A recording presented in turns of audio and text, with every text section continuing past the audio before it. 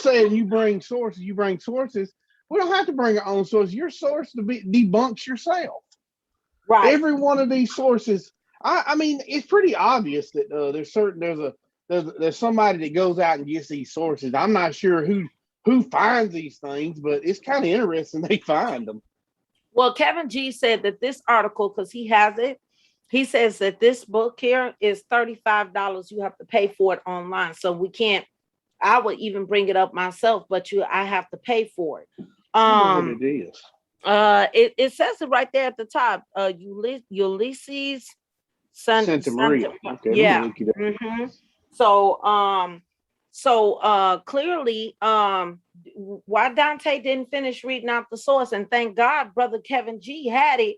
He knew what Dante was reading, and he knew that Dante wasn't going to finish reading this source because his very own source actually helps Kevin G proving what we've been saying the whole entire time. Or I'm not going to throw us in it, but what Kevin G was trying to tell them, guess what? It debunked Dante. They're not vetting these sources. They grab one or two lines, they read something, maybe a passage, I'll be nice, maybe a passage, and they think that is going for them, disregard the rest of the 80 or 90% of the information, and then they run out with this and say, oh yeah, we got sources. No, sir, you don't. No, you don't. Right?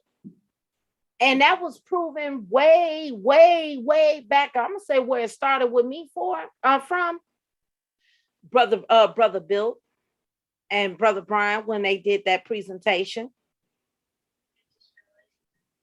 Okay, no problem. Thank you so much. Thank you so much. Please send me that link. Please send it to me. Because again, this is ridiculous. You can't just sit up here and read a partial part of the information and then go out there and tell people that you got the whole facts when you don't. That's not right. That's deceptive, sir. That's deceitful. Right? And Kevin G clearly busted him. This was a big catch. But watch this. So I took it back. Right? I took it back. So let me go ahead. Yeah, let me get that link, please. I'm gonna let y'all hear this part again. I'm sure y'all won't mind, right? Catch it, and I'm gonna let it go through, right? Unless Brother Brian stops me. But here we go. Existence of a more or less recurrent Judaism in West Africa in the same places as those from which the Negroes were taken is shared by others such as Maurice Delafosse. But significantly, it has been adopted by a class of educated Black Americans as the key argument to demonstrate that the Jewish religion is the traditional religion of Africans brought in slavery to the American continent. All right, so you're not going to continue to read that? But what else is there to read? How far you want me to go? You want me to read this whole thing? Right. So you want me to read the whole paper? It's like 20-some pages long. Right, but hold on, bro. Watch this. I'm gonna read that paragraph you just read. We can keep reading. We can read all the way through it. No, he want to read them last couple of sentences you just read. Okay. Let him go. Watch this. That's why I was quiet. I let you read this for a reason, right? All right, go ahead. Because once again, this article is to show proof of where Black Jews get their religion from. And what they did was examine some of the Judaism or Judaic sources or remnants that was left that influenced these people. It was clearly said multiple times in this article. So now, when you look at what you just read, it says, this conclusion put forth by Gabi, which argues the existence or more or less recurrent Judaism in West Africa in the same places as those which Negroes were taken, is shared by others such as Maurice Delafosse. That's what you read. Then you said this, but most significantly, it has been adopted a class of educated Black Americans as key argument to demonstrate that the Jewish religion is the traditional religion of Africans brought in slavery to the American continent. But here's what he said after that. Nothing either confirms or... Well, family, we got access. Thank you, dear brother. We got access. We got access to the source. Okay. So I'm gonna let this go through, and I'm gonna email it to myself, and then I'm gonna bring it up before you. How about that? Y'all okay with that? I'm sure you are. Praise God. So I'm going to go ahead and continue to play this, right? Brother Brian, you doing your end. I'm going to do my end. Thank you so much, dear brother. Thank you so much. Here we go. Or repudiates this theory. Why didn't you read that? Why didn't you read where he concluded that nothing either confirms or repudiates this theory? In fact, nothing confirms or denies it, right? He just stated the fact. Hold on. He stated the fact. We can keep going. Why do you We can read the whole thing. Read the rest of the paragraph. Read the rest of the paragraph. Don't stop if we're going to read it. You just read. If we're going to keep reading, don't read one sentence. Read the whole rest of the paragraph. I am. We're gonna watch this. I'm gonna keep reading. Watch this. Keep going. So all that you just read in that theory about that happening, he says nothing either confirms or repudiates this theory. In fact, we need to be very cautious in this instance. It is difficult to accept without some debate the thesis that these black slaves in the frequently insupportable material conditions in which we were forced to live, they were forced to live, were able to conserve, maintain, and transmit a religion such as the Jewish religion. My God.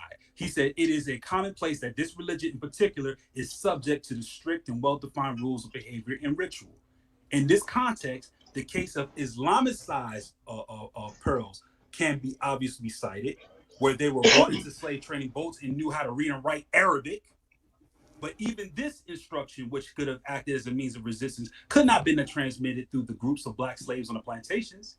It is easy to accept that Jews of North Africa and the Iberian Peninsula had contact with African Negro bloc, and they were forced to seek refuge in Black Africa and to mix with the indigenous population, and that their descendants kept bits and pieces of the religious customs.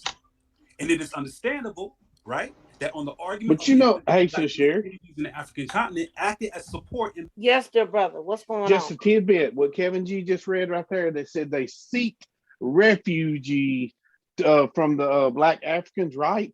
There was another book that 93 read the other day that explained how they came and the Black Jews actually helped them when they were in the desert. If you remember the other day, it was either 93 or Faithful read the same thing. So yes, this book confirms what they read. Yes, they did. Now I stopped my screen share because I just tried to email the link to myself, but it won't let me because it's protected. But what I'm going to do is I'm gonna go here and I'm gonna see if I can bring it up a different way. Let's see. Okay. No. Okay. Right here. Okay, let's see. Click on that. Okay. Open. Okay, give me a second. Boom, we got it. We in business, y'all. Okay, so let me bring this up. Let me make this nice and big. Okay. All right. Here we go. We ain't gotta wonder. Here we go. All right, family. Family, I want you to take a look at your screen. Praise God. See, I'm gonna say this. I love being a Christian. And I'm tied to some strong Christians. Thank you, Brother BK. God bless you, Brother Kevin G and Brother Brian. Praise God. Family, I want you to take a look at your screen. So we here in the so-called source, the source that Dante is using. Black Jews, the religious challenge, or politics versus religion. So again, I heard him bring this up before on Berean's channel. And of course, this source right here, yep, just like I said, when I busted him live on Berean's channel, this was written in what? 1987, right? That was the day that Tim Bowe was requesting that Dante would give a source going all the way back to biblical times.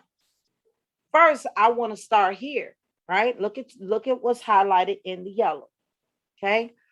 Dante tends to bring up sources that don't go, he can't go all the way back. You know why? Because the narrative is not there that he's looking for. Dante tends to go back, I guess maybe he'll get lucky if he can go back to the 15th century.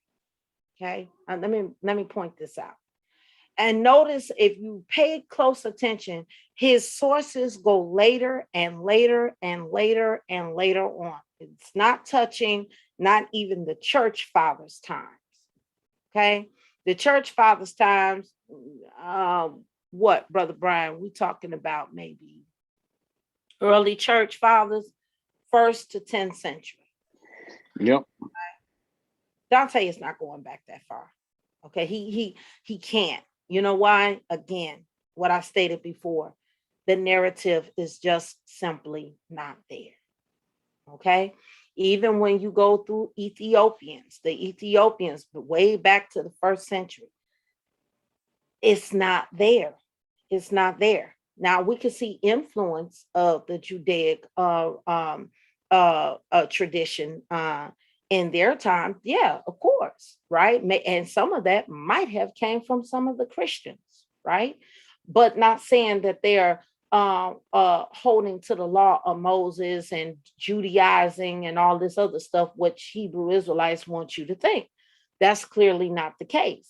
That's why I told y'all, study that early church history. It's important to you. You need that in your biblical toolbox. Okay. Listen, I can't stress that no harder, right? Because guess what? You may come across jokers like Dante, who's got a good gift of gab, right? And figures that you too stupid not to know the doggone difference. They will try to get you and make you think this stuff is going all the way back to the early centuries when it doesn't. I'm going to say that again. It is important that you study your early AD history, church history, and any other history that's in that particular time, because you may run across jokers like Dante Fortson and some of the other Hebrew Israelites who think that you are too stupid not to know the doggone difference, right? So they will come along and try to convince you that this right here, what you're looking at on your screen right now, God bless you, Brother Kevin G. Welcome, dear brother. How are you? Look at that. There you go, Brother Kevin. Brother Kevin, I'm coming to get you. Yes, I am. Watch this. I sure is. Yes, I am, darling. God bless you and welcome. I am so sorry for being so late, because I was supposed to be early, and that was Cherry Love's fault, and she is so sorry. So please don't be upset with me.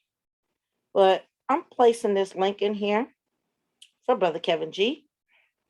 And even Brother BK Apologist if he decides to come up here. Hopefully the link will work, because I'm having trouble with the Zoom thingy.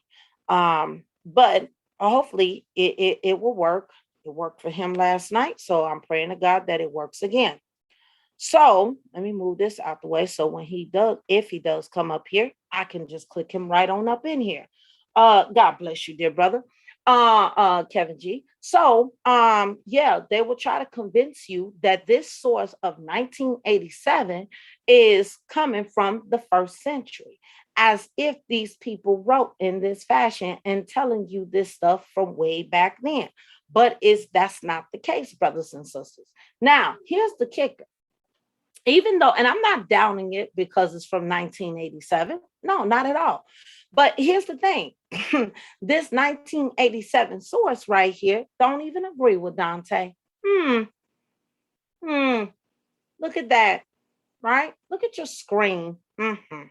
And so hopefully Brother Kevin G can come up here and walk us through, or maybe Brother BK Apologist can walk us through what we're looking at. Or we can just go ahead and freehand and walk ourselves through. No problem. Either way, it's fine with me.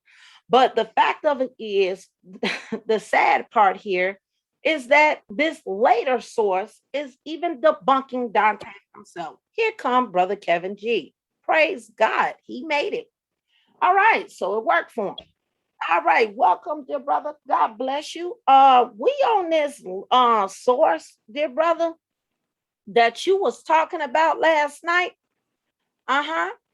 And we Yeah, just hoping that you can walk us through this and help us out, dear brother. Help us, help us, help us. Please. right, right. So let's do this. Let me see if I have a copy of the letter. No problem. If you go to the very beginning, you could just simply read it, and it tells you what this is about. So as you can see, this is. I'm not sure how far you went. Did you already read the beginning? Oh no, I just got it plastered on the screen just a few seconds ago, so you haven't Right. missed anything. Right, right. Come on, teach, teacher. Right. So no, I mean it's nothing I really need to teach. It's just that it's really the basis of the paper and what it's actually meant for, right? This paper. Could you hear me all right? By the way. Oh, you coming in loud and clear. Okay, Real cool. Because I'm using this. I'm using that old mic that I used to have, and just make sure it's good. All So right. basically, it's the basis of this paper, right? And what it's actually written to, and what it's intended to do. It seems like he was using it to extract some of the commentary that they made on some of the African tribes. But once again, what is this? You want to allow this app to be changes? No, I don't. Uh-oh. He'll come back in. He'll come back in. So this is like a research paper, Sister Sherry? Yes, sir. I was kind of believe looking so. at it a little bit. I was kind of looking at it. It says, among the many religious groups to be found in the United States, one is remarkable, very little known, the Black Hebrew Israelites. Okay, so somebody did a paper on the Black Hebrew Israelites. I Right, thought they right, didn't call that anymore. right. Sorry about that. It looks like Windows wanted to update Zoom, and it did it. So I'm back. So yeah. So Brian, I just heard you reading. How much did you read there? I was just reading the first part. I was just trying to kind of get a outline of what it was about, and it looks like it's a research paper. They doing research on the Black Hebrew Israelites. Correct. This is exactly what it is. So if you look there, I'm just going to read it again just for the sake of catching up. Amongst the many religious groups to be found in the United States, one is remarkable and very little known: the Black Hebrews. This group shares structural characteristics among many minorities, but it is also distinguished by a dual identity derived from the experience of slavery and the cultural mix specific to the New World. They are the product of two eventful histories. There is history of their race, the main events in which they are well known. As Black people were brought from Africa and they were reduced to slavery, then freed. Their destiny is linked to that of the United States, where they are the second racial community. The first one, of course, being whites, right? The other history is cultural, that of the Jewish tradition brought by the immigrants from Europe. The spread of this tradition amongst the Black community is more difficult to grasp. We will attempt to both to improve our understanding of the interaction of the dual identity with the nature of Black American Judaism, and to pay particular attention to the study of the cultural influence of Africa, like the Ashantis, who were historically in contact with Jews trading in these areas. Now, remember what I said the other day. The paper in its quote unquote facts that alludes to this idea that these Africans had this natively, right? That this was actually a part of their actual culture. You understand? Yes, sir. But as you can see there, that what the paper is actually doing is explaining those cultures or those things that are picked up by proximity, right? Or they're nearby. If you look at this simple line here that we see, it actually says Judaism, and particular attention to the study of cultural influence of Judaism of the Mediterranean basin on the peoples of Black Africa, like the Ashantis, who were historically in contact with Jews trading in these areas. Whoa. These areas of Africa supplied vast numbers of Blacks forcibly deported as slaves in the American continent. Who then are these Black Hebrews whose existence was only brought by our attention between 1960 and 1965? Now, the question here is not stating a fact. The question here is stating based on the presupposition of the study, right? Who are these Black Hebrews, right? That arrived in 1960, 1965, right? And note the date that he's saying that they so-called arise. This is why when you go through the whole paper and you read at the end, their conclusion is that of psychology and that which was introduced to them at a later date. because the arrival of this movement was in the 1960s, right? So he not even making a case like that to say, No, oh my God. this paper is not seeking to make a case about about Jews, about Black Jews, about their validity. Well, it does explore their validity to make sure to see if it's valid or not. But what this is more so pointing out is saying that the gist of it is, because this is a long paper, but the gist of it is that this paper here seeks to explain a couple of things. So I'll keep reading, and then you're going to see the bullet points that it seeks to hit. So they come from the Black American world, and they are mainly to be found in the ghettos where they claim to be true believers of the law of Moses and the descendants of those who concluded the alliance of Yahweh, right? That is Abraham, Isaac, and Jacob, right? Scattered throughout the big cities of the East and in the center, like New York and Chicago.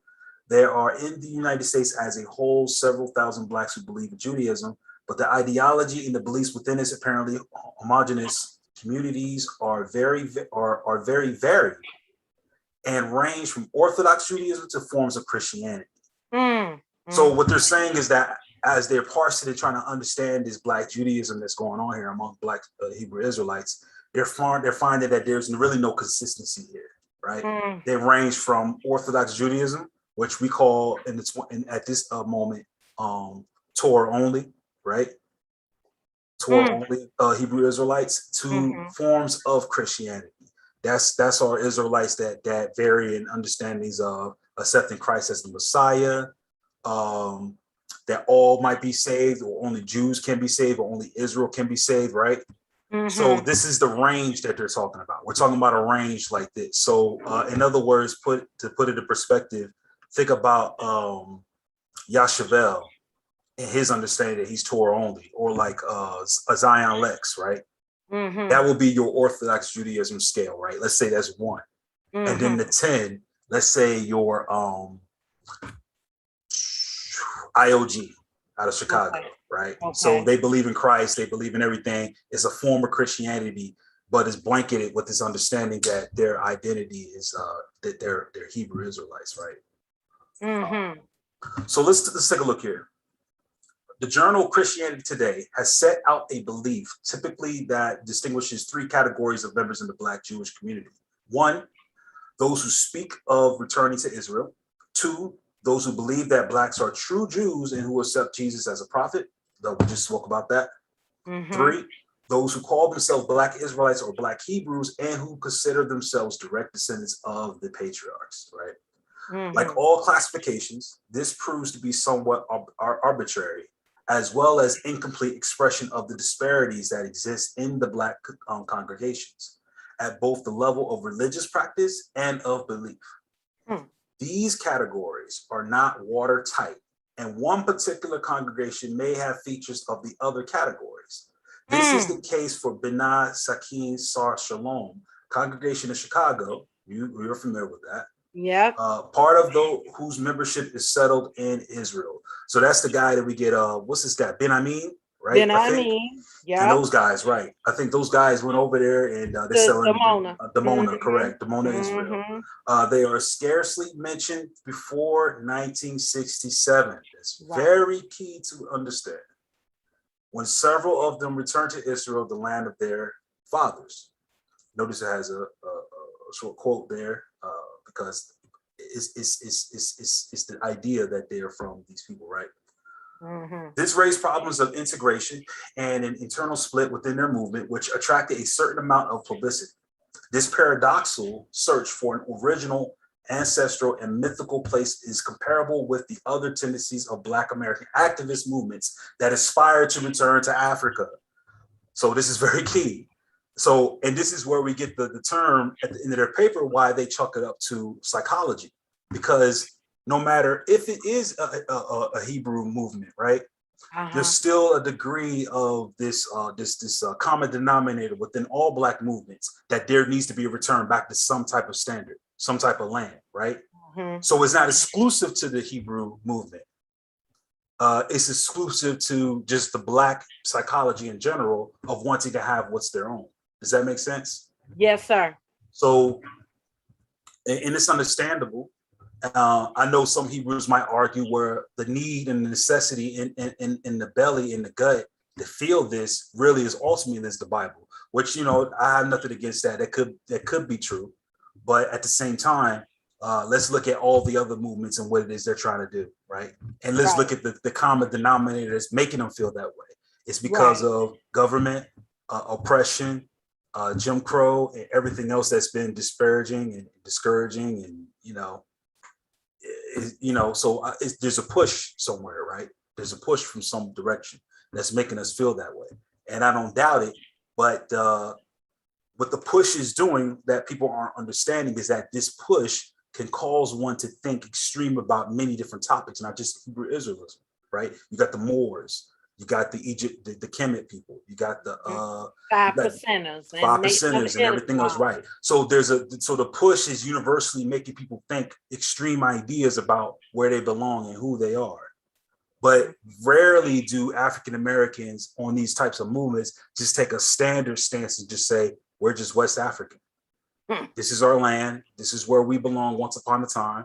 We have an idea to repatriate back into the land if we wanted to. You do have an opportunity to repatriate back into the land if you wanted to. I think Nigeria and Ghana has offers of repatriation. I think Liberia, that was founded over in West Africa, was because of slaves at once upon a time, right? Mm-hmm. So there's been realistic movements that made advancements towards Africa. But as we know, dealing with the Israelites for so long, they really don't have a love for Africa like that. The majority of them do not. And then those who do have a love for Africa, I feel like the love is misplaced. Because if you have a love for Africa, then where then is your love for Israel? Come on. So it's really, so if you want to say that it's a psychological push that makes one feel like they need to return back to Israel, then why do you still have a heart and mind for Africa? Right? Why is it that some Israelites, I won't name names, have logos and insignias that make Africa an importance? Whereas if you believe that you are truly Israel, why isn't Israel your importance? Why are you concerned about what's on the other side of the Nile when the Bible specifically talk about you obtaining what's on the other side of the Nile, closer to the Euphrates? So I think it's African not nationalism, but it's African pride is hidden in it, which goes to show that there's still some type of wavering in whether they should abandon Africa completely. And they don't feel like they can. Other camps, like ISUPK and stuff, this is just a fact. This is not me railing on them or calling them out or anything like that. But ISUPK is an example of one of those Israelite camps who wants to dismiss Africa completely. So you have that on one side. Then you have the other side where people are trying to, sympathize for Africans because they feel at some level that they're Africans as well, right? Which they are. We are Africans, right? So let me continue to read here. Where did I leave off at? Yeah, let's see. This paradoxical search for original ancestral mythical places comparable with the other tendencies of Black American activist movements that aspires to return to Africa, which is sentimentally considered the motherland, right? This quest for an origin and for the African links has been strikingly described in Alex Haley's novel Roots. The author, a contemporary Black American, like the author, a contemporary Black American, so his author is Black, was able to reconstitute the genealogy of his family over time since the day of 1767, when his ancestor landed on American soil to be sold into slavery. It can be argued that there is significant correlation between the American Blacks' consciousness of Blackness and of their lack of a historical past and the appearance of Black Hebrews and Black Muslims. Okay, so Black Hebrews, of course, we just talked about that. They're not the only ones involved in this push, right? The fact that these two phenomena occurred at the same historical moment is evidence of this connection. The religious phenomena stemming from the social and cultural needs for an existence that is recognized, affirmed, and vindicated. Let me give you just everybody a layman's example of what he's talking about here. What we're talking about is, let's talk about the time of Jim Crow, Martin Luther King, and Malcolm X. Okay? So you had the Nation of Islam that during the 1960s, the same time, rose up and had these ideas that they are what black man is God. And then from that, you get splinter groups, right? You have 5%ers and all this other stuff and everything else that came from out of that. Forgive me if anybody's a historian on the 5%ers and black movements and stuff. I may have gotten that incorrect. But the truth of the matter is that a lot of these groups arise at the same time, right? They all came from out of this. Which way the chicken or the egg? It doesn't matter to me. They arise at this time, right? And again, what was one of the major political moves that was made towards black people during that time? It was Jim Crow. Jim Crow. It was segregation. It was, this offense that was happening to our people. And thus the push at that time made us consider extreme ideas for identity because we fundamentally did not want to be here. And I admit that, I get that. We did not want to be here, right? Right. There were some that were trying to sympathize for it, which was like Martin Luther King, right? I had a dream, right? Yep. That people are judged by the content of the character and not the color of the skin, right? Then we have people in the extreme end like Malcolm X. We don't want the help of white people, but we feel that we should be able to provide and do things for our own, right? Not to be enemies, but to be independent. And then of course you had this feeling back in the time of Tulsa, Oklahoma, the 1920s and stuff like that. Them wanting to start our own and do our own. But I don't know how the oppression was. I don't know what was the social scene at the time. I could guess it was worse or probably just as bad, but I don't know. I don't have a full understanding on that. But let me continue to read. But everything's clear so far, right? Yes, sir. All right. So to understand this religious phenomenon, we need both to explore the premises of the movement and to resituate the American Black.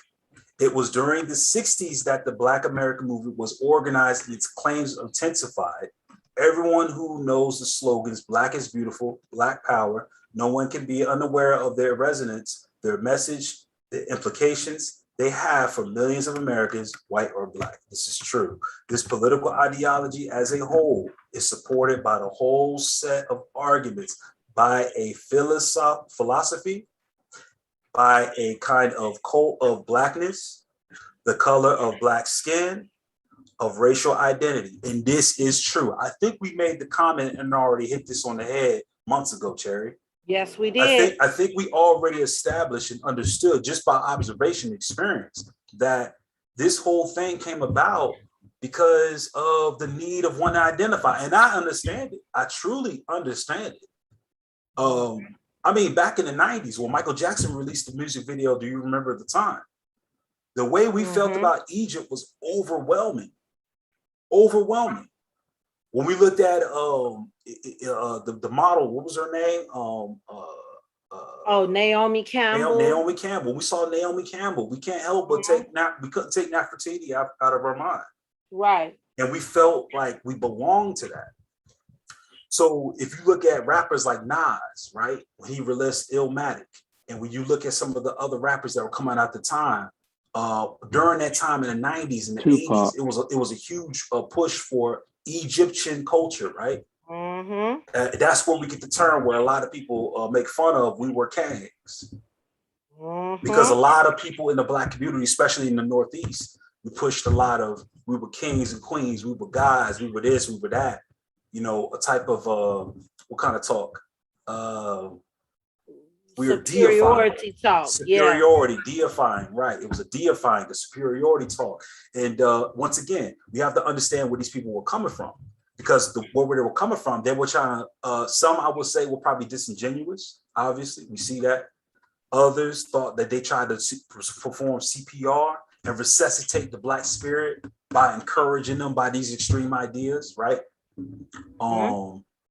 When I feel, looking in hindsight, that the solutions were much more fundamental and simple, yet hard to be seen, such as two-parent homes, such as upholding cognitive activity in education, such as proper use of the English language and culture that doesn't promote crime or other things like that, right? So I feel like that our feelings were misplaced because we sought to do things that were done to us, but we didn't carefully think about what it was that we were injecting in our community. It's similar to the coronavirus vaccine, right? People Right. say, oh, when you receive the vaccine, you don't know what's going to happen in the future. Similarly, I think Black Americans during this time have injected things in the body of Black society that they did not realize how it will turn out, right? Mhm. So they didn't give us a vaccine, they gave us a virus. Mhm. Because now this virus is propagating into these ideas that make us think and divide us even more than we were before. Whereas if we had more think tanks in the Black community who was able to assess and analyze what was going on with Black civilization, they would have chose properly what things to introduce within society to make us think better about what it is that we actually needed to do. But that was misplaced. And I will say it's not too late. These things still can be injected into our society. But when you have a bigger animal, you need a bigger needle. Mm. So it's going to take a lot more to inject that vaccine now at this point than it did then, because then it was a child and now it's a grown adult. And it's out of control. It's out of control, absolutely. So going on here, it says the latter is created and it finds its justification in its roots in pseudo-biblical or religious explanation. It creates its own theology, the theology of Black power. And that's it, right? This is what we get upset and we get mad about the twisting of the scripture, right? Right. This is on the ground level where we get upset about, well, where'd you get that doctrine? Because the doctrine was built upon what? Black power. Yep. That's what it was built upon. Nobody could be saved but Israel. They have become blind to the theological understandings in the Bible that concerns all people on earth. But what's driving them to make the divide and to turn a blind eye and to not look at those scriptures? Black power. What's making them, why are they so pushy about Israel only being saved? Notice, no Black theologian before the advent of the Hebrew Israelite movement has ever said anything about exclusive salvation. No one. None. No one spoke about it. It was always Jews and Gentiles alike. But now, because the identity came about, mixed with the idea of Black power, now salvation is exclusive. That's right. And why is it exclusive? Is it because of what the Bible says? No. It's because of the idea that was changed based on their ideas of Black power, Blackness, racial identity, philosophy, vain arguments. So what are you, so this is the type of debates we're having now. Is your idea based upon Bible, or is it based upon your own ideology of Black power? Because keep this in mind, and I'm not going to say a name, but I will say a quote and everybody's familiar with it. If you're dealing with the Bible, why would someone respond and say, why, quote, why are you involving yourself in Black business, end quote? So notice how the deception is to say that, well, we're for all people, but then the explanations and applications of the Bible is about Black business. That's because the whole Bible itself is rendered useless under the theology of Black power. So there's this double talk that goes on, right? Which we call the forked tongue, which on one hand, they say things that are open as though they accept the theological plain explanations in the Bible. But on the other hand, they speak with this exclusiveness of Black power. And that's what confused people. Could you imagine being someone of no other race but Black, and then having to look at this church and having to decide and think about, well, where do I fit in multiple times? That part. You won't. You won't. But in order for a person to be a part of some type of movement, they will have to submit themselves to some degree to what? The theology of Black power. Of Black power, that's right. Because if you're white, are you accepted? Yeah, because I believe the true Jews are Black and we should serve them. You're accepted. Are you believing? Yeah, I do. I believe, but I believe that all might be saved. There's a problem with that. Why? Because unfortunately, they follow, once again, the theology of Black power. So don't tell me that you accept that all could be saved, but yet you hold on to connotations of Black power. If I sense any theology of Black power from out of you, then I have to question the basis of what you're saying that all might be saved. You have a card in your sleeve. You have fine print on the contract. You have something there that you don't fully want me to understand, but you fully want me to accept. But you're not bold enough to mend your double tongue into one tongue to tell me exactly what it is. because the only things that have forked tongues are snakes and lizards. Can I ask you a question? Is this like almost like a liberation theology, salvation thing? Liberation theology? Yeah, I mean, yeah, I would say, Basically, go ahead. as long as you accept the fact is that you're the oppressor, you can be saved. Is that basically what he's saying right there? Pretty much. In other Okay. words, turn the tables. Yeah. What we experience in America, let it be experienced with you. And there's several verses in the scripture that they go to with this, like those who killed by the sword shall be killed by the sword. Those who were enslaved, those who went into captivity shall go into captivity, or those who led those in captivity shall go into captivity.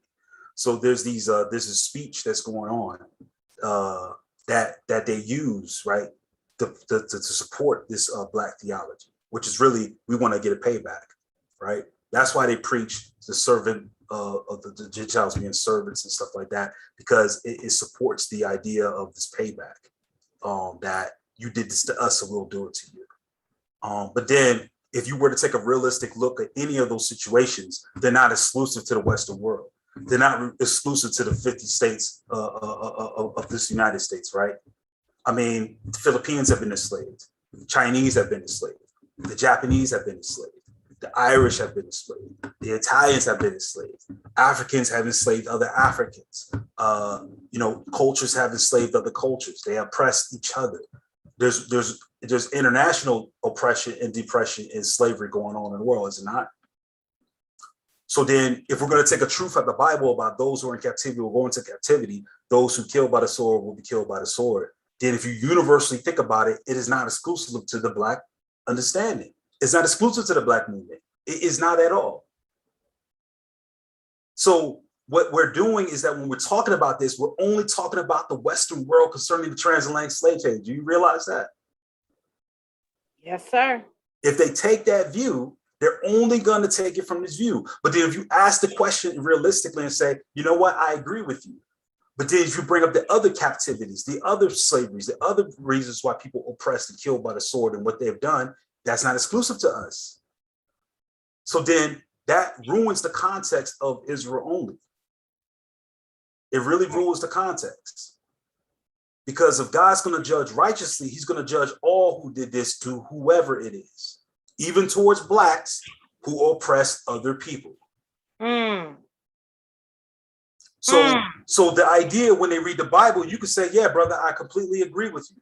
What I do not agree with you is that this right is only exclusive to our plight that's going on here in America. You can't prove that.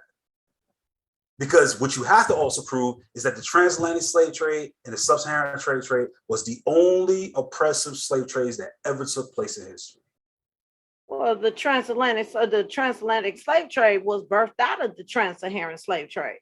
And they don't talk about the trans-Saharan slave trade. They act like as if, a lot of them act as if the transatlantic slave trade stands alone as a separate entity, like it just happened there. No, you got to go further back. And that is under what? When you go back to the trans-Saharan slave trade, that goes back to who? Islam. It goes back to Islam. And not only that, it goes back to several countries and nations and kindreds and tongues of people who've done this to other people. This is why when you look at the people of India, they had the caste system. Did the caste system involve anything regarding Black Americans, right? Did the people of Oda Nobunaga and in the times of Japan, when he did what he did to the farmers and the peasants and stuff, did it have anything to do with West Africa? When you look at the atrocities that was done towards the people of the Philippines and the people of Southeast Asia by their Chinese counterparts, does that ring a bell or do anything for it? How about Mao in China and the people that he killed? What about Stalin, right? What about Saddam Hussein and what he's done to the Kurds? So, what about this? The 19th century was the bloodiest century in all of history. But keep in mind, the 19th century did not include the transatlantic slave trade. The transatlantic slave trade took place what in the 17th and 16th centuries. 16, 19 to what?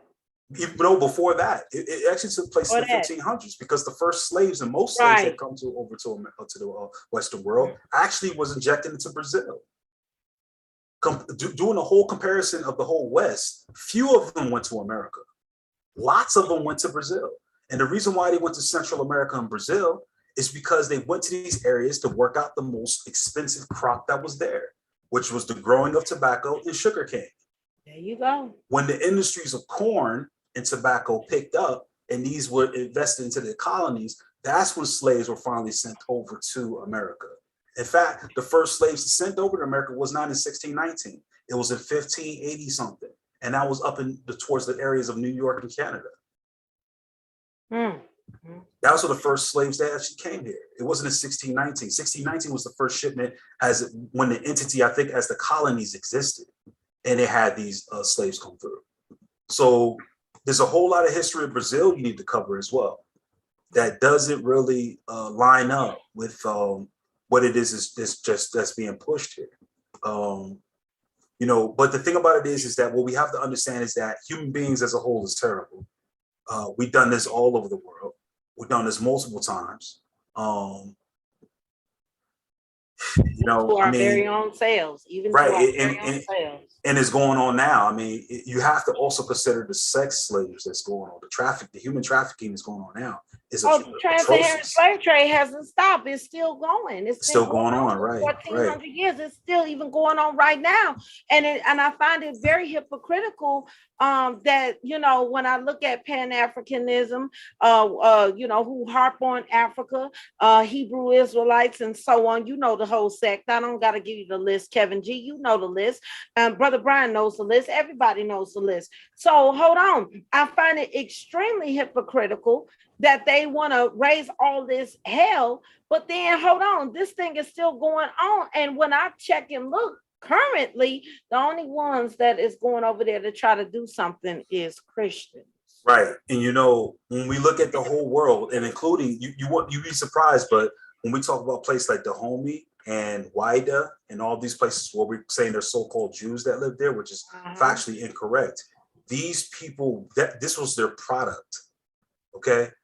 Africa now exports minerals and cocoa for chocolate, right? Yep. What they used to export a lot of is slaves. That was their business. It was not a European thing. It was not an Arab thing. The natives there made the market for slavery out of the west coast of Africa. Nobody else did that. That was their doing. That was their product. That's what people came there to do. Europeans just heard of a Walmart open and they went there to shop. That's what it was. When they set up those companies there, they wanted to take over the business. It's just like any type of business that's established today, right? You have interests, you have people who corner the market, you have monopolies, right? They wanted to corner the market on slavery. They wanted to go and buy slaves and pay for the slaves, but they didn't run the show. They didn't run it. They made demands. They were a superpower that made a lot of demands for slaves. And those demands went down to its runners and the CEOs or whoever was in charge of it. And it was those Native Africans who began to trade those people and enslave those people. Even so much so that the demand was so high that they even enslaved their own. They weren't just grabbing anybody. They were going and making war with random tribes just to grab the people. They'd be like, look, let's go ahead and take these people. They don't mean nothing to us anyway. And we have some slaves to sell. And that's what they did. That's what they did. They traded them and they enslaved them, and they did that. That was just what was going on. You know, there's a saying by Edmund Burke, right? He says, quote, "The only thing necessary for the triumph of evil is for good men to do nothing." The only thing necessary for triumph of evil is for good men to do nothing. And this is the question you have to ask yourself in the context of history. If those people in West Africa were good people, why did they do what they did? So then we can't have a sympathy because of the 1960s and say, well, they had their hand in it too. Trust and believe they had their hand in it too. So let's keep reading here. So does this mean political power that needs to be supported by religious justification? This appropriation of a religion, of a history is immediately Connected. Intimately connected with the search of foreign identity, a legitimacy for their race, and it leads them to the conclusion that the Black Hebrews are the descendants of Abraham, Isaac, and Jacob. It is they who are the holders of true faith. It is they who are the authentic Jews. But because of their own past escapes them, because their own past, now listen to how they're writing this paper, okay? But because their own past escapes them, because slavery destroyed every trace of their individual and social existence on America's soil till 1865. Notice that it came to an end, right? Till 1865, the date of the abolition of slavery.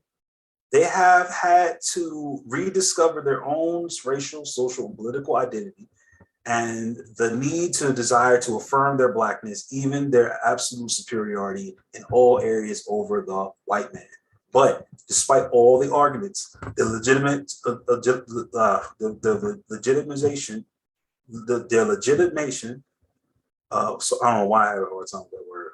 Let me drink some water here. Of their claims and vindication of their racial anteriority, they cannot deny that their loss, that they lost their motherland.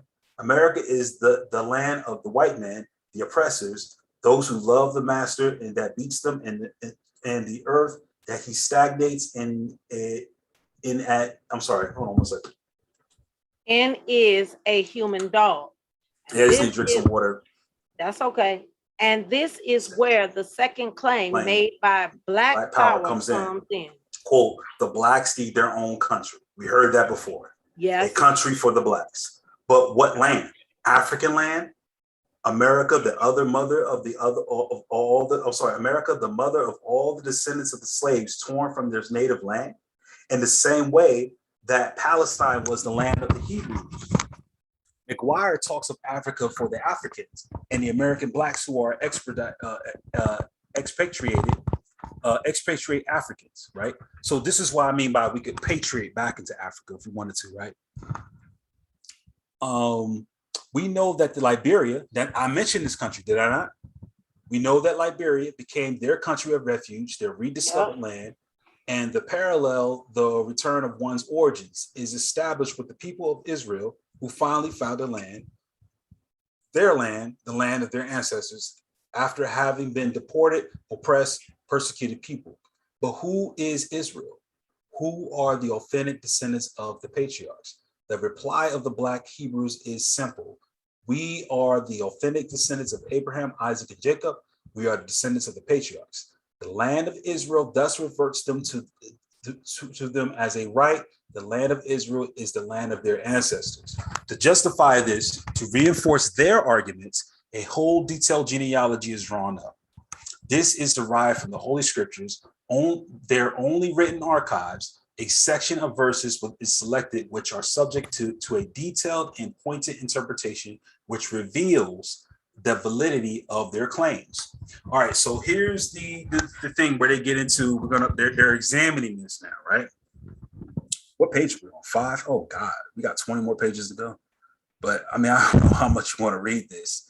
No, I mean, we can take skits of it, but right now it's letting us in the door where a lot of this crazy thought is coming from. And just this last page that you just read, which says to justify this, to reinforce their arguments, is a whole detailed genealogy is drawn up.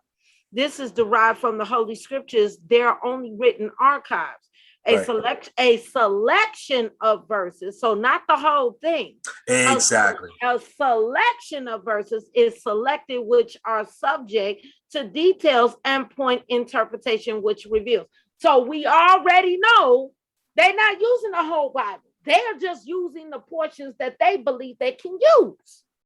Well, to be honest, we don't know if this selection is done by the people doing the study, or if they're saying that they are selecting and singling out verses. Yeah, the Hebrew Israelites are using only a precept package. Right, by our experience, right, they do use a selection of verses and don't look at everything in entirety. But it says here again, we have to note that the interactions between color of skin and religion, because the Black Muslims have the same racial and religious problem. In both cases, we have to ask whether the basic problem is not the fact of the issue of being Black, if it is an issue of fact of being Black that is actually prior to the fact of being Jewish or Muslim. So let me read this again, because this is very important. In both cases, we have to ask whether the basic problem is not, in fact, the issue of being Black, if it is the fact of being Black that is actually prior to the fact of being Jewish or Muslim. So here's the problem. What title are you taking? Think about it.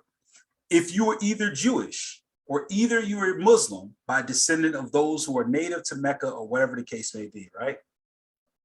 Why does something that came after the fact superior to the ideas that you're trying to put forth? In other words, why is Black superior to the idea of being Jewish? Why is Black, for the case of them, superior to the idea of being Muslim? Which goes to show a fundamental problem in this understanding. And what is that? That Black is always superior because of the theology or the ideology. So no matter which way you turn to any of these movements, Blackness always is number one. It is never the understanding in truth about Jewish people. Because think about it. Ashkenazi is a convert. Why are you saying that? Because the Jewish is not number one to you. Black is number one to you. Right. So since Black is number one to you, you don't vet information by the side of what is truth and what is history and what is actually here. Right. On the side of truth. Because think about it. You accept Ashkenazis as not being Jewish, but you accept Limba as being Jewish. But yet the Limba said they descended from white Jews. Come on. But guess what? Even the case for the Limba is crumbling with new DNA research. So then you're pointing out, once again, the basis of what you identify as Jewish. It is not history. It is not Torah. It is not the scriptures. It is not the gospels. It is none of that. It is the word Black, that 5-letter word, B-L-A-C-K, Black. Yep. That's what it's based upon. So that's why we get the questions, right? If you simply think about it, if someone has an objection that they're opposed to, and yet you present evidence, and you work yourself through the argument, and then the conclusion is, well, this can't be true then. Why is the follow-up question? We talked about this the other day, where they're at a disarray of the information. They don't feel like it's really supporting their movement. So then they say, well, were the original Jews Black? What color were they? Why?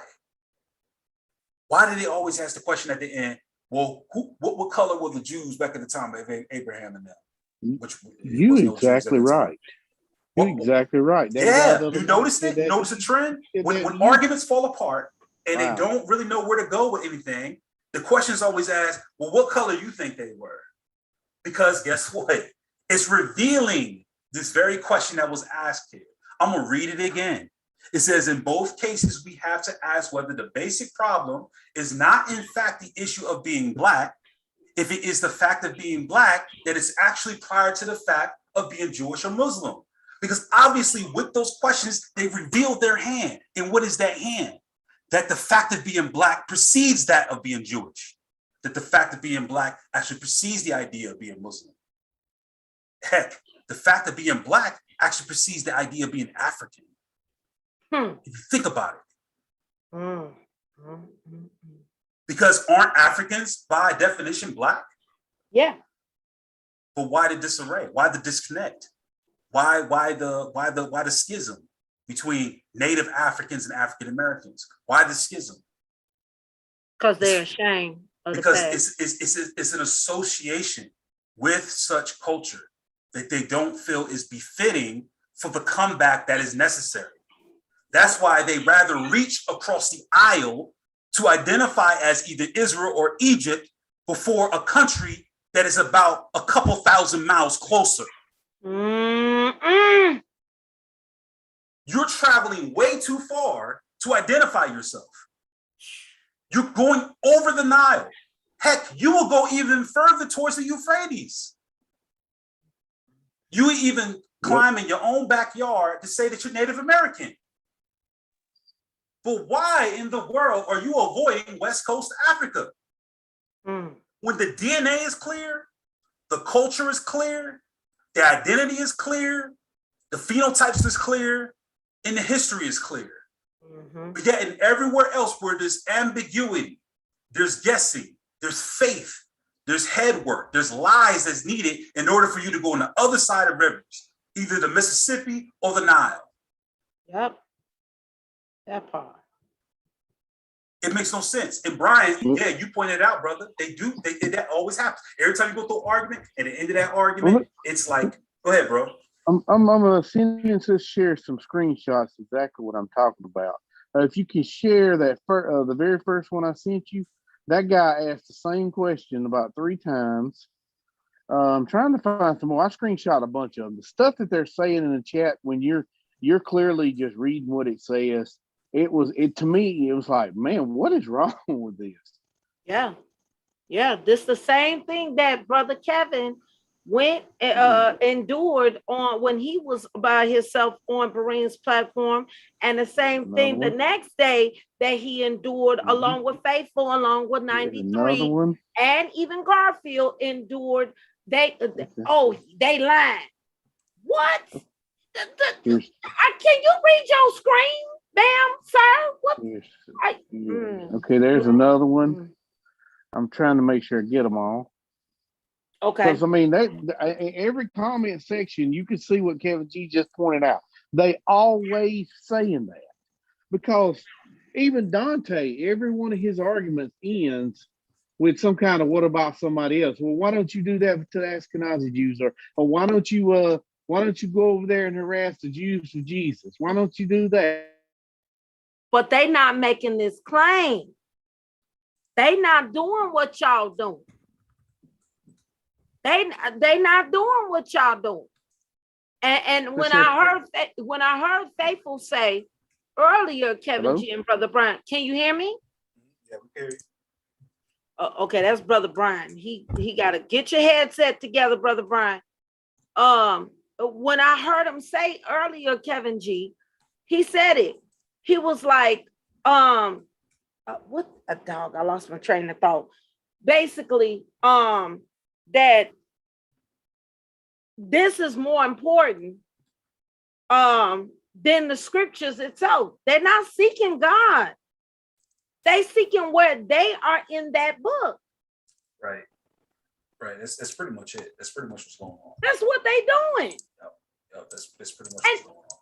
And bro, when I went and watched it in its full context, I watched like 8 hours of yesterday. Then I watched like 2.5 hours of what you did the night before. And I was I was hearing y'all, and I was focusing the chat. And I said, these people are not listening. Yeah. So I put them screenshots in the back in your messenger. Okay. Yep, you're absolutely right about that. Yeah. I mean, that's always a follow-up question, because that's something I've been noticing for years. It's just that I never commented on it, but I noticed that every time there's a defeat, and you know what, people are gonna take and say whatever they want to say about certain things, but I'm gonna be honest. It is a little bit of a sadness, because it's like you never wanted the Bible, right? No. You wanted I'm gonna pull up the screenshot. You wanted some satisfaction from the idea of what black is, right? And that's the thing. That's what it comes down to. I mean, I don't know. It's crazy. These last 2 screenshots, Brother Brian.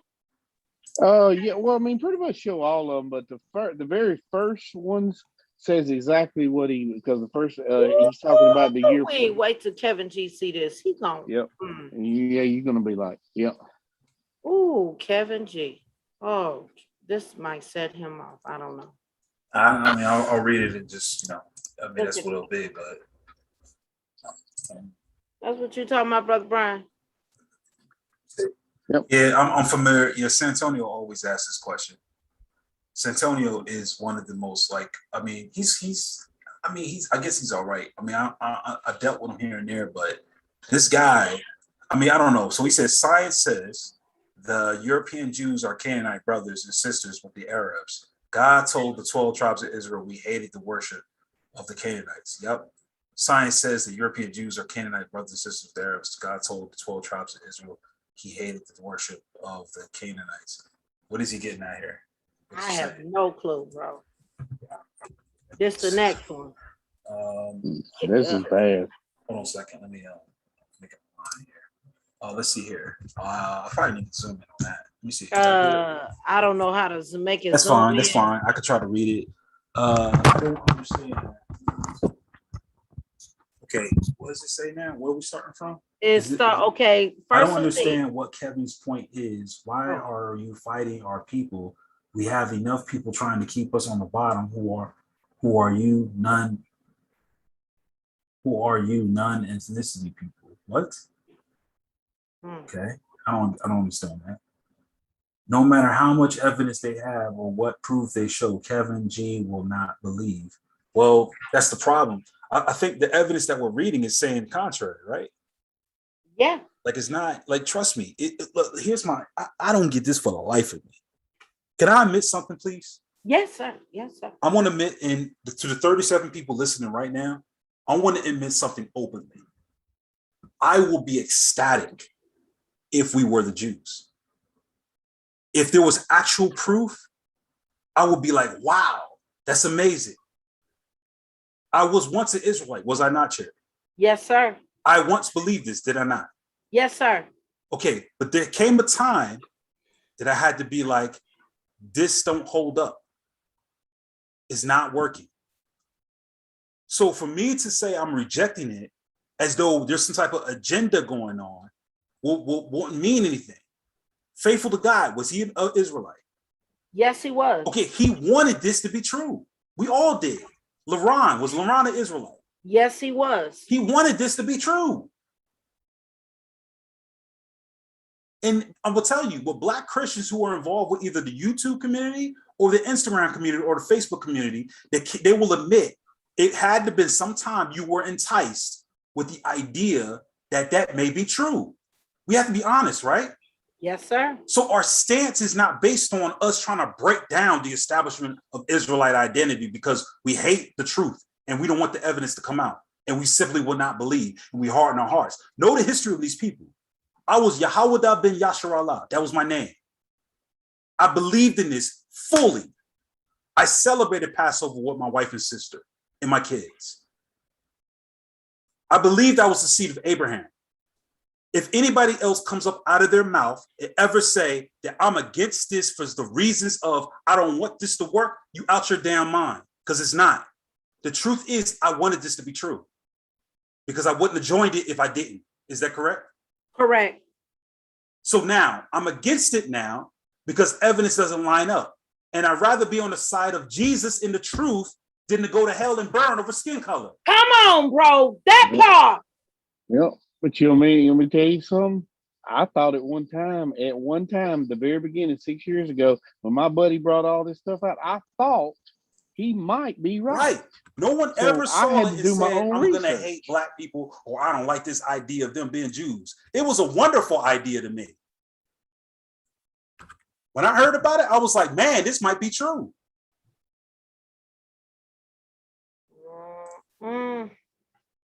So, I mean, so any notion you have to say that Kevin G is rejecting this because he don't want to accept the truth, you out your damn mind. I'm sorry.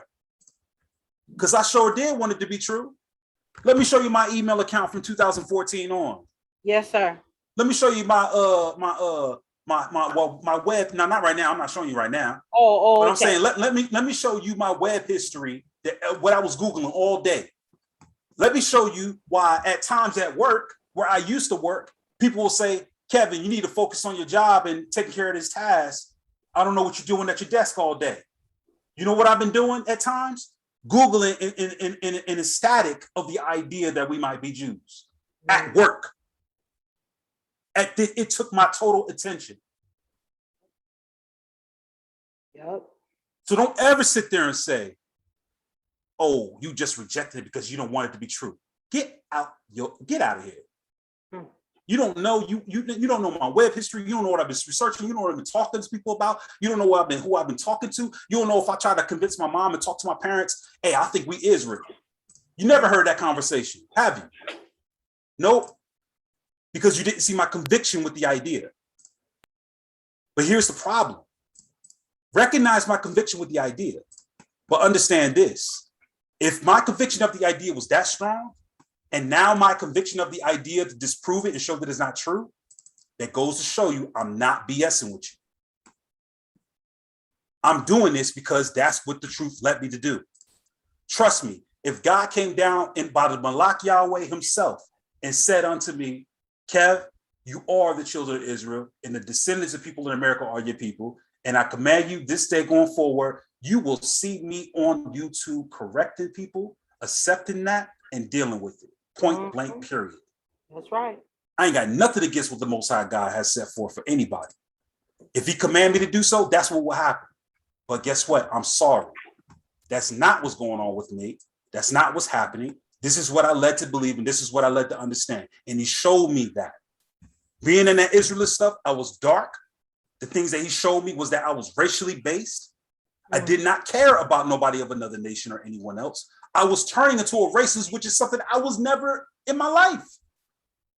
I never had a view about this person, that person. Oh, we're only going to be saved in this, that, and the other until I got involved with that. Never thought it. Had all kinds of friends in New Jersey, Italians, Irish, Puerto Rican, Mexican, all kinds of stuff. I grew up in Mercer County, then moved to Cumberland County, went to church in Perth Amboy, North Jersey. Multicultural church. Our Jesus painted in the stained glass was black. Yeah, we looked at your church. We looked at it. So you got to go ahead with that, man. If you're going to lie, do it right. If you're going to make up something for yourself to make you sleep at night, do it right. Don't make nothing up. Anybody will tell you. Any Israelite from the past will come up, they'll call me Yahweh out of respect. You know why? Because I was a part of it. I'm not no more. You want me to tell you why? Go right ahead. You got the flow, bro. So let's keep reading this. No matter how much evidence they have or what proof they show, Kevin G will not believe. Whatever. No one reads the Bible. Everyone reads scholars. Really. Last I heard, I haven't heard a scripture out of any of those presentations about Black Israelites. Nope. They can't go to Revelation 1:15. That don't work. They can't go to Songs of Solomon, who was talking about a Shulamite woman. That don't work. They can't go black to the ground from the morning. That doesn't work. Right? But you know what? It's funny that you mentioned selective verses, right?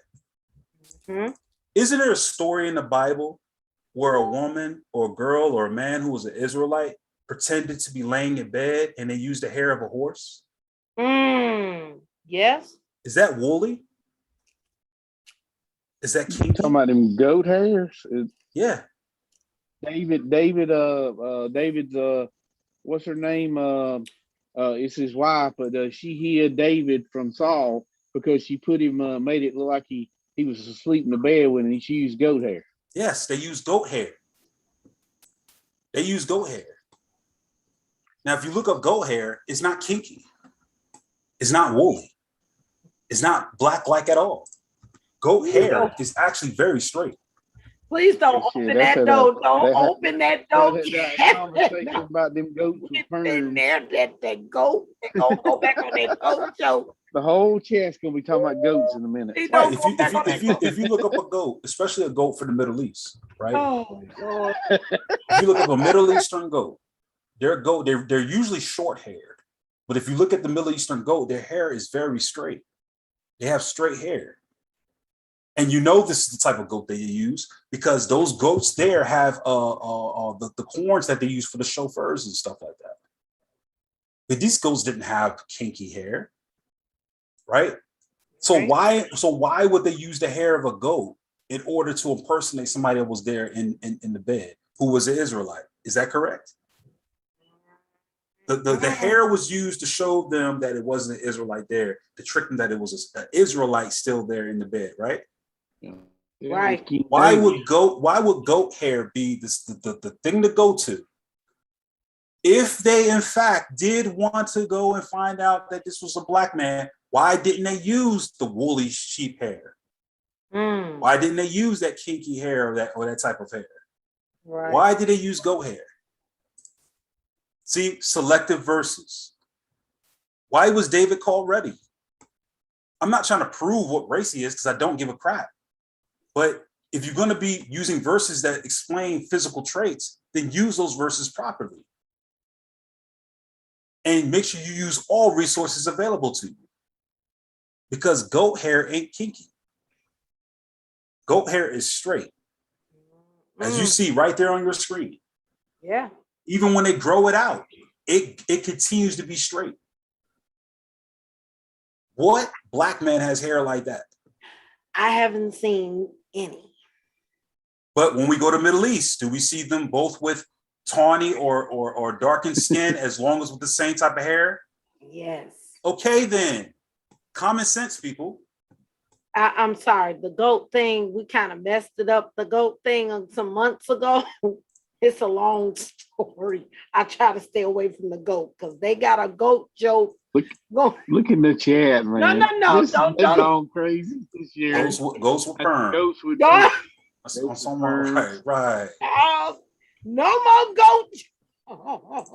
Y'all stop that laughing in that chat. No. Y'all behave. But it's but all joking aside, it's true, is it not? It's true. Yes. They use the goat in order to trick them. Yes. And the reason why they use the goat, why would they do that? For example, when we look at Esau, right?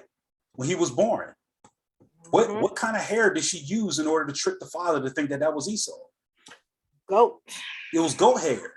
Now, they came from out of the same lineage, meaning they had the same haplogroup. They weren't two different haplogroups there. So why would they use straight hair to trick the father to say, this is what it looks like? Yes, I didn't think of that. Yeah, exactly. So so this is what you do when they pull up Revelations 1:15. After you disprove it and show that it actually means a color like frankincense, then take them to these and be like, well, what about this? Where's the kinky hair here that you guys try to get to?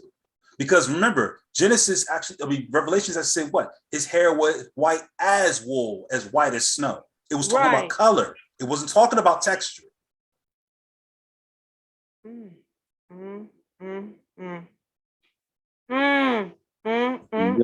Perms. Yeah. Yep.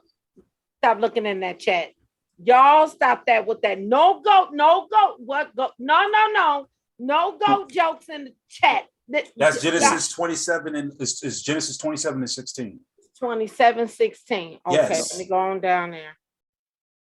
Genesis 27 and 16. And they use goat hair. Now look at that. It says if she put skins of kids. What is a kid? It's a young goat. A young goat of goats upon his hands and upon the smooth of his neck. And she gave the savory meat and bread, and she had him prepared in the hand of her Jacob. And she came unto his father, and the father said, here I am, where art thou, son? Look at the verse says 19 going on. If you can go down for me. It says, and Jacob unto his father, I am Esau, thy firstborn. I have done according to thou badest me. Arise, I pray, and sit and eat my venison. And he says, come near. Right, that's in verse 21. And Isaac said unto Jacob, come near, I pray thee, that I may feel thee, my son, whether thou be my very son Esau or not. And Jacob went unto Isaac his father, and he felt him, and he said, his voice of Jacob's voice in his hands are of the hands of Esau, and he discerned him not, because his hands were hairy as his brother Esau's hands. But what type of hair did they use to prove that? It was a goat. And if you look at Middle Eastern people in that region, to be honest, just on phenotype, a lot of them have hairy bodies that have that feature. Yes, sir. Now, when you go to, what was the part of the Bible where it talks about goat hair used for David? Oh, God. Hold on. Give me a second. That will be 1 Samuel. 1 Samuel? It had to be. Yep, 1 Samuel 19. Go to 1 Samuel chapter 19. Yes, sir. First Samuel chapter 19. Yes. Okay. Let's see. And it says, and Saul spake to Jonathan his Well, son. hold on. Hold on. If we go to 1 Samuel 19, let's go there and start at verse 13. 13? Okay. Okay. Okay. And Michael took an image and laid it in the bed and put a pillow of goat's hair for his bluster and covered it with a cloth. Now he says for his what? Put a pillow of goat's hair for his bluster and covered it with a cloth. Right. What does it say? And what cloth, and the message, and what does he do? Bring me up to the bed and maybe that I may slay him. And the messengers came. So what did they use? A pillow of goat's hair for his bluster. They tricked him by using goat's hair once again. Why would they need to use anything else here? Because the hair would be similar. I mean, Right. the goat's hair. Right. And what they did was that means the hair for the bluster, that means they made a pillow out of it. They took something, they stuffed it with something, but the outside of it was goat's hair. So when they went to look at him and they saw that head-shaped thing with the goat hair, they thought he was asleep and sick and sitting there in the bed. Sister Sherry, didn't Sons of Thunder use this argument? Yeah, they tried to. Why did they use it? What was the reason? Because why would the goat Carvey hair? try to use it too, but I don't know. I have no idea because it don't match up like Kevin G is bringing out right now. I have no clue. I don't. Honestly, out of all of my apologetics, I have no clue. I don't understand why. I really don't. Yeah. Well, there you go. They're stretching. They're Now in this article, Brother Kevin G, where you guys were, I think it was page what? Let me see. Trying to see where you guys were at. Okay, so this article here, and I mean, just reading it at the beginning debunks Dante. Why would he use this? I have no idea. I have no idea. I have no idea why he would use that, because that article, what he told me, I asked him, I said, why are you using this article? What he told me was that the reason why he used that article because it's making statements of facts that they could use. Because at that point he was admitting what they were actually writing about, but what they were actually writing about was factual. But notice that what we read so far, they said that these people picked this stuff up, such as the Ashantis, for what? Because these people had picked up from their neighboring Judaism, meaning Jews who were practicing Judaism. They didn't have this of their own culture. Yeah, but the from what I'm seeing, the paper is not giving the narrative of what he's trying to push. It just looks like this guy is just researching what these folks are about, unless I'm reading wrong. I mean, it says it like in this section, it is appropriate to note at this point that the Black Jewish community endless privilege, teaching, and education of their members and their access to Judaic culture, the study of Holy Book, and the teaching of Hebrew. This was undertaking, though associations such as the Hazadah or Heshron, as an example of new climate born in the 60s.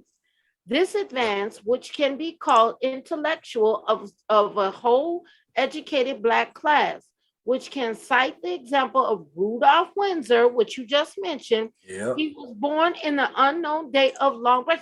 So wait a minute, he's not going back to any type of Jesus time or Moses time. He's not confirming that they're the Jews. Right. Right. Why is he using this? Not sure. because like I said, the quick reading. See, this is another thing too. It's the quick reading and lack of understanding and comprehension of this. And no one ever asks questions. That's the first problem too. No one ever asks questions. Period. You don't get that. They hear something, it tickles their ears. They're not sure what it is that they heard, but they're going to take their word for it and just roll with it. So when he was reading that, as I was reading it, I was sitting there and people were actually saying, "Bring it out," and I'm just like, wow, they're not even hearing what he's saying. Are they not understanding what it is he's saying here? How important this is?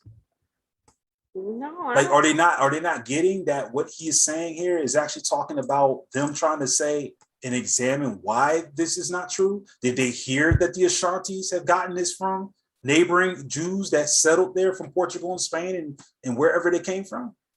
Yeah, I don't think they're not paying attention. It's like they filter out what they want to hear. And of course, we can clearly see that they're not dealing with the information in context, just like with the situation with the H.H. Johnson.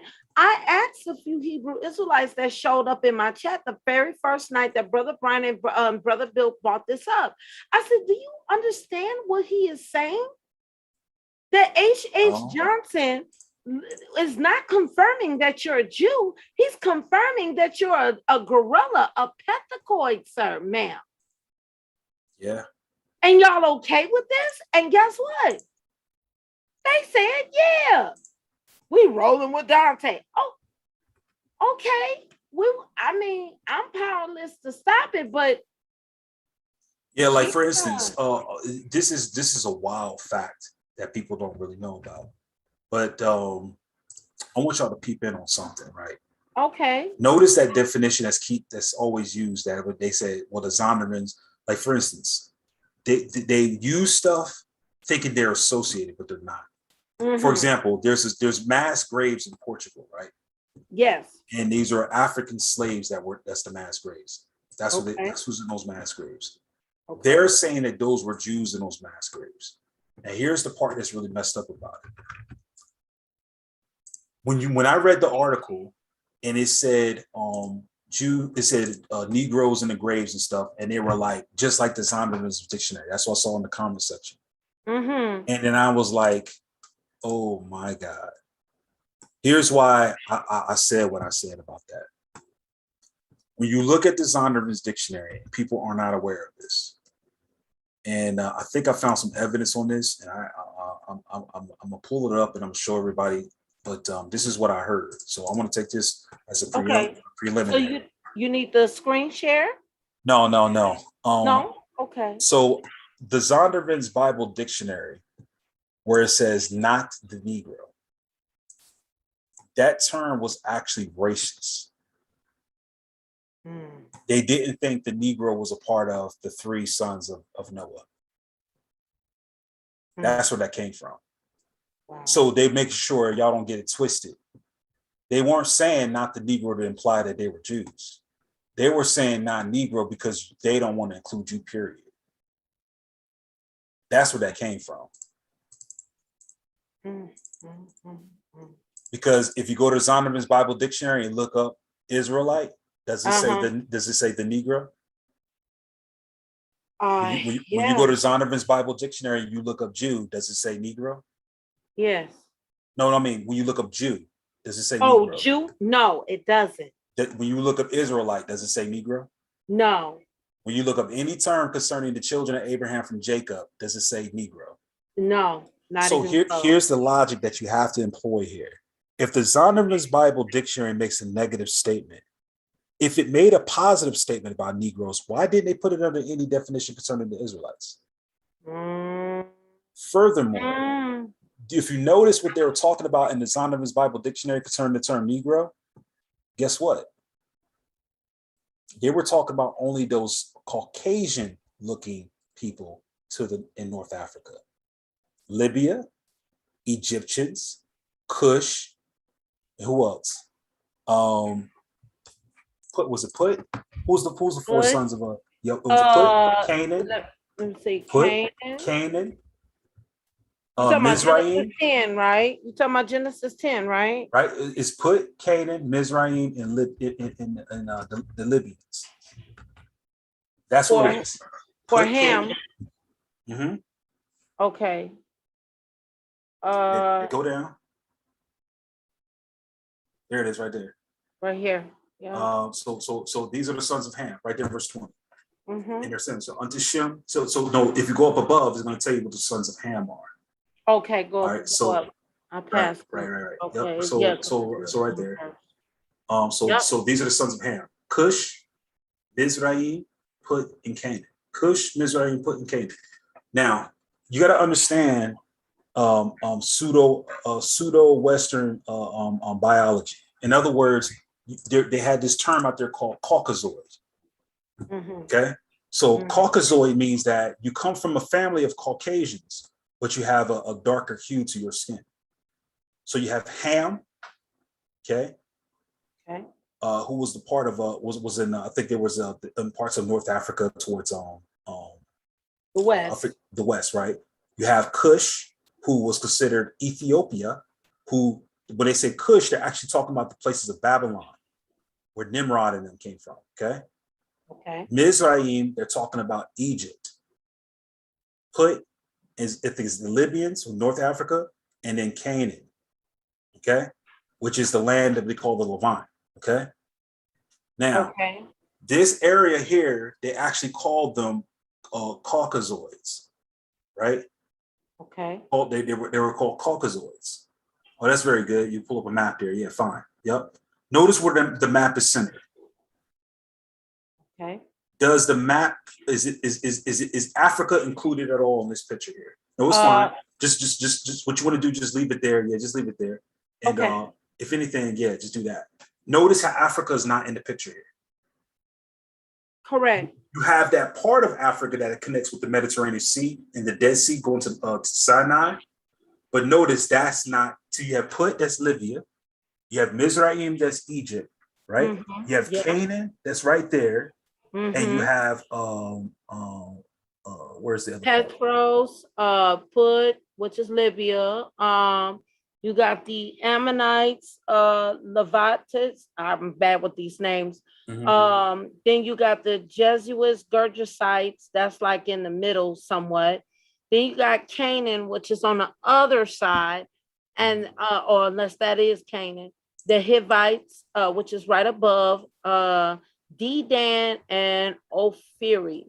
But the three major that they name out is Phut, Mizraim, Petros, and the Luddites, something like that. I'm bad with these names. Yeah, the Ludites, the Ammonites, and the Hivites. Yes, sir. Yes, sir. That's what it says. Yeah. Yep. So how are we crossing the lines here? Where are they getting this from? Right. So when you look at these sons here, you're talking about Cush, Mizraim, Put, and Canaan. Mm-hmm. These people, they didn't consider these people Africans. They didn't. They according to their view, at the time, this was the arrangement of Caucasoid-like people. Right. Okay. So we know that the whole world came from these four sons. That we know this. Correct. The Bible. But what we're trying to do, we're talking about the rendering of the definition in the Zondervan's Bible dictionary. Okay. When it says not the Negro, is not making a negative statement. Says, oh, so that's the Jews. No, it's not saying that. It's saying not the Negro because they're not talking about sub-Saharan Africa. That's why. They're talking about Northeast Africa. They're talking about Northeast Africa. That's what they're talking about. So, bro, are we tipping on again another evidence of reading comprehension problem? Yes, because when it says not the Negro, it's that the reason why they said that is because they're telling the reader who's actually understanding it, we're not talking about sub-Saharan Africa. We're not talking about Bantu expansion people. We're talking about the Northeast of Africa. We're talking about Put, who's the people of the land of Punt, which is a part of the land of Egypt, right? Mm-hmm. Or which is Libya. We're which is talking over about here. Mizraim, who was in the Mhm. interior of Egypt, in that place Right over here. there. We're Mhm. talking about Canaan, who was in the land of what we call Israel today, or Right what we here. call Lebanon and all those people there. And we're talking Mhm. about Cush, who was just in Ethiopia, or where Nimrod came from, which is in Babylon. Nothing is including below the Sahara Desert. Nothing. That's why they didn't want to get it twisted. It said not the Negro, because they were talking about people who were part of what's called the Afro-Asiatic area. The Afro-Asiatic area is considered the part of the Asiatic part, which is that part that goes up to Babylon and Arabia, that goes back to just beyond the Nile on that side. It's not talking about sub-Saharan Africa. So they read it completely wrong. Right. They took the negative statement. Because it says not the Negro, they then use that statement to say, well, that equals that they must be Jews. No, No. it doesn't tell you that. Because did anybody bother to look up Shem in the Zondervan Bible Dictionary? I don't think they did. I highly doubt that they did. Oh, we're gonna have to do that too. Right. So if you look at the definition of Shem, Zondervan Bible's Dictionary, Shem, okay? This is what it says. It says this. I'm gonna read it verbatim. Okay. Let me actually get the Zondervan's up. Okay. I wish I could get this thing up, because that's a beautiful map. Oh, that map there, yeah. Uh-huh. I wish I could. Well, okay, this is decent. Okay. That's coming from that. I mean, anyone should be able to give you a good understanding on what that is. But let's go to. Let me actually get a copy of the Zondervan here. Okay. I know it's like reteaching. You're trying to teach them, but they won't listen. They're. I don't want to sound cruel, but it's like they're really it's like they make themselves unteachable. The position when they step to the biblical text with a preconceived notion. And a person that does that, they already have their mind made up, so it's like unteachable. I don't know. It's really sad. Like they don't use, like if you look at also the Zondervan's Bible Dictionary, they have the definition for ruddy, and I think in their dictionary it says, well, I think the definition for ruddy is, well, I'm not going to get into that, but I'm gonna go into this. I'm gonna get it. I want to read it verbatim because I have references here. I do have a lot of quotes for it, but I want to get it from there exactly because I don't want people to get this understanding that Kevin G didn't read the exact definitions of it.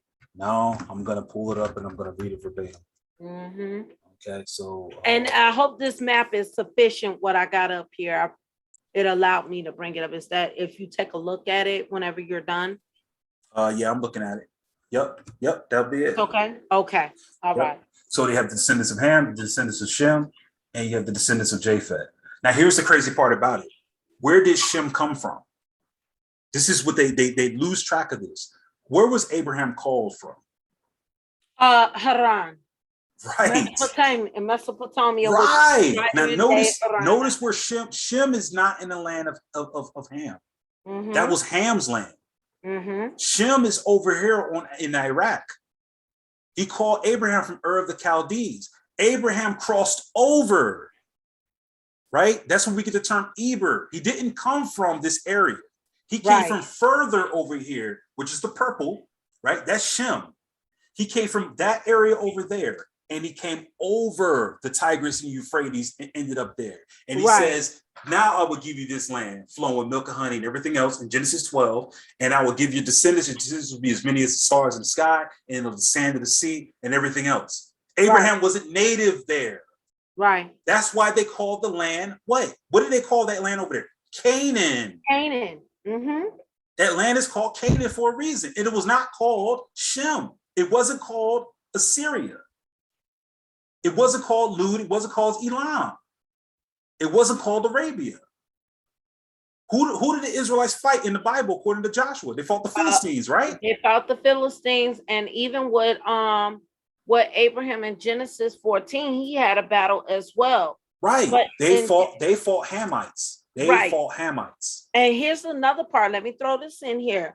What Genesis 12:3, right? God makes the promise here. Genesis 12:5 supports Genesis 12:3. Abraham did not leave out by himself.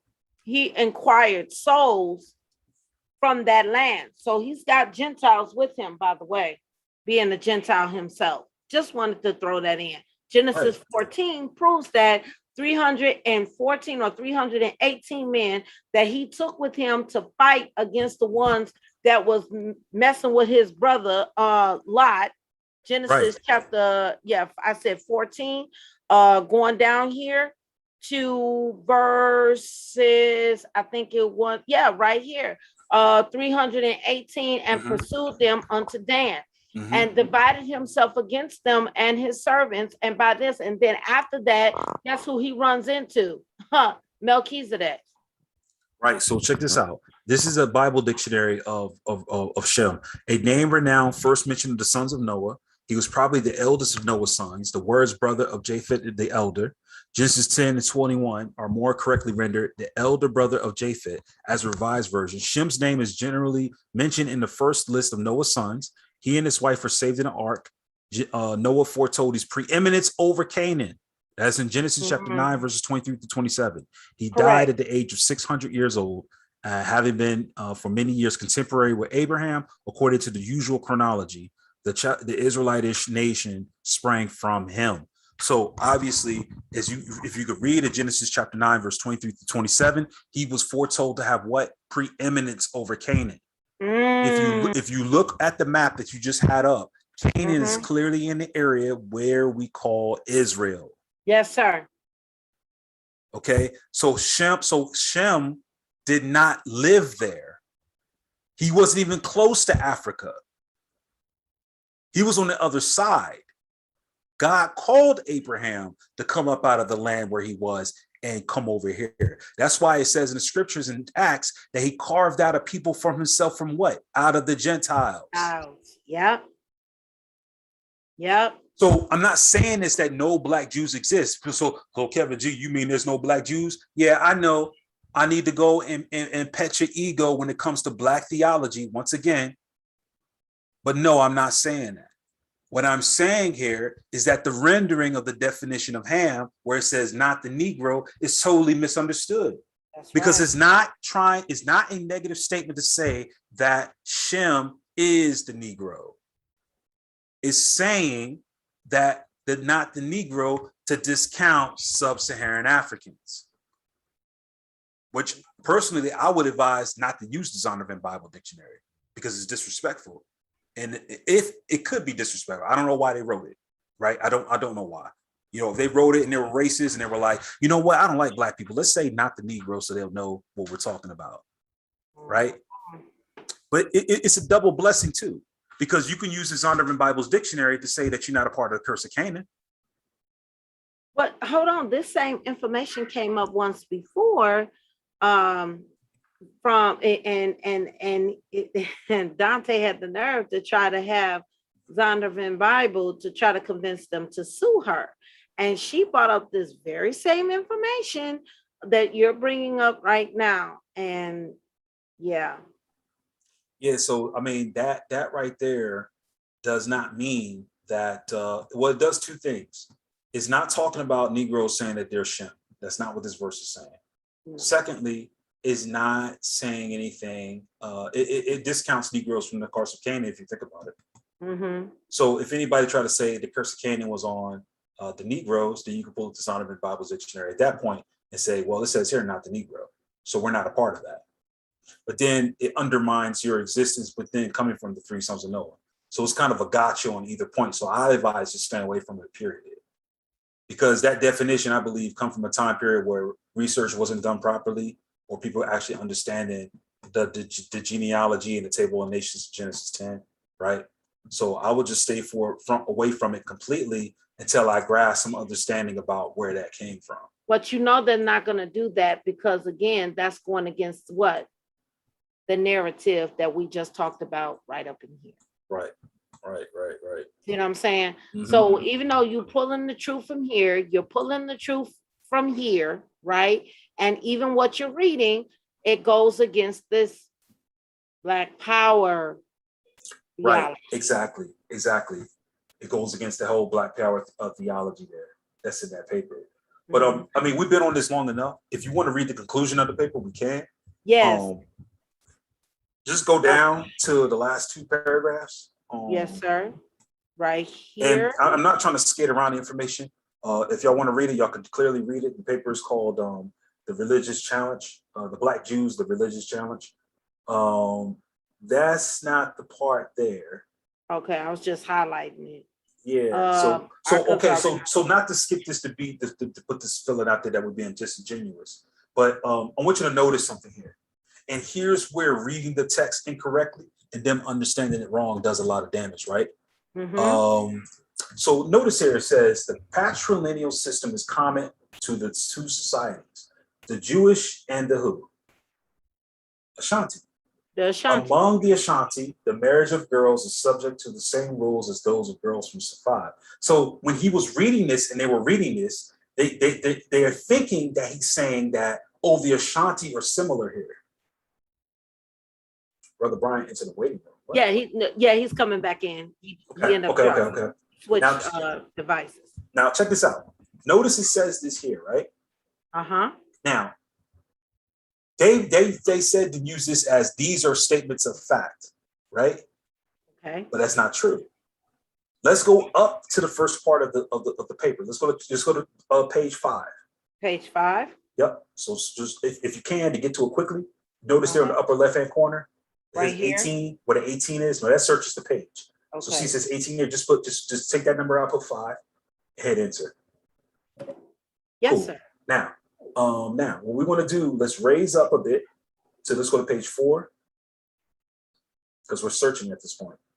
Okay. Okay, go up.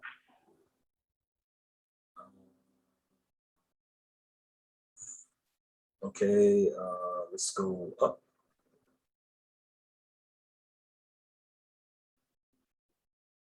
And let's stop here for a second. Okay. I'll tell you what, go up to page 1. Go to page 1. Yep. Okay. All right. Do in that search bar you have open on the upper right. Could you go ahead and type in there Ashanti? Just put ASH. There we go. All right, now right there on that page, just scroll down a bit on that page you're there on right now. Right here. Yep. Now, here's the problem.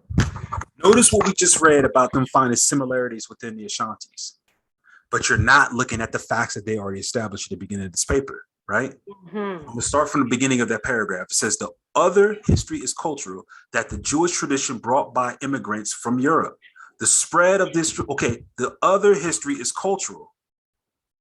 That of the Jewish tradition brought by the immigrants from where? Bought by the immigrants. Okay, I lost. From Europe. Ooh. Now the brother that had the paper the other day, he was showing that, oh, they were mulattoes. Right. What is the definition of mulatto, bro? We read the definition. It is those of European descent mixed with African. That's the definition of mulatto. Now it's interesting that this paper is saying that the other history is cultural, that of the Jewish tradition brought by the immigrants from Europe. The spread of this tradition amongst the Black community is formed difficult to grasp. Now they talk about the American one. We will attempt to improve our understanding of the interaction of this dual identity with the nature of Black American Judaism and to pay particular attention to the study of cultural influence of the Judaism of the Mediterranean basin. Who was there? Spanish people and Portuguese. On who? The Black people of Africa, the Black of Africa, like the Ashantis. Wow. Hey, let me point something else out that blow you away. You know, on that first page, what 2 cities did it talk about? Chicago and New York. New York. That's where you have when the Jews came from 1492, they went to the Caribbean. And then when they moved up, they eventually moved to New York and Chicago. It says Yes, it. And I'm sir. trying to find it right here. Let me give me a second to find it. I'm mute, but I'm gonna find it. And It's right here. wow. And the two cities these things started out of was Chicago and New York. Yup. Ain't that funny? Wow. Those are the very Wow. places. Now check this out. If this was a part of their culture, think about it. Where do they say the pews existed that so-called Hebrew exists? Although it's been disproven, where they say it Savannah. happened. Now, isn't Savannah. that funny though? But we Yep, proved because that there's to a be. and synagogue people right already next proved to it. it. There you go. Because the place there, who first arrived there in 1774 or 1733? The in July Sephardic 11th. Jews and some Sephard- 8 of Yep. the Ashanti. You got it. 8 of the Ashkenazi. You got it. So the only Yep. people there that were writing in any Shemitic language were the Jewish people that arrived there that spoke Ladino and the Africans who knew Ajami, which is an Mhm. Arabic script. That's why the Mhm. pews had Arabic. But notice the only places you see Black Hebrewism even being guessed is the very places Jews from Europe actually settled. It's nowhere else. Hot damn. Ain't that something? That's Ooh. look, you got to be a good detective. But when you find this out, it's evident. Notice Brian, that was a good catch, bro.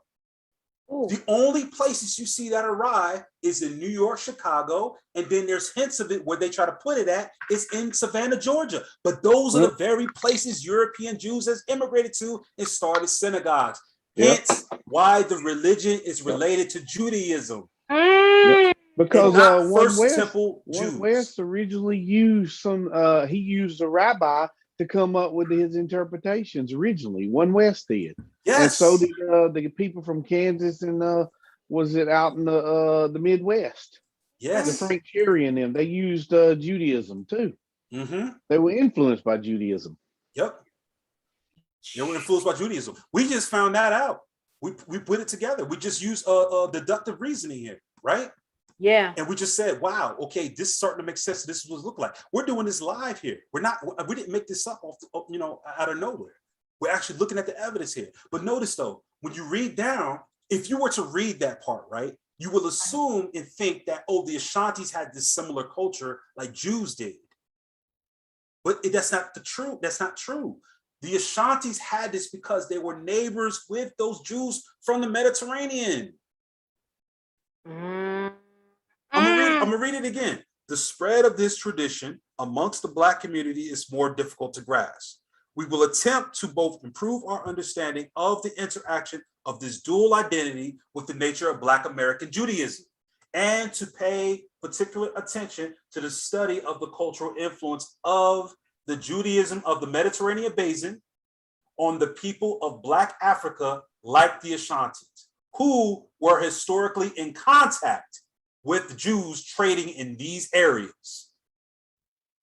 These are the areas of Africans supplied vast numbers of Blacks forcibly deported as slaves to the American continent. How far does the Silk Road go? I don't know, in but you know Africa? what? Here's what we're willing to say so far for the other side of the argument, right? Mm-hmm. Keep talking. If there's a trace of Judaism that was from Africa, it was from those Mediterranean Europeans who settled and traded in the area using their source. That's what it says. That's as far as we can go. That's as far as we can go with it.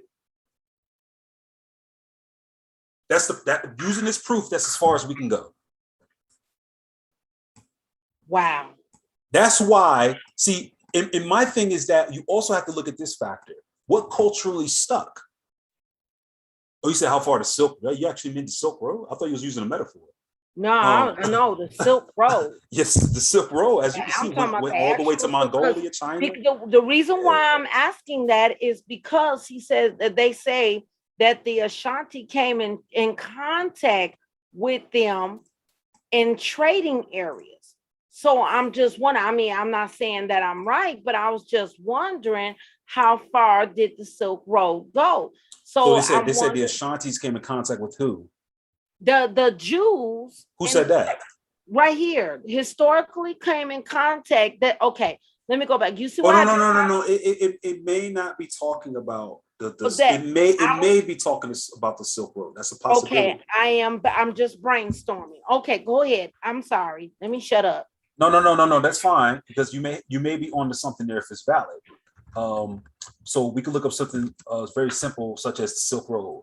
The Silk Road began in 130 BCE, right? So when did the Silk Road stop being used, or when did it stop? So it stopped it in 1453. Okay, it stopped in 1453. That's when the Silk Road ended, right? Okay. And it was because of the Ottoman Empire, right?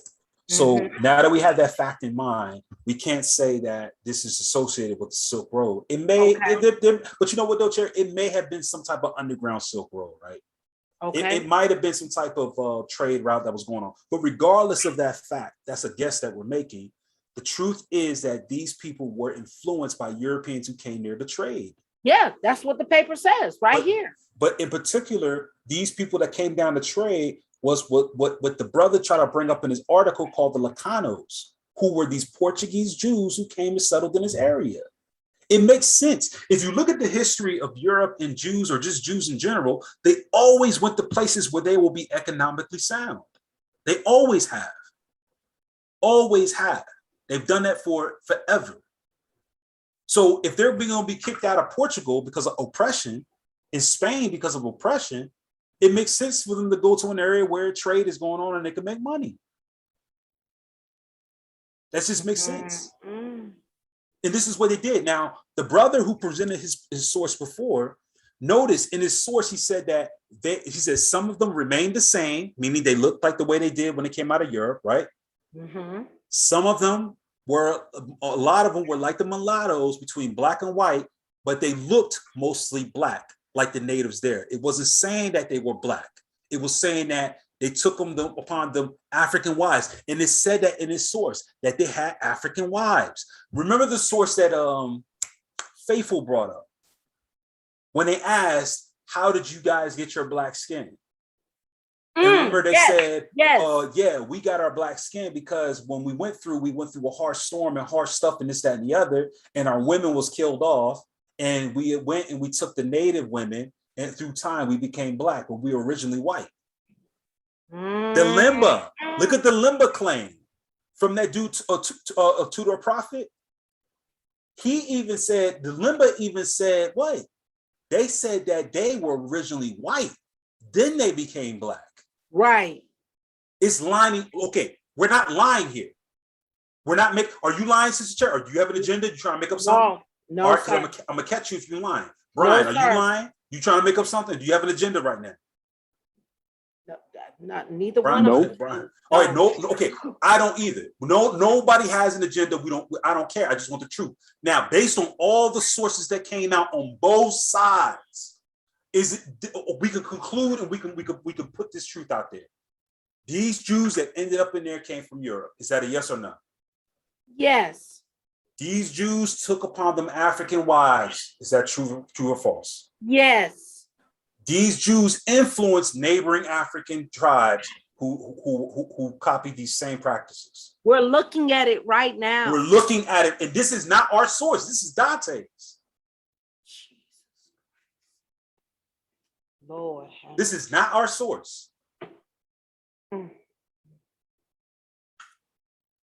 Lord. It's not looking good. Like I said, if we're Jews, if we're really those people and this, that, and the other, I think it will be more evident. And I feel like a lot of us would. I really don't know what the basis is for that. I can't make up nothing about how that would be. Right. But all I know is that it doesn't require lying. I would think, right? I would think that God wouldn't want us to lie. No, history says what history says. What we're gonna do about it? It already happened. We can't change it. Right. Right. Absolutely. I agree with you 100%. It happened the way it happened. I mean, I don't want to shut up, Chair. Yep. You remember I told you a long time ago, for some reason, the Hebrew Israelites started moving to the Spanish Inquisition. I said if they did that, it was going to be a mistake because history from 1492 or 14, that area, you really in great detail. Even some of the stuff that they're using is pretty obvious what they was writing about. Right. And like I say, we can trace the Jews from the Spanish Inquisition. They went to Portugal. They got kicked out of Portugal. They went to South America, Mhm. and then And a we, lot and we of have records of them moved to New those York. Brazilian Jews too. Yep, yep. And there's like the oldest synagogue, is it in Brazil? It's like dates back to the 1500s. Yeah, that's a fact. It's not a lie. That's a complete fact. You're right. We have records of their synagogues and what they've done there. In fact, the Jews that arrived in Brazil were sympathetic towards their black slaves, that they were freeing them on the side. They were freeing them on the side. I forget the story. It was this one Jewish guy who arrived in Brazil. They had a whole community there. I think it was I would like to say Rio de Janeiro. It's the city of God, and I think that there's a story that the Jewish guy there when they built the synagogue and they had everything. He didn't like the idea of slavery there, so he was hiring and buying slaves and actually setting them free. Yep. Here we go, Kevin. This is what you're talking about. This was important because even near the close of the 12th century, the diaspora continued to maintain characteristics of extreme wealth and poverty, and baffling total population had been nearly 18 million at the end of the 1930s. By the mid 1980s, it means no recovery. The Holocaust. Let's see where is that. I was going to give them numbers right here. It says, let's see, Holocaust and 13 million, 5 million Jews. About 3.5 lived in Israel. By far, the largest Jewish community was in the United States. 5,700,050. And this community imported Jewish communities in Canada, 310,000. Argentina, which is the South America, 250,000. Brazil, 130,000. Mexico, 40,000. And dozens of small groups meant that nearly half the world Jewry, 6.6, was now in America. The next to the large Jewish community after the U.S. was the Soviet Union, which had 750,000. The sizable communities in Hungary, and then it goes on. That's in Europe. But you see all these South American communities right here that came from Portugal and Spain. Yep. And when we look at the population, the demographics, the influx of people that were black came from slavery. They didn't come from Portugal and Spain. Yep. It did not come from Portugal and Spain, as a fact. Nope. So, I mean, then we'll be lying about history to say that these Jews were black, because then, I mean, here's the truth. You could look at these Jewish groups today in Brazil. Right.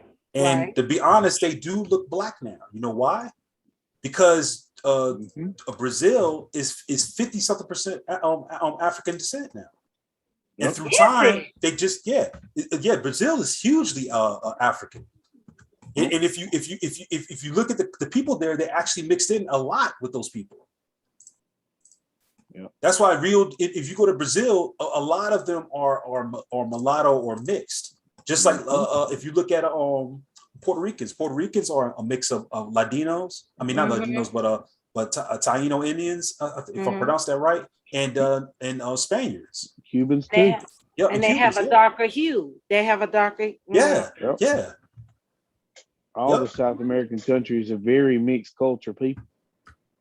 Yeah, that's true. Because you got the Dutch, you got the Native Americans, you got the Spanish, the Portugal, you got the even some Europe that came down to South America.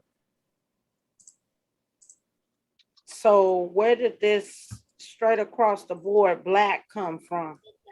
That was the American view of it. See, so what black was back in the day was Europeans' ways of defining themselves versus other Europeans, right?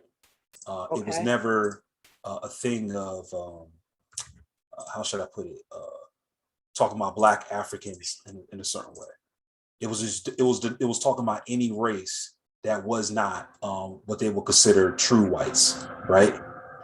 Right. So since when you move over to America, America then had a different definition of black and white, right? This is where the divide comes in, and I learned this actually from a friend of mine who's from Russia. Okay.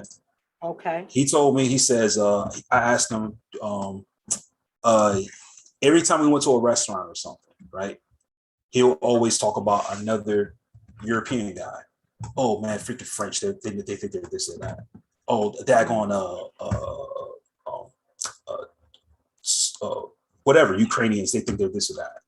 Oh, the British, they think they're this or that. You know, Germans, Germans, man, I don't like socially distanced Germans and stuff that have this Aryan idea and this, that, and the other. And I was confused by it. I was like, bruh, I mean, what's up with Europe, man? He says, man, we really don't get along like that. He says some of us do, but a lot of us don't. Really? Yeah, Europe have a divide within themselves, like a lot. And so they don't look at each other as white. They just say, like, if you're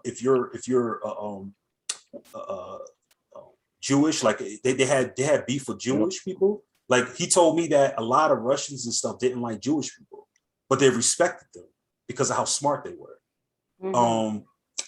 Certain Europeans didn't like other people. French didn't like certain people. Like, French has a big thing now against certain type of Europeans and stuff. Ukrainians have a thing against other Slavic people. And Slavic people have a thing against other types of people that's across the Mediterranean Sea. Italians didn't like people from Slavic countries and stuff at times and stuff like that. Very, very prejudiced place. So when they looked at that, there was no thing of white and black. And then he says, this is what he said to me. And I'm not BSing y'all. I'm telling y'all the truth.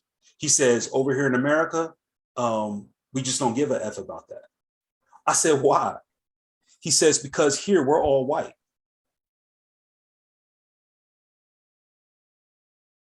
Here they're all white. So what they do is, that's how they view America. They feel like America's the place where they can all come. They have this low key diss against one another, but they know they're riding on this thing called white. They're riding on this thing called white. So when people say, from our view, or from the American view, when a black person said, man, it's just a bunch of white people and what they're doing. But at the same time, they talk about each other behind the scenes and deal with each other like that, but they seem to be taking advantage of this connotation of white. Like, for instance, I sat in meetings where they were talking and say, oh, this guy's French. And he's like, yeah, we do that over there. And he says, the French. Like, they talk about each other. They'd be like, oh, the French. He says, I say, are you, they'd be like, are you over there still sipping on your espresso? And they'll laugh about it. It's nothing. Mm-hmm. And they'd be like, yeah, he's sipping on espresso. He says, yeah, he's got his French bread out and this, that, and the other. And they joke about it. And they'd be like, oh, the Russians and stuff. He's like, yeah. He says, if you piss him off even more, he might take over the office, making fun of Russians. They do not care. Yep. The Germans and the British hate each other. Yeah, they do, especially when it comes to football. They hate each other, yo. But at the same time, this thing of white is not fully understood by Europeans as much as it is by an American European, like over here in this country. Yeah, they don't have no, like, for instance, there was a movie I just saw. The movie I said I went out for a movie. Guess what movie I saw? I saw a movie called Stillwater. And Matt Damon plays a guy from Oklahoma who's an oil rig worker, right? Good, American by blood, just American tradition and stuff. And he goes over to France because his daughter was in prison for murder. Okay. So he's over there trying to help. I'm not going to give the movie away, but he's over there trying to help his daughter out. And when they were there, Matt Damon asked a woman there in France. She asked a question. They were looking at the pictures. And then she was like, well, my daughter described him to me. And then she was like, well, what does he look like? And then he said, oh, he's tall and light-skinned. And she was speaking in French to her friend, and it showed the subtitles. You know what she said? She said, light-skin, what is this light-skin thing? She said, I don't know. What is light-skin? She said, I don't know. What is light-skin? And then she got frustrated. They didn't know how to define that. They did not know what light-skin meant. So could that be the case here? Yes. So that's the thing. When you look at old Europe and when they call people Negro or Swarthy or Black, that did not mean what we mean here. Because guess what they call, guess what they consider someone as light skinned or swarthy? Black. Black. They Okay. call Arabs Negroes and Black over there. Did you know that? No, I did not. Yes, know. they do. They I call did not they, know. they call some of the French Black. What? Yes, Okay, because they're okay. they're melanistic to a degree, and they have dark hair and dark Yep. eyes. Look in your dictionary in Noah's Webster's dictionary, and I think you look it up in Black, and it goes down and it tells you some French, Italians. Yep, Yeah, Italians were considered Black. yeah, that is a fact. Yep. That is a fact. In It- in the Webster dictionary? Noah's Webster 1828 dictionary.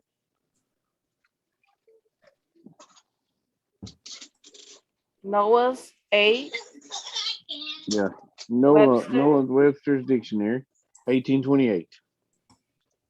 Okay. Webster dictionary. Mhm. What year? 1828. 1828. Okay. Okay. I think this is it. And look Just up type in French, Black. Black. Mm-hmm. Okay.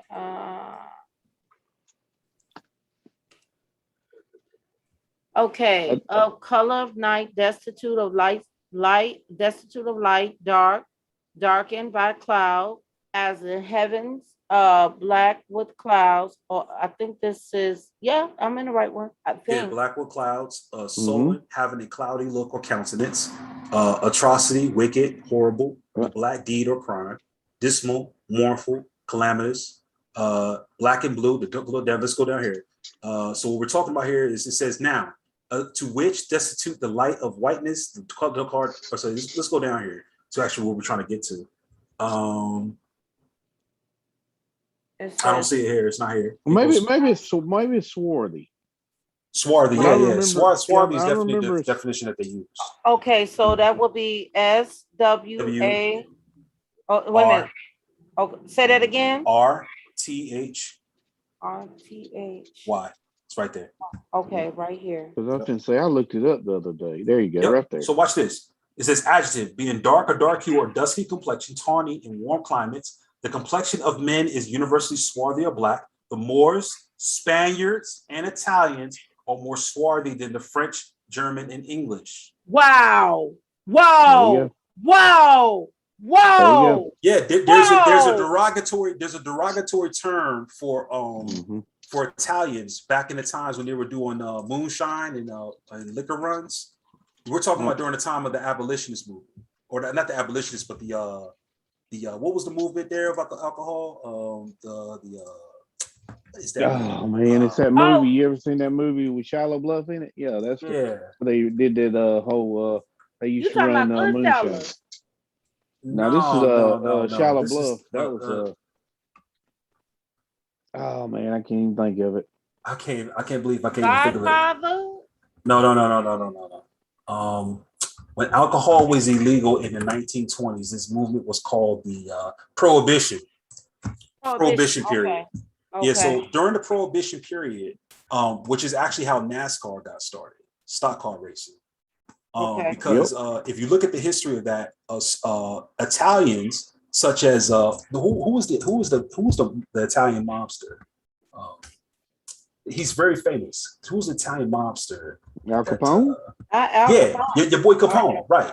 You got Charles Lucky Luciano, and you had Al run Capone. New York, run Chicago. Right. They run New York and they ran Chicago. But here's the thing, though: when police officers, such as Irish police officers or police officers from those areas in New York, when they were arresting them, they were calling them derogatory names like Negro, the N-word.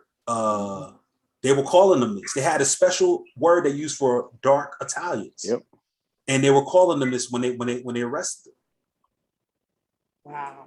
So this is already known. But now here's the crazy thing: the Prohibition period that got started with stock car racing, like your NASCAR and stuff. That's what started that. Running moonshine. Yep, running moonshine in cars. They were souping up the cars. Even some of the woods around down here in the south, they steal moonshine stills all over the place where they used to run moonshine here. Yep, and they still make moonshine to this day with the copper work and everything. That stuff is strong. Really? Man. Yeah, it's like 99 proof. Yeah, I heard that'll put you on your That show butt. put you, it'll put you on your back, man. But You on your back. they mixed that with lemonade. I knew a guy in North Carolina, a brother, and he knew the process to make in the mountains. Ooh, yeah, those dudes, bro, they make some hard stuff, man. And they make that stuff from rice and wheat and stuff like that. And it's the whole distillery process they use. Yeah, but they got the old thing. That TV show, The Moonshiners. They're based out of Arkansas. Yeah, they got it. They do that too. In North Carolina. Yeah, they got it on. They do all that. But I mean, this is the point we're making, though. So, a sister with the comment that she made when she came up there, yes, you do have to have an understanding of race. You do have to have an understanding of Black and what they call people, who they call Black. You have to have an understanding of that. Because back then, Black was considered anybody who was not of the Western European persuasion.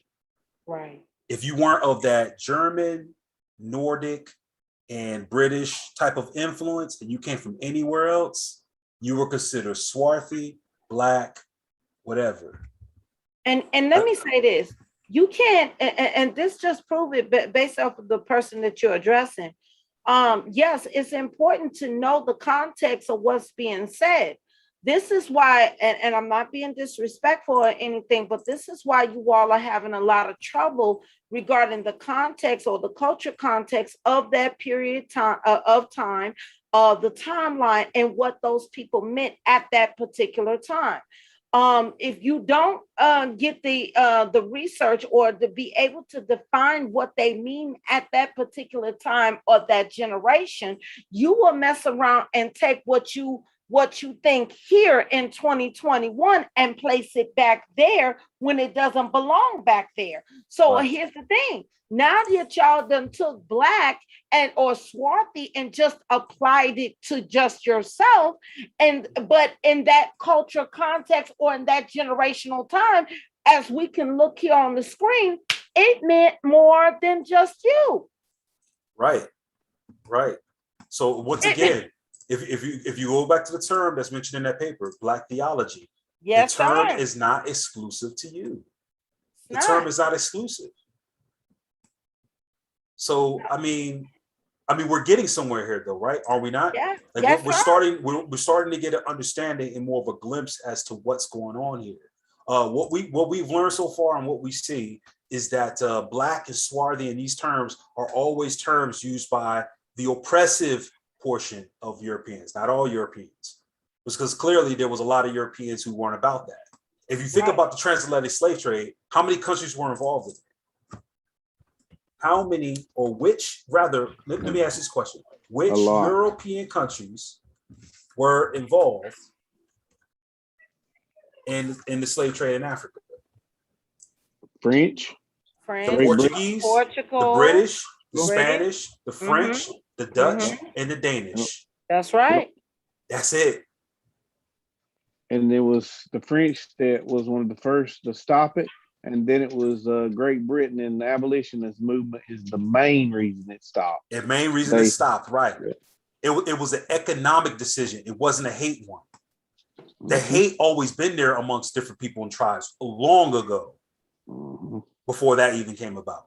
Yep. Great Britain. Britain had the biggest and greatest navy in the world and put a complete stop to any transport of Atlantic slave trade. Yep. That's right. Which they refuse to acknowledge. Right, but then makes it more complicated, because then when you get more history and understanding about what's going on here, you don't walk away with these ideas that you think you had. White people did not systematically hate Black people; they just didn't. It was all about economics and stuff. And I'll admit there is prejudice that exists, obviously, because of people's views and what they thought. But it wasn't like the government themselves was like, oh, well, let's kill all the Blacks and do this to them because we just don't simply like them. Well, see, that's the narrative here in America, or I guess Western civilization. I will say predominantly America. That's the narrative that has been painted. And I want to say this, that some of those black groups, which we're talking about now, they didn't help. Not like that. I'm gonna be honest with you though, Sherry. The reason why it's prevalent in America like that is because of the uneducated. Agree. That's the only reason it's for that. For example, when you look at the situation that happened in oh guys, I'm sure y'all heard about the earthquake that hit Haiti again. No. Oh my gosh, another earthquake hit Haiti. I'm like, But man, if that's recently? God, yeah, just today or yesterday. Yeah, Haiti, yes, bad, real bad, 7.2 magnitude. I don't know if God got something against them, but I know for sure those guys are over there practicing that voodoo and stuff. Yeah. But I'm not saying that's the reason why. I mean, but man, y'all pray for Well, those I people. wouldn't rule that out, dear brother, because when New Orleans got hit by Hurricane Katrina, and we know for a fact New Orleans has a history of voodoo, Wicca, and so on, trying to mix it in even with Christianity worship, and they got hit pretty hard. They still haven't bounced back. They did get hit pretty hard. But here's the thing that I wanted to hone in on. If you look at the Katrina, right? When Katrina occurred, guess who were at peace with one another? The wealthy. The wealthy people in New Orleans or in that place of Katrina, they were okay with one another. You know who the ones that were fighting? Those poor whites and poor blacks. Yeah. They were fighting one another. Yep. But they were so fixated on race towards one another and everything else about this, that, and the other, that they failed to ignore what their elected officials were doing with the money that was supposed to be going towards the repairing of the levees. They ignored that because of the poverty that was going on. They was paying attention more to each other and what was going on than the poverty that was going on in the area. And when you look at the poverty and what it was doing, it made them forget all about that. And then when those levees broke, all hell broke loose. Yeah. And it's so sad they knew about them levees years and years ago, how bad they were. Oh, yes. Yeah. Yep. Yes. That's truth, Brother Brian. That's absolutely true. And that's why, because people are so busy fighting and having hatred towards one another with the racism, this is how the government is able to slip right by you and implement what they do. Yeah. Simple. Yep. As long as you're distracted, they got you. And that's with anything. That's with anyone. Hey, it's got everything to do with every bad Christian doctrine that ever came out. Shoot, it's got everything to do with every bad thing that we're talking about now with this Israelite movement. When you're so fixated on race and what's going on, you fail to pay attention to the truth. Yeah. And this is how this stuff get by you. That part. That's why, and I'm glad you said that, because guess what? Flipping over to the biblical text, this is why Hebrew Israelites, you don't know the typologies of Jesus. This is why you don't can't find Jesus in the Old Testament. This is why a lot of y'all don't understand why Jesus is God. This is why you don't understand the movement of God, because you're too busy focus on something that you ain't got no business focusing on. And guess what? It's just drifting right on by you. Yep. So when you run into folk like me and Kevin G and Brother Brian and Pastor Sean and Faithful of God and so on, then guess what? When we start bringing up those things, they, where that come from? Where, what, that, no, that was added. Like, no, sir, it's been sitting there for 2,000 years. And we're called every name in the book too. Every name in the book. Every name in the you book. got the agenda. Kevin G is an agent. Shut up. Yeah, I'm an agent, this, that, and the other. I'm like, if I'm an agent, then where's my badge? Because I would like to have one. Come on, I'm missing my check, bro. You know what I'm saying? Where my Dick Tracy kid at? You know what I'm saying? Don't you start. Where my Dick Tracy kid at? I mean, I'm supposed to be an agent. You know what I'm saying? With my badge, with my gun, and everything else. But that's not the case. That's definitely not the case. I am not an agent. I'm telling you, I'm an agent of truth. If you're gonna call me an agent. I'm somebody that's trying to, you know, and hey, I may be wrong, but all I'm doing is following where the evidence leads us. That's and it's leading us right here. Keyword, you're following the evidence. You following the evidence in context while they got their heads stuck in the clouds with something. Well, I wouldn't even say the clouds, stuck somewhere else, right? And then guess what? Then when they come back and start snap back onto the other side, then you left behind. Well, when did this happen? Well, fool, this took place years ago if you was paying attention, but you too busy trying to put yourself someplace that you ain't got no business being. Whose fault is that? It's your fault. That's you. That's all you. And then you want to pass the buck onto somebody else, and then you want to blame them for your lack of paying attention, for your lack of education, for your lack of even being a teachable student. That's nobody's fault but your own. You cannot pass the buck on to somebody else. You have to take accountability and responsibility for the things you do good and even the things that you do bad.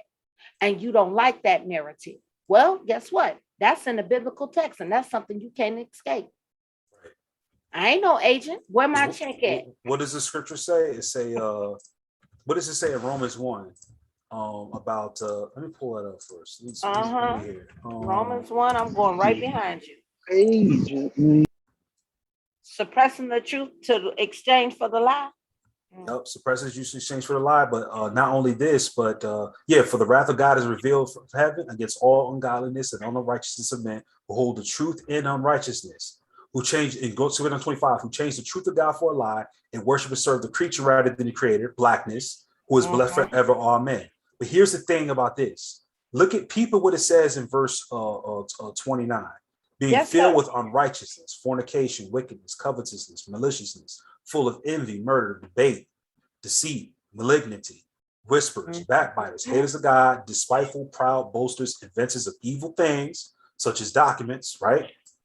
Inventors of evil things, such as fake professors, professors of evil things, such as information that don't really say what it's saying, disobedient to parents, without understanding, such as the information being brought out, covenant breakers, without natural affection, meaning that they hate you regardless, implacable, unmerciful, 32. Here's the thing. So this is not just the people putting this out there, who knowing the judgment of God, that they which commit such things are worthy of death, not only do the same, but have pleasure in them that do them. Yep. So share. Look at second Timothy chapter 3 and remember every word he just read in this verse. Yes, sir. See if they mix it up. Yep. Because he's not done with his list. Go ahead, Kevin G. Oh, I am. I read it already.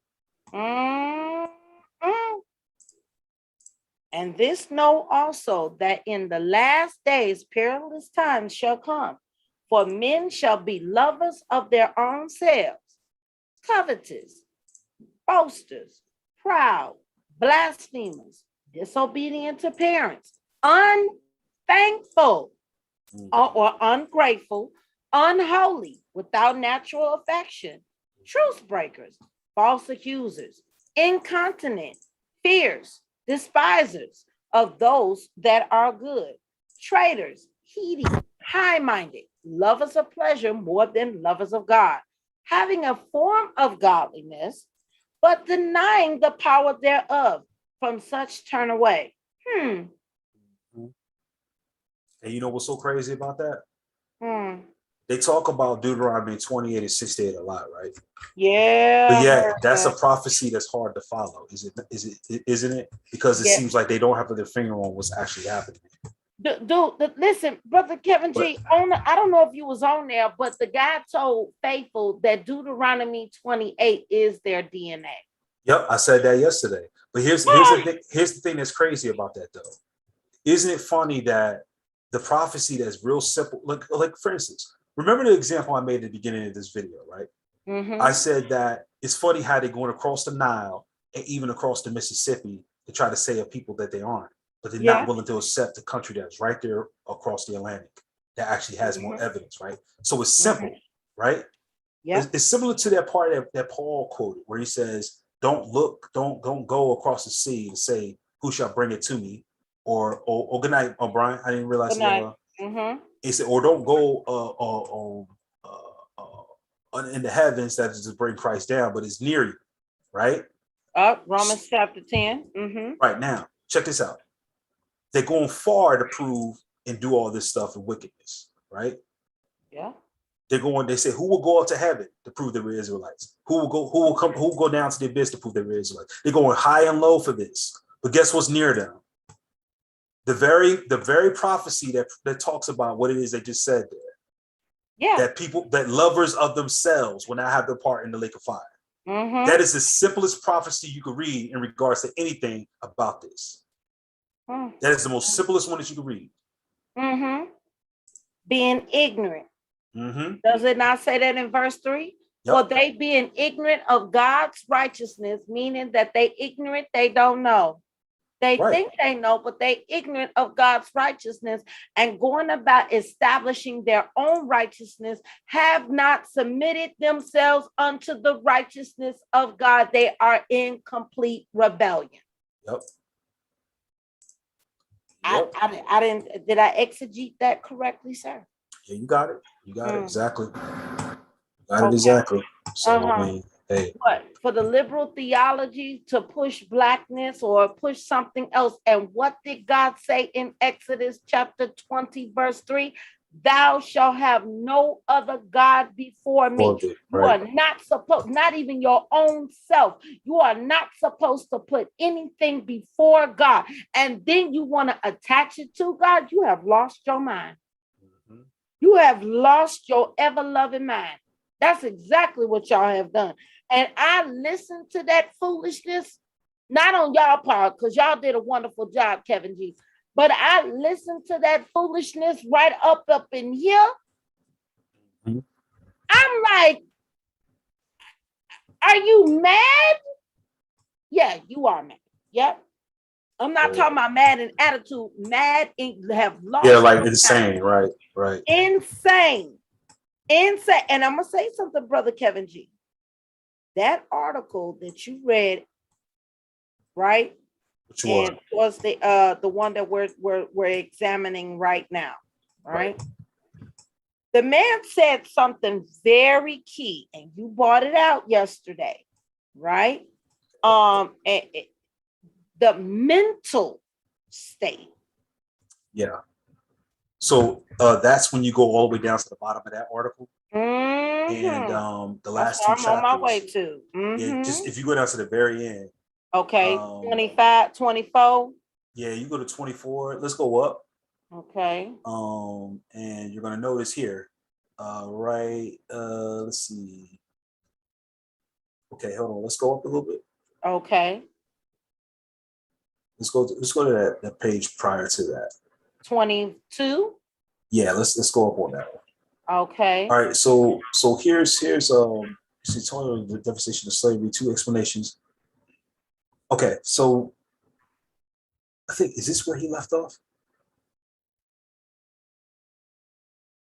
He left off at the part where I was where you talking about on the video? Yeah, so if you go up, I know exactly where he stopped. Okay. Right here. This is where he stopped. Go down. He stopped right there where it says, demonstrate that Jewish religion is the tradition religion of Africans brought in slavery to the American continent. Now, when you read this paper on down, this is what we're gonna get at. Let's go down a bit first. Okay. Let's go down a bit first because I want to make sure that this is all here because I know some of them cut off. So let's make sure this is all here.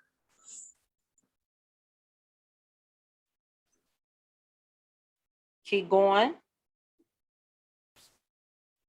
Okay. Mm-hmm. Okay, so let's go up. Go back up. Okay. Yeah, so this is a long section. I didn't Don't worry, I'll lot, help you read it. Don't worry. That's cool. Because I'm reading some of it and it's not good. Okay, so nothing either confirms or repudiates his theory. In fact, we need to be very cautious in this instance. It is difficult to accept without some debate the thesis that these Black slaves and the frequently insupportable material conditions in which they are forced to live, were able to conserve, maintain, and transmit a religion such as the Jewish religion. It is a commonplace that this religion in particular is subject to strict and well-defined rules of behavior and ritual. In this context, the case of the Islamicized Pearls can be obviously be cited. They were brought in on the slave trading boats and knew how to read and write Arabic. But even this instruction, and that goes back to what we explained earlier. That's what we find. But even this instruction, which could have acted as a means of resistance, could not have been transmitted through the groups of Black slaves on the plantation. It is easier to accept that the Jews of North Africa and the Iberian Peninsula had contact with the African Negro bloc. They were forced to seek refuge in Black Africa and to mix with the indigenous population, and that their descendants kept bits and pieces of their religious customs. It is understandable that the argument for the existence of Black Jewish communities in the African continent acted as the support and the basis for a mythography. Now, notice it says mythography. Yes, what's that about? Oh my gosh. What's that about? Oh, come on, break that down. Don't you sit quiet. Right. So mythography is the representations of myths, especially in like history. Wait a minute, what? Yeah. Wait a minute, say that again. Mythography is the collection of myths and the writings of myths. They're calling this mythography. Mythography, to pronounce it properly. Mythography. So it is an unsample, and this argument for the existence of Black Jewish communities on the African continent acted as support and the basis for a mythography. Because the purpose of the myth is not to offer an objective image of the world, but to explain the way in which man is to understand his relation to the world. We cannot, however, see this myth of Black slaves, the myth of Black slaves with traditional Jewish faith simply as a straightforward literary or philosophical creation. This mythology is way down. No. Did this man just? Okay, maybe. Yes, he's calling their understanding of them thinking they're Jews a myth. Wait a minute. You cut out. So in here. He's okay. Look, because the purpose of the myth does not support an objective image of the world, but to explain the way in which man is to be understand his relation to the world. We cannot, however, see this myth of Black slaves with traditional Jewish faith simply as a straightforward literary or philosophical creation. This mythology is weighed down by a whole series of factors, above all, that of the psychology of the Black American. So he used a source that's literally saying his position is a myth. Yep. Ah! You got to be kidding me. No, Kevin, bro. I love you right now. No, why? No, don't give me no love or hate. It's right there in the paper. I ain't saying that. I did not say this. That's in that paper. This is embarrassing. Oh my God. Yep. Let's keep reading. Oh.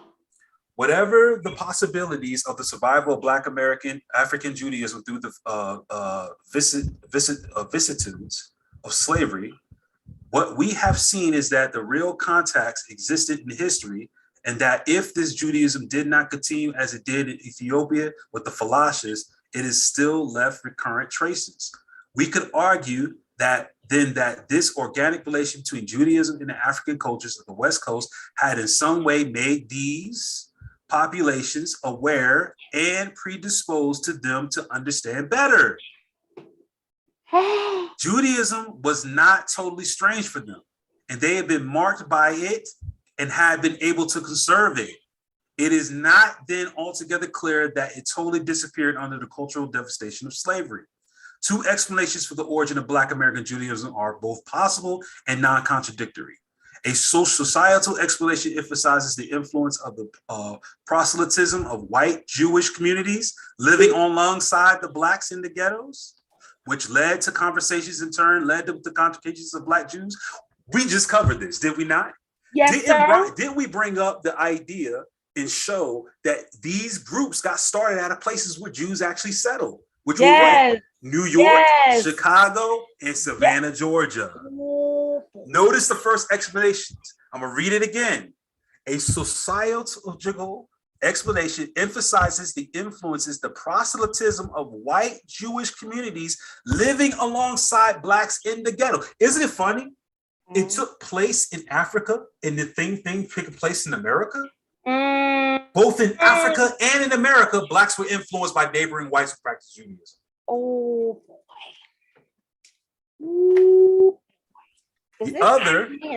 The other, a historical explanation has less clearly defined boundaries, argues that the possible affiliation to a Black African Judaism, which was transmitted through the transfer of the population with the slave trade.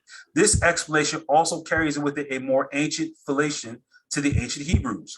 Both cases employ an explanatory structure which involves a mix of truth and mystery sufficient to feed with symbols and mythology that replaces the direct descendancy of Black Judaism and gives us the interest of seeing the overlap of two convergent routes, that of the myth and that of the religion. It is at this meeting place that it is easier to see the relations of complicity, continuity, and logic which underlie religious discourse and the production of myths, and this in turn, scroll down. This in turn leads to a greater understanding of the contemporary Black American consciousness. In fact, the majority of Black Jews communities in the US are frequently Hasidic Orthodox. Wow! Woo! Oh! Kevin. Confront a triple xenophobia. In their immediate environment, there is hostility on part of the Black community and of the white Jews, to which is added the traditional racism and anti-Semitism of the crudely reactionary and conservative white world, with claims to be WASP, which is white, Anglo-Saxon, and Protestant. Whoa! So we have an acronym here called WASP. But the acronym WASP says what? White, Anglo-Saxon, Protestant. But guess what? Who were the ones calling the other races and other Europeans white? Anglo-Saxons. Just like 93 and Faithful bought out. That's right. To avoid marginalization and isolation, they have therefore to admit their identity to the Black community, to white Jews, and to whites. This is the triple xenophobia he's talking about here. You have the Jews, you have the white Jews, you have the white Jews, you have the whites, and you had the identity as Black identity community. This is the triple xenophobia he's talking about. In relation to the white Jewish community, the silence and absurdity which surrounds them has reached to such a degree that Jacob Gladstone, a white Jewish professor of Hebrew, the founder of Hazadat Hashon, and the organization which is attempting to bring the two American Jewish communities, Black and white, okay, cool, closer together, considers that the marginalization of Black Jews has made them one of the most best kept secrets in American Jewry. This removal by the white Jews and their Black co-religionists is so extensive that it led to a situation in which there is virtually nowhere for them to express themselves in their own name or that of the American Jewish community. It has led them to a feeling of superiority and contempt against that which they have fought in order to bring their qualifications as separate Jews recognized. So you see there? So even when they borrowed this Hasidic Jewish understanding from their white counterparts, when they were going to be accepted as Jews, or there was at least a white Jew that was willing to bring them into the fold. Now understand, the reason why they calling this man a white Jew, once again, is because of the facilitation of terms that we have here in America. Right. He wouldn't be considered a white Jew over in Europe. He'll be considered a swarthy, dark European Jew or some sort, right? Black or black, right? But here in America, he's considered a white Jew. Why? Because of the standards that we have in race and identity, which calls these people what we call them. So it says here, as a result, Black Jews constitute a minority of two senses, as Jews in a Black community and as Blacks in a Jewish community. Since the 70s, Black Jews have tended to privilege their religious affiliation and have begun a process of claiming their identity on the basis of this. Although they are in effect share the same residential areas as the Black communities, Black Hebrews have no power of political or social decision making at either the local or national level because they have excluded themselves from their community, and the community itself now excludes them and considers claims of Judaism to be racial treason. So this is why we get the hatred of young Black Jews now. Because of the remember the example we gave earlier about far as what kind of vaccine do you inject and what effect does that have in the future? Well, this is it, folks. This is the result of that. We see the schisms that was made using the WASP acronym as to how these Black Jews were actually operating in their community. And as a result, it results in now this more heated attitude towards whites and other races in regards to the religion, right? Although they never really considered the past, because the truth is now that we just understood and read is that they were actually copying the Hasidic practices of neighboring whites.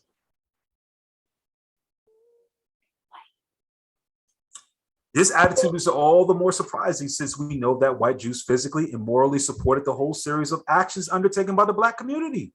Oh. For example, we read this months ago, haven't we? Did we read and understand that it was Jews that actually helped start the NAACP? Yes. Wasn't it Jews? A lot of Jews was marching with Martin Luther King.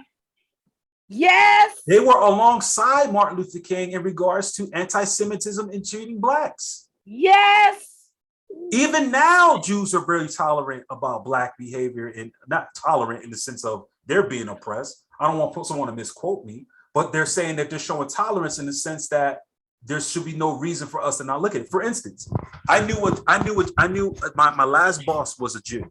Okay, not religious, just racially. Right. He said he doesn't read Torah anymore. He doesn't do any of that. You know what this guy looked like? His name was Ben. You know what this guy looked like? When I first met him, I thought he was Hispanic. Really? Yes, he was dark. He had long hair. He listened to rock music. Cool guy. He's my IT manager, but his last name was Jewish. And then we were talking, and he was like, it was towards Christmas. And he says, you celebrating Christmas? That's a surprise. And he was like, yeah. He says, why? He says, you don't celebrate Hanukkah or anything like that? He was like, I'll go over to my mother's and maybe we'll do it or something like that. Dude did not look white at all. He had long Black hair. It was straight, and he was Jewish. And I remember he complimented me a lot. He put me, he says, man, I think you're good. And he says, I want you to take charge of this. I want you to do this. I want you to do that. But when he saw that I wasn't happy there and I wanted to leave, he understood why. And then later on, he left the job too, because of what was going on there. But he was very supportive of me. He would text me. He'd like, you're excellent, man. You're doing good. And I remember I worked with other Jews too, up in New Jersey and stuff like that. I was respected. They didn't have no view of me or anything. Believe it or not, a lot of Jews, especially in New York, in New Jersey, they're very liberal, extremely liberal. You will rarely find a conservative Jew, rarely. They're very liberal. If you talk to them about race, they'll just be like, like a New York Jew will say, he'll just be like, it makes no sense to me. They don't get with that type of stuff. Like, I called a local synagogue here just out of the curiosity converting to Judaism, and they were open to it.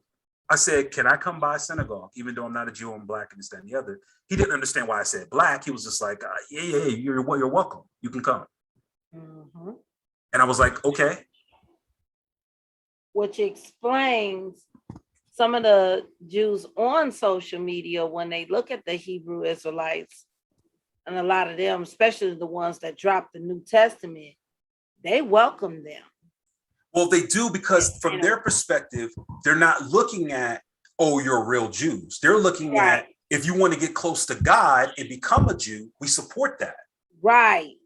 That's what they're saying. They don't go out and proselytize. It's not this what we're looking on the screen for them. Right. But we know the behind the scenes. Which is why I tell people, I said, listen, I have no problem with being a Jew. You can be a Jew. Okay, when I went to go get my second shot for the vaccine months ago, right? There was a Black Jewish family. The kids were wearing fringes, everything. They were Jewish, but they were Black looking. They looked Black. And the guy was talking to his family. He was quiet about it. And the kids looked at me, all three of his kids, they were beautiful kids, 2 boys and a girl. And they looked at me, and I think they had another girl with them. I think they had 4 kids in total. And the kids looked at me, and I looked at the kids, and I said, shalom. And they all said, shalom. And they walked. They had their outfits on. They had their black shoes. They had everything on. The guy was there. He saw me. His wife looked at me. They waved, and I waved back at them. And then after I got done with my shot, and I came back and I sat in the car, I told my wife, I said, look, I said, a black Jewish family is going to come out right after me. And we watched, and they walked out. They went in their car, and they just left. They were traditional. And my thing is just that, okay, they are Jewish. They're black. They are Jewish. No problem with that. Because the understanding of Jews is different for Jews than the way black Jews looked at them. Right. Or black or Hebrew Israelites looked at them. Black Jews don't care about you being a Jew. No, they don't. Like, like for instance, in Overland Park, Kansas, I'm talking about this area because I don't live there anymore. But in Overland Park, Kansas, they got what's called Blue Valley, right? Blue Valley is one of the best school systems in the nation. Okay, it's right there on the border of Kansas and Missouri, and it's in a place called Leawood. It's very, very like expensive area, right? And I lived there. Now, when I lived there, there was a Jewish school there. And I called them and I said, is it possible I could register my kids at this school, right? Like as a private school. And they said, oh, you have to be Jewish. And can I convert? And would you guys accept me there? And they were like, that based on the synagogue and all that other business and stuff. But if I did convert to Judaism, yes, I will be accepted. I can take my kids to that school. So it wasn't a thing about me being genetically Jewish or anything. Right. They were like, you can convert to Judaism. And then so I asked, if you convert to Judaism, can you then become a Jew? But then, like, guess what? I think, and I may be wrong in this, but I think that you could patriate to Israel as a citizen if you've been a Jew for a long time. Like if my grandfather was a Jew, and then my father was a Jew, practicing Jew, and then I'm a Jew. I'm not, let me look that up because I may be incorrect. Can converted Jews, and I may be wrong, converted Jews repatriate to Israel? I may be wrong. And I'm betting that I'm wrong.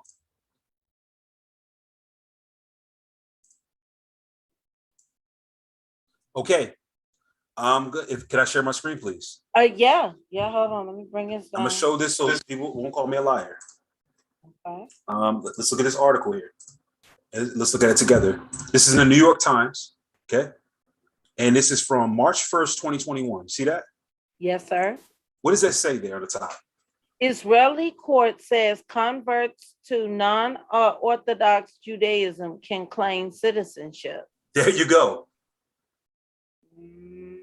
People who convert in Israel to Reform or Conservative Judaism have a right to citizenship. The Supreme Court in Israel ruled, chipping that the power of Orthodox authorities that see them as non-Jewish. So you can convert to Judaism, Reformed or Conservative, if you convert. If you convert. It's not hard to be a Jew. And guess what? You could be Messianic all you like. You could say, I believe in the Messiah. You don't lose your citizenship. You're a Jew now. So essentially, you can go to the land now if you wanted to. That's crazy, isn't it? It's very crazy. If you convert, now people may say, oh, my objections, I don't want to convert to Judaism. I don't want to follow any of this stuff. Okay, fine, whatever. Right? But that's no biggie on them because they're not going out there and forcing you saying, hey, convert to Judaism. Like if you look at who was the Jew that showed up on SideNetted TV? He was coming from that angle. He was like, look, I don't know about any claims you guys are making, if they're true, and if you feel that they're true and this is something you want to do, fine. Here's my thing too. That was on Garfield, wasn't it? No. SideNetted have him on too. Several people had this guy Rosenberg or whatever his name is, right? Oh, yeah, him, yes. Yeah, so my thing is that he was welcoming that opportunity. Another thing too is that if you look at if you look at for example, if you look at you know what's so crazy? I will option this option rather than the Black Israelite thing. To be honest with you. If you really want to be a Jew that bad, although we're spiritually Jews because we belong to the one who is Lord over them, Amen. right? Mhm. We're marked by the Holy Spirit. I'm gonna consider Judah as one inwardly, right? Romans So- chapter 2. Yeah. Right. I mean, that's how I look at myself. I look at myself as saying I'm not a Jew in that way, but I don't need to be a Jew outwardly for any reason. But I know I'm a Jew inwardly, who was circumcised of the heart. Right. Right? I belong to the Most High God. In fact, the very nature of being a Jew is by conversion. By what? God taking you and owning you in the first place, according to Deuteronomy 32:8. Correct. When you belong to Him, you are now His. And if you are in His hand, you're considered His people. You are Israel. That's right. So Right. that's why it says in Romans 11, therefore all of Israel shall be saved. That's not a contradictory statement to saying 2/3 of Israel or not all of Israel is Israel. Yeah, but see, they thinking ethnic Israel No. instead of the Israel and the Israel of the spiritual Israel speaking in Galatians 6.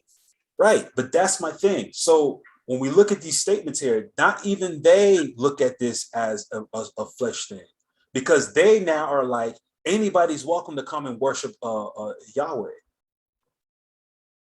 If you want to get close to God, sure, you're allowed to get close to God. If you want to come to the synagogue, I ride by the synagogue all the time. The synagogue is less than a mile away. I can walk there.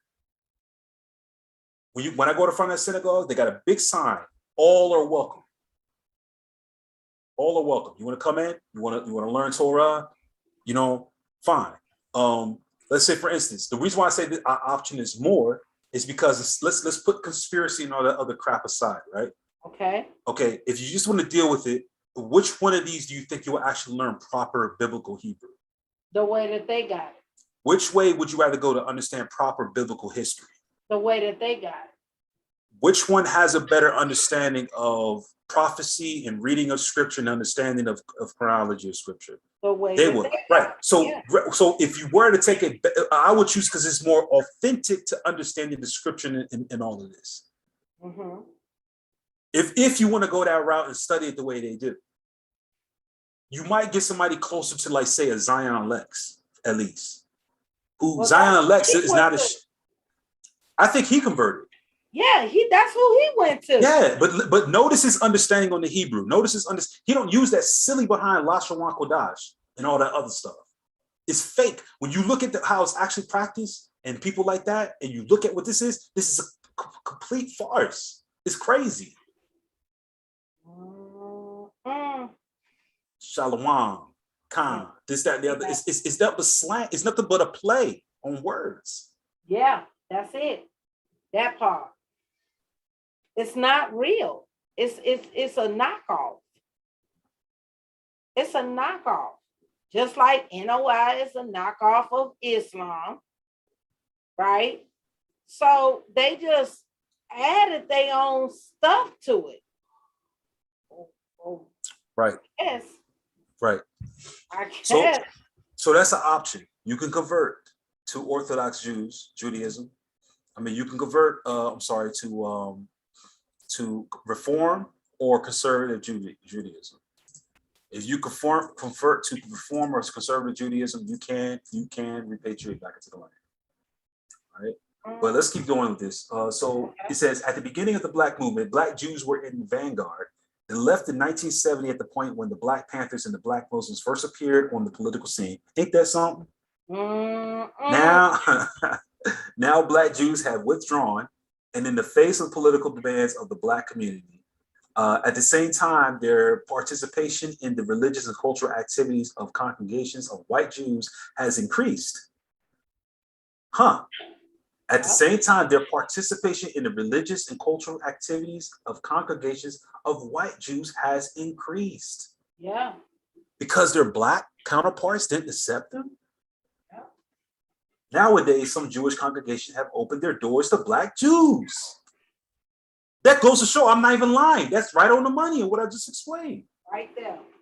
The only alternative seems thus to be the increasing integration of the white Jewish community. The importance attached to attendance of Hebraic schools in order to gain legitimacy in the religious sphere, and the increase in the number of marriages between Black and white Jews, which stands in proportion to the refusal to marry non-Jews, are signs of a claim for identity which privileges religious affiliation. This has transformed to what was the real social movement into a search for an identity, though a return to Jewish origins in Ethiopia as a progressive integration into the white American Jewish community. You know what's so funny about this statement? Uh-huh. I'm gonna let you know a wild reality. You ready for it? Okay. Let's go back up to that statement. Okay. Let's take a time machine. Let's go back in time to the 1960s, 1970s. All right. According to that last paragraph, Black Jews who integrated and infused themselves more with other white Jews were in such a defense of their Black identity that they felt that they were losing themselves. If a large number of Blacks integrated with white Jews, do you know what me and you will be today, Cherry? No, tell me. In the 60s, let's take for instance in the 60s, if Black identity forced Blacks to convert to Judaism and then go and merge themselves with white Jewish people, you know that Jewish people will be converted to like a mulatto or a colored people mostly now at that point. If you think about it. Think about all the Black Jewish communities that could have existed if they allowed that to happen. Think of how, I'm gonna put it like this. You're from Chicago, right? Yes. You might have been a Jew. If they would have done that, chances are you probably would have been born a Jew. Probably. Does that, I mean, that's a possibility. There was a chance that they could have had actual Black Jewish communities. And guess what? They probably would have been able to repatriate back to Israel. Think about it. This happened in the 60s and 70s. And let me know if you're not following what I'm saying.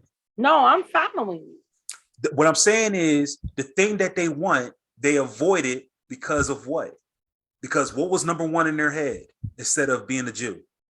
Because remember, there was something that took precedence over being Jewish or Muslim. And what was that? Well, he said identity. Search Black for identity, right. Remember, it's Black theology that made them feel it was more superior to any idea of being Black or Jewish. I mean, Jewish or Muslim. Let's go back up to page 5. I'll show you what I mean. So use it. Use that in the upper part. Yep. Right. So their idea on how they viewed race was their downfall of them actually becoming that which they so badly wanted to become. That's the thing. See that this goes to show that the horse driving the cart was this horse called Black theology. Not Black theology, but Black ideology. But yeah. Black ideology. My bad for the terms. But Black ideology. For example, let's go up to where we look at. Okay. Oh no. Okay, let's go up. Go up. Oh no. That's it. That's the page right there. Page 4. That page right there that we're on right now. Look what it says. Again, we have to note the interaction between the color of skin and religion, because the Black Muslims have the same racial and religious problem. What is that? In both cases, we have to ask whether the basic problem is not, in fact, the issue of being Black, if it is the fact of being Black that is actually prior to the fact of being Jewish or Muslim. Let's go back to the last paragraph of the paper. Okay. Because this writer of this paper is revealing where the term came at. Because look at this. Look, I'm gonna read this again. The only alternative seems thus to be the increasing integration into the white Jewish community. The importance attached to the attendance of Hebraic schools in order to gain legitimacy in their religious sphere. They were given, man, could you imagine? Oh man, I'm telling you. And the increase in the number of marriages between Black and white Jews, which stands in proportion to the refusal to marry non-Jews are the signs of the claim for identity, which privileges religious affiliation. This has transformed what the real social movement into the search for an identity through the return of Jewish origins in Ethiopia and a progressive integration into the white American Jewish community. So guess what? Their ideas was never based on them being Jewish. The ideas was never based on them being identifying anything. Because the thing that came prior to that idea was their blackness. Their blackness. And thus, at the end of this article, we see that it was their blackness that caused them not to integrate with other Jews. Because the basis wasn't for them to merge and get with other Jews and stuff. And you see that same problem with NOI, those black Muslims. They don't really intermingle with the Arab Muslims at all, really. You know why? Because the identity of blackness comes before Islam. Exactly. The identity of blackness comes before Judaism. Let's point the microscope. Let's point the magnifying glass at ourselves. Of course. Among Black Christians, the identity of blackness come prior to Christianity. The Black church. And not only that, we see an example of that. Let's see if I'm able to just show it.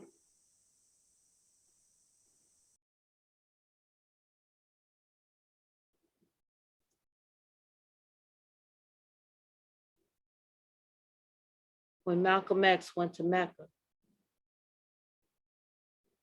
When he first arrived in Mecca, he was shocked. Yes. Why?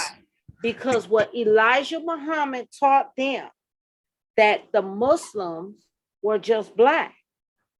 But when Malcolm took his pilgrimage over to Mecca, he seen something completely different. He says this. And you know what's so crazy?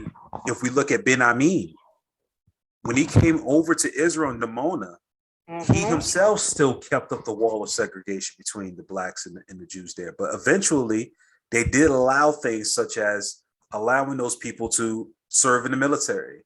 Right. And being actually in the land and doing what they're doing and everything else. They've been there for a while. But when you go over there, they still have this divide, which is fine culturally. But at the same time, they're still trying to hold on to this idea of blackness. And I'm not saying let it go. I'm not saying let it go. What I'm saying is that it makes one question, what are the motives here? They're changing the narrative to fit their own personal agenda, which we're looking at now. That's you hit it right on the head. That's exactly what I was feeling on my tongue. It's the agenda, right? They're okay with Jews, but just not white Jews. Just not white. They're okay with Jews, but just not Jews of any other color. They're okay with the culture, but not okay with the people who are in the culture as well. Right. See, we see that example here. Malcolm was under the impression that all Muslims were what? Black. But when he got his behind over there in Mecca, he took that pilgrimage, he was shocked. Right. When he seen what? A mixed multitude. Yep. The same kind of mixed multitude that the biblical text gives us a narrative of, that Israel was a mixed multitude. Child, please. Right. So if you click on either the scene with Denzel Washington or the video down below, both of them are in his letter that he wrote back to his wife or to the people in the nation about what it is that he experienced there. If you go to the movie clip, if you click that, we get actually able to hear what's being said. In fact, if you want me to, I can play it actually. Okay. So let's go Malcolm X. Because I don't know if they're gonna clip me or not. Because of the video. Right. We could play. We could play the historical. Now, we're the category of this video is news, right? So we're not. What we're doing, we're informing based when we can. It's free press. I think it is that allows us to use material from anywhere to make an explanation or to talk about something in a news-like manner. Okay, so I'm still within the guidelines. Yeah. So, but what we're gonna do? Let's play the actual Movie clip? Or Not the, movie clip, but the actual historical content. oh, you have that? Well, yeah, it's right there. You have it on your screen, but I can share my Okay. screen and show it here. So let me Okay. do this. All right, so I'm gonna take myself down. Go ahead. Right, and what I'm gonna do, I'm gonna go ahead and let's do. How do you share the audio too? You see the little box? Yep.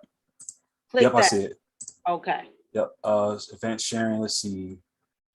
It's sharing. You just gotta, share the audio. Yeah. So I'm trying to find here. It share sound. Yeah. You ready? Welcome on your trip abroad. You said you sensed a feeling of great brotherhood. Can you hear that? Yes, sir. Okay. What? We're gonna... Malcolm, on your trip abroad, you said you sensed a feeling of great brotherhood, and that conceivably you would be working toward integration in this country now. At least this is what you're reported to have said. Have you any comment on it? I don't think that I ever mentioned anything about working toward integration. If I recall, I pointed out that while I was at Mecca making the pilgrimage, I spoke about the brotherhood that existed at all levels and among all people who were there on that Hajj, who had accepted the religion of Islam. And I pointed out that for what it had done, what the religion of Islam had done for those people over there, despite their complexion differences, that it would probably do America well to study the religion of Islam, and perhaps it could drive some of the racism from this society as it has driven racism from the Muslim society. Okay. Notice what he said there. Yes, You peep what he said? What he was saying is that he saw how this thing was breaking down barriers about colorism. Right. Now, what we just read out of the source that Dante provided, which that source is done. They don't need to use that no more. Sure. That is over with for that thing. But here's the thing that's being explained here. And I think that the way we're getting into is explaining this, we're giving thorough thought to all of this. We're not just sitting here running our mouths about certain things. I think we're getting pretty deep as far as trying to analyze and parse what's going on here. But yes, they're following. I'm looking in the chat. They're good. They're paying attention. Yes, no, sir. That's cool. But here's the thing that we read in reading. Okay, think about it. What was the advent? What date was the advent of all those things that was going on? Was it not between the 1960s and 1970s? Yes, sir. Okay, yes, sir. Here we have Malcolm X when he comes back from Mecca in May 21st of 1964. Okay? Mm-hmm. Malcolm X is actually alluding to the same ideas that we read in that paper. Mm-hmm. In fact, he says that he what he's doing is explaining the other side of blackness prior to Hebrew Israelites and Muslim identity. Mm-hmm. Mm-hmm. So let's hear him hear this more, because Malcolm X's interview here is actually telling a lot about the political temperature in that time. Mm-hmm. We're getting the idea of how because he was of the typical black mentality, and he came from out of New York. Is he not from Harlem? Correct. The brother's from Harlem. So what Malcolm X offers here is a window into the realization of one who understands on the other side of the wall. In other words, this is what I'm saying. If Black Americans woke up and understood how Malcolm X did, the integration into Jewish society would have been done a long time ago. Correct. Now let's continue to read this. Let's continue to watch this and see what's going on here. All right. Aiming for this goal? Well, I can't say that the current integration drive is aiming for that goal, because it hasn't realized the goal in any state. They haven't even got integration right here in New York City. You have worse integration problems in the North than they have in the South. So if it doesn't work if you can't bring about integration in New York City as international, cosmopolitan, up-to-date as it's supposed to be, you will never get integration anywhere else in the country. Malcolm, have your experiences with white-skinned Muslims in Africa and the Middle East made you feel that relations between Negroes and whites who are not Muslims is any more possible? When I was on the pilgrimage, I had close contact with Muslims whose skin would in America be classified as white. And okay, did you peep what he said? Yes, sir. Did you peep what he said? Yes, sir. Malcolm Yes, X is a edge man. You know what? I love this dude already. Like because every human being has a transformation, right? Every human being hits a climax and then they grow, right? We can't accept things of human beings while they're young. But here's the thing that we're getting at here. Remember what we were saying earlier about who was called black and who was called white? Correct. Let's peep what this brother said again in regards to that. He actually referenced, that means he knew this. Yeah. That means that knowledge was, he knew this. He knew it. He had to be teaching this in the temple as well. Look what he says again. Muslims whose skin, I had close contact with Muslims whose skin is anyone's between. Have your experiences with white-skinned Muslims? Let me see if I can put a closed caption on this because I want people to see this. Okay, I want them to actually see what's being said here. Okay, so okay, if y'all want to follow, they can read it on the bottom. Okay. Okay. Malcolm, have your experiences with white-skinned Muslims in Africa and the Middle East made you feel that relations between Negroes and whites who are not Muslims is any more possible?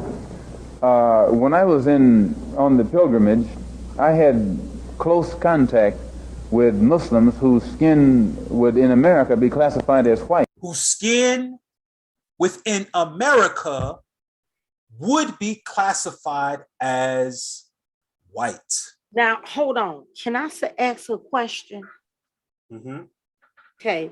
We know Malcolm took the pilgrimage, right? Yes. Yeah. And he found out the truth, right? Correct. Question: did Elijah Muhammad take that pilgrimage? Did the rest of those Muslims that were following Elijah Muhammad, did they take that pilgrimage? They couldn't. Because if that they couldn't have. Because if they did, they would have knew what Malcolm did. And I think Malcolm is the first one in the NOI to actually take that pilgrimage to Mecca. Elijah Muhammad and the rest of them was lying. And you know what? Here's the insurance in case we're wrong about that. Woo. Here's the insurance. You ready for it? Okay. If they did take a pilgrimage to Mecca and came back with the same understanding, that goes to show that their mentality was blackness over identity. That's that part right there. If they did take this pilgrimage, that goes to show they were evil at the heart to keep that away. That's right. Malcolm, in his conviction, could not have taken that pilgrimage and come back and say, I can't continue this. That's why when you pick the movie and he was sitting there, you know how Denzel was sitting there, he was like, well, you know, if we will accept the help of the white man, but he can't be with us, but we will gladly accept his help. Didn't he not say that? Did he not say that? Yes, because his views changed. He's like, okay, this is this American thing. I got to get this off of me. It's a trap here. It is a philosophical trap, a society trap. This idea of America is a dream, but that's what it is. It's the American dream. I'm not saying that we don't exist here. I'm not saying we're not successful here. I'm not saying that we can't be blessed and do good and become wealthy and whatnot. Right. But the dream part of it can easily become the nightmare, which is your understanding on how the world works and what people actually think. See, you're in the bubble, what allows you to grow. See, a greenhouse is great because plants can grow pretty well in the greenhouse, right?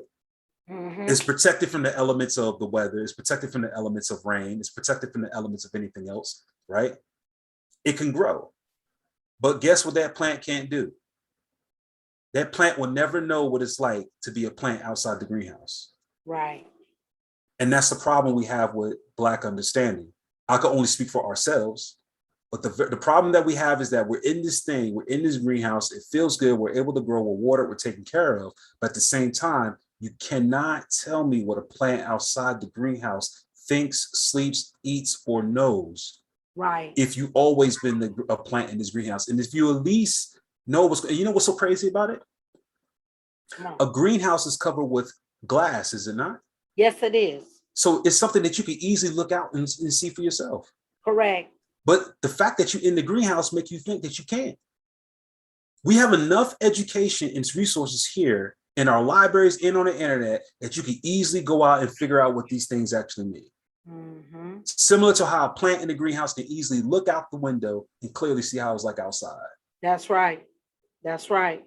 That's so right. The idea is just don't look at it, understand it.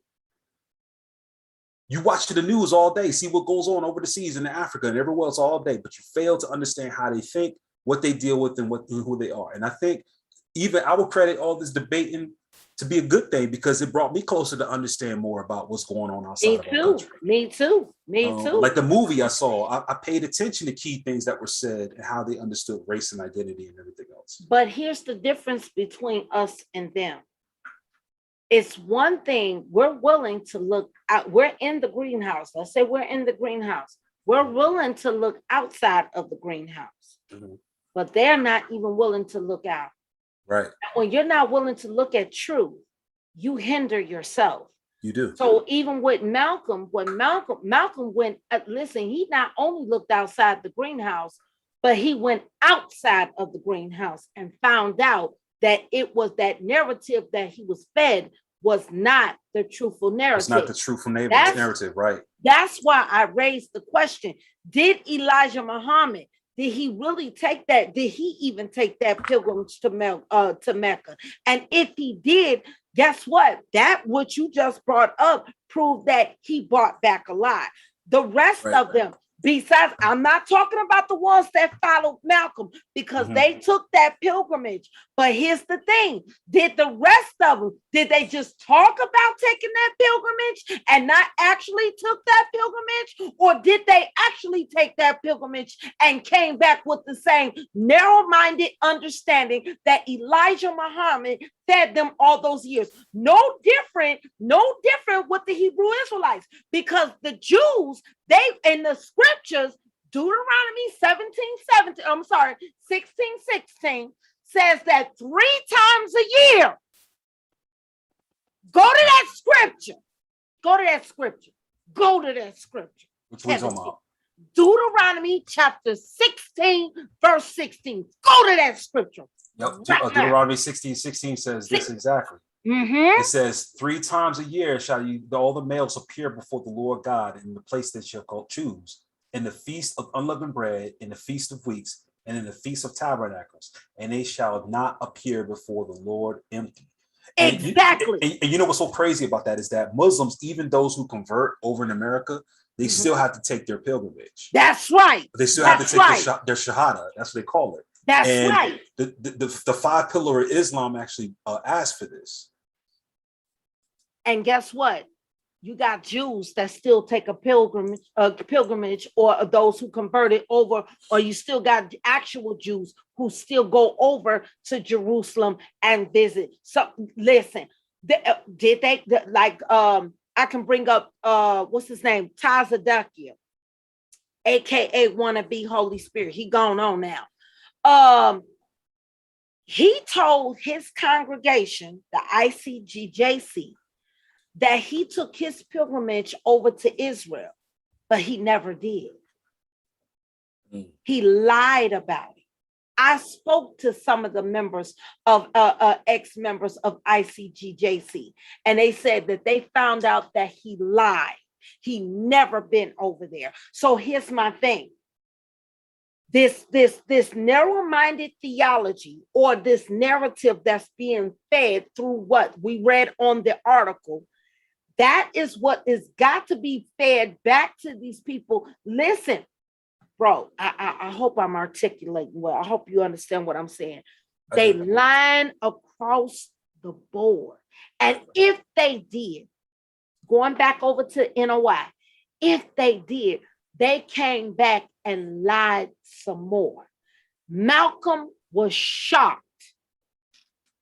Malcolm was shocked by what he saw when he took that pilgrimage over to Mecca. And guess what? He found out that Elijah Muhammad wasn't what he really said, even besides other stuff.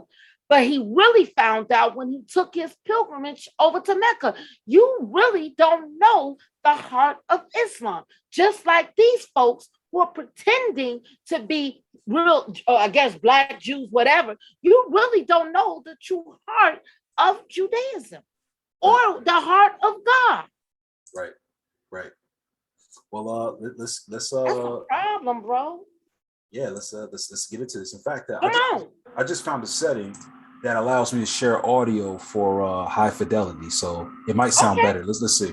Cool. Come on. And with Muslims who themselves would be classified as white in America. But these particular Muslims didn't call themselves white. They looked upon themselves as human beings, as part of the human family, and therefore they looked upon all other segments of the human family as part of that same family. Now, they had a different look or a different air or a different attitude than that which is reflected in the attitude of the man in America who calls himself white. So I said that if Islam had done that for them, perhaps if the white man in America would study Islam, perhaps it could do the same thing for him. I think what a lot of people are interested in, Malcolm, is whether this experience has made you feel that your feelings have changed, that the animosity you have expressed in the past toward all whites. There's one thing that I want to make clear. No matter how much respect, no matter how much recognition whites show toward me, as far as I'm concerned, as long as that same respect and recognition is not shown toward every one of our people in this country, it doesn't exist for me. Okay, so as we can see, this is the battle, right? In the paper, remember, they call this what? Triple xenophobia. The xenophobia is this, there's this need to want to integrate because of religious reasons and understanding, right? There's this also this battle on the other side that deals with racial identity and how you're being oppressed and identified as well. Right. So it creates a blockade that you can't really move forward with any of them. And I don't know what he exactly thought and his full thoughts on everything like that, but I know this, for a lot of Black Americans, it still make them put race and Black ideology over identity. So I'm gonna go ahead and stop sharing right there, Right. And it's becoming ignorant because now you're willing to choose this narrative. And let me show it again. You're willing to roll with this craziness here over real truth. Right. Remember what I showed you, that video with Dr. Carol Showell? And she explained about the difference between what is true and the truth. The truth is, for us, right, as believers, is Jesus Christ. Anybody asks me, what is the remedy or what is the solution to social justice issues or any issue around the earth, I'm automatically going to say what? Christ. Because again, the biblical text shows that Christ is the antidote, the universal antidote to a universal problem. Now, true enough, Hebrew Israelites, NOI, 5%ers, and so on, can name off what's true going on in the world, and it will make it true. But however, that which is true is not the truth. It cannot solve itself. It needs the truth, TRUTH, something bigger than itself. I hope that made sense to you. So, praise God. So here's the thing. These people are so focused on looking at, yes, what is true, mixing in with some lies. Why? Because of stuff like this mindset, right? I'm not talking about the author. I'm not saying he's implementing, he's just doing the research. But right here, this mindset is what is causing them to stumble and what is causing them to be hindered. And until you step into the truth, TRUTH, which is Jesus Christ truly, then guess what? you're always going to be faced with these type of problems, never coming to what? The power thereof. That's why in what? In 2 Timothy Tim says it, right? Chapter 3 says it here.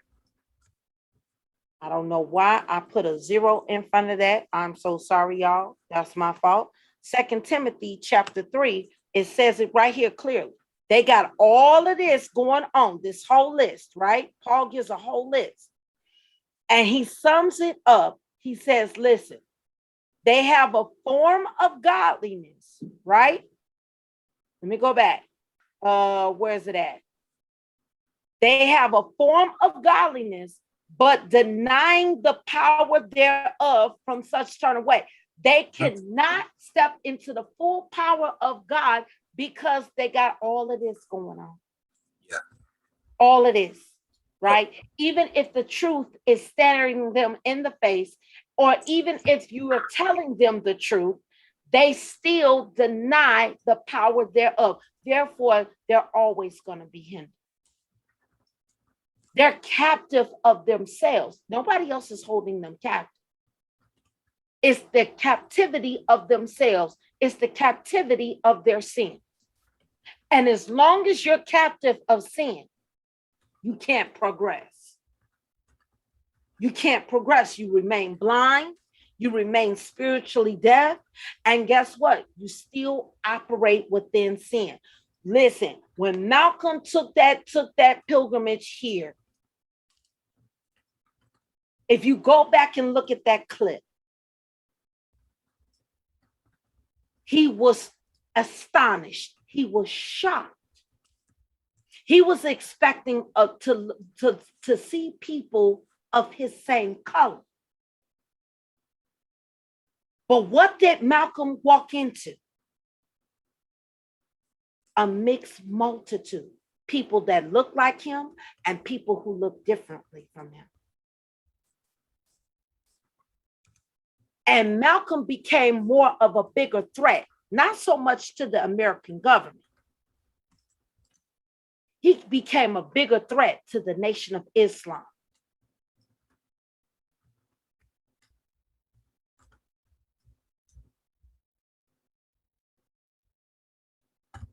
That's why they killed him.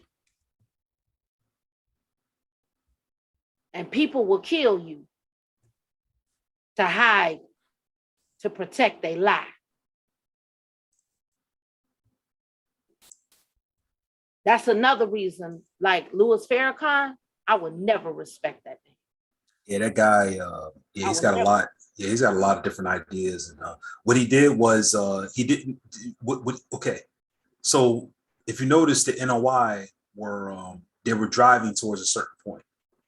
Mm-hmm. There was an agenda obviously behind it, and there's enough evidence into it to hint that it has something to do with something very bad. I'm gonna put it like that. If Elijah Muhammad was involved with the CIA and all these other things, and they had an agenda together, that don't sound good. No, it doesn't sound good at all. And you can look at Farrakhan now. Farrakhan is going around saying that Master Fard Muhammad, that's what I call him, who was originally white, by the way. He called him God. Yeah. And Elijah Muhammad is supposed to be the Messiah. Yeah. So once again, Louis Farrakhan was used to steer this movement back to its track. None of it, even what they're doing, and I'm glad that I credit it to the Most High probably to open up his eyes in what happened. This is why he was a sheep that went to the slaughter, because they killed this man because he was the head of this thing. So much so that he was probably ready to change their minds. Mm-hmm. He had enough power and authority to come back and change people's minds. And what Spike Lee did in the movie, I think he made sure he emphasized that point. The scene where he was in front of the hospital for the brother, I forget his name, but he was beaten up in the hospital.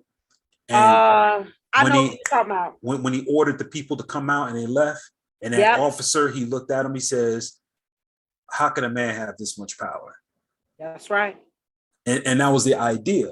He had such an influence that he probably could have changed the whole idea of Black Americans, the way they thought about things. Right. Now And- go back. Now go back. Pause right there for 2 seconds. Right up in here, it said that the Jews who were, I guess, neighbors with the Ashanti or around the Ashanti, they end up doing what? Influencing them. Yeah. Right. I'm not Yep. saying that they influenced them in a bad way. No.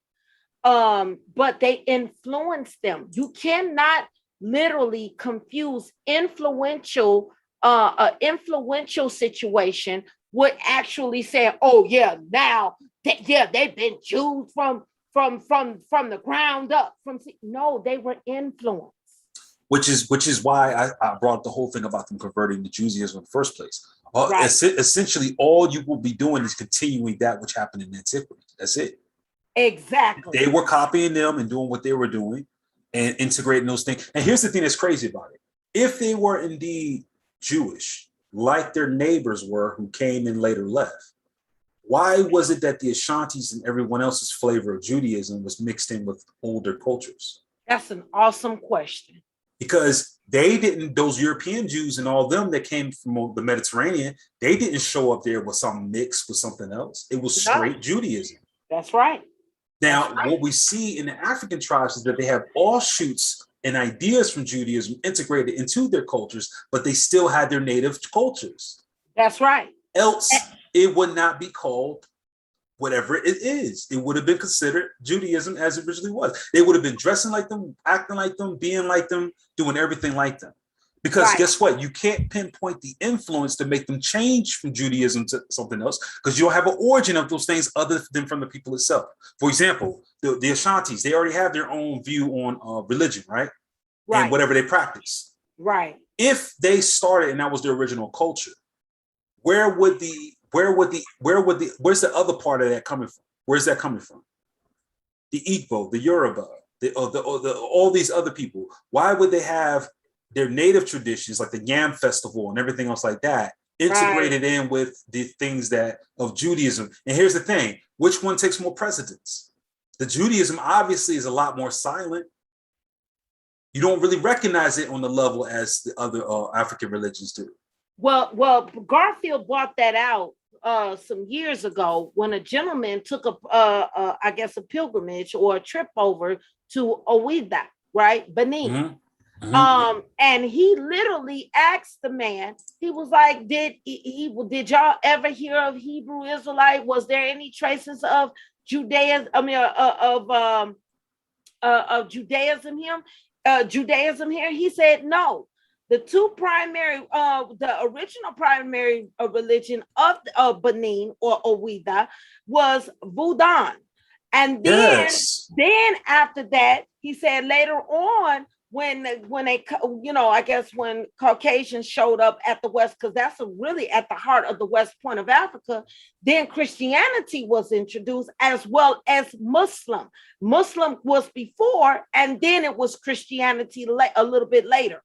Right. So again, this trace of what they're trying to say is not there. I can pull up the video and the guy actually speaking. He says Hebrew Israelites are way off. He was like this, and he's like, I walked through the town. They got their history intact and no traces at all of anybody being called Hebrew Israelites or anything like that. And he was like, no, it's not Judah, it's Ouidah. And he gives the whole narrative, the whole historical fact of when the Portuguese came there and the French, they couldn't pronounce Ouidah. They only could, but it came out differently, Judah, but it wasn't Judah, it was Ouidah. They couldn't pronounce it. Mm-hmm. Mm-hmm. So Hebrew Israelites said, yeah, this is the land of Judah. That lets us know that this was Israel. No, silly. No, wrong, all the way wrong. That is not the case. And you can't say any excuses of it being the perfect storm of coincidences correct. because it's all based upon their understanding. Again, the That's only way right. you look at it as perfect storm of coincidences if you look at the lens of thinking that these things are. But from their side, they don't see any relation or coincidence. That's right. They're like, okay, yeah. But you're like, yeah, but it sounds like Judah, so that must mean something. No, that's from your end because you believe it's Judah based on the rendering of Europeans. Not even from Africans. Native Africans did not call that place the way what they're calling it. That's right. And Garfield said it yesterday when he came up on the platform. He said, these Hebrew Israelites, y'all not following true Judaism. Y'all not following even true Christianity. He was like, y'all following something else that don't even believe in Jesus Christ.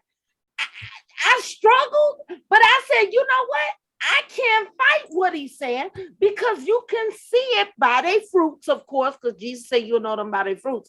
And I'm not saying this to be hurtful to them, but again, some way Garfield was right. That what they're following is really rabbinic tradition.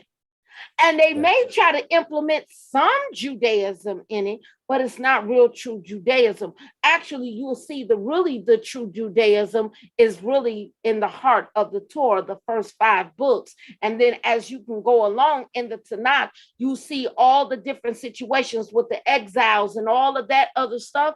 They begin to lose what? Their flavor. Right, exactly.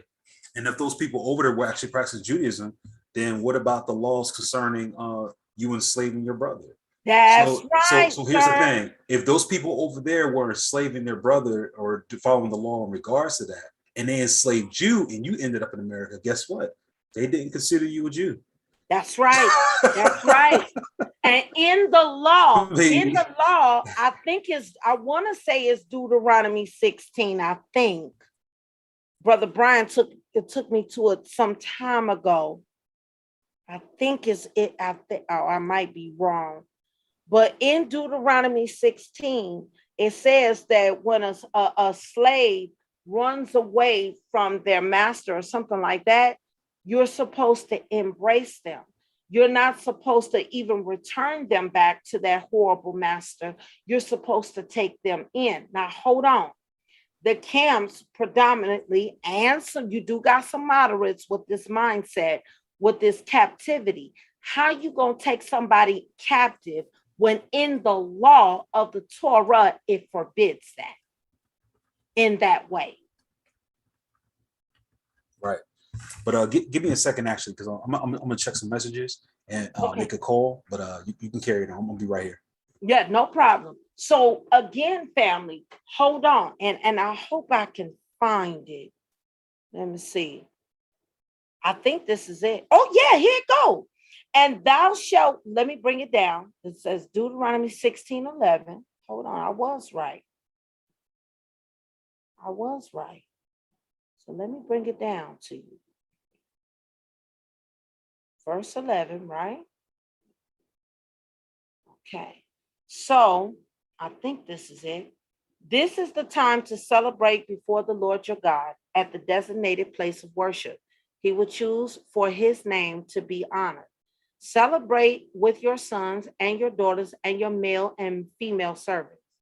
The servants, notice servants and slavery, chattel slavery is totally different.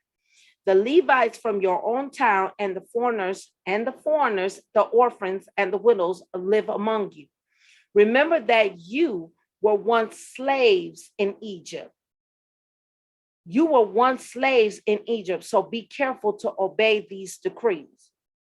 You must observe the festivals in the shelters. I think it's, let me see, is it this one?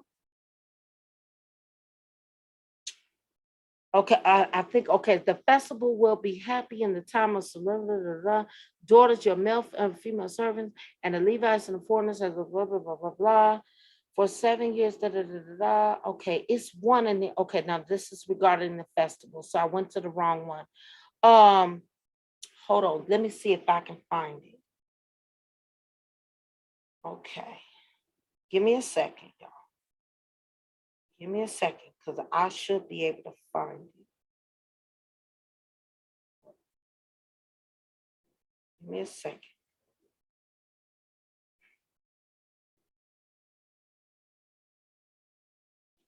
Give me a second.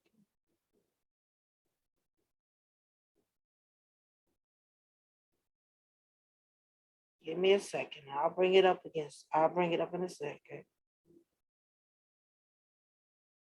Okay. All right, I'm back. All right. I'm back Okay, here. no Yep. problem. I'm trying to find this scripture.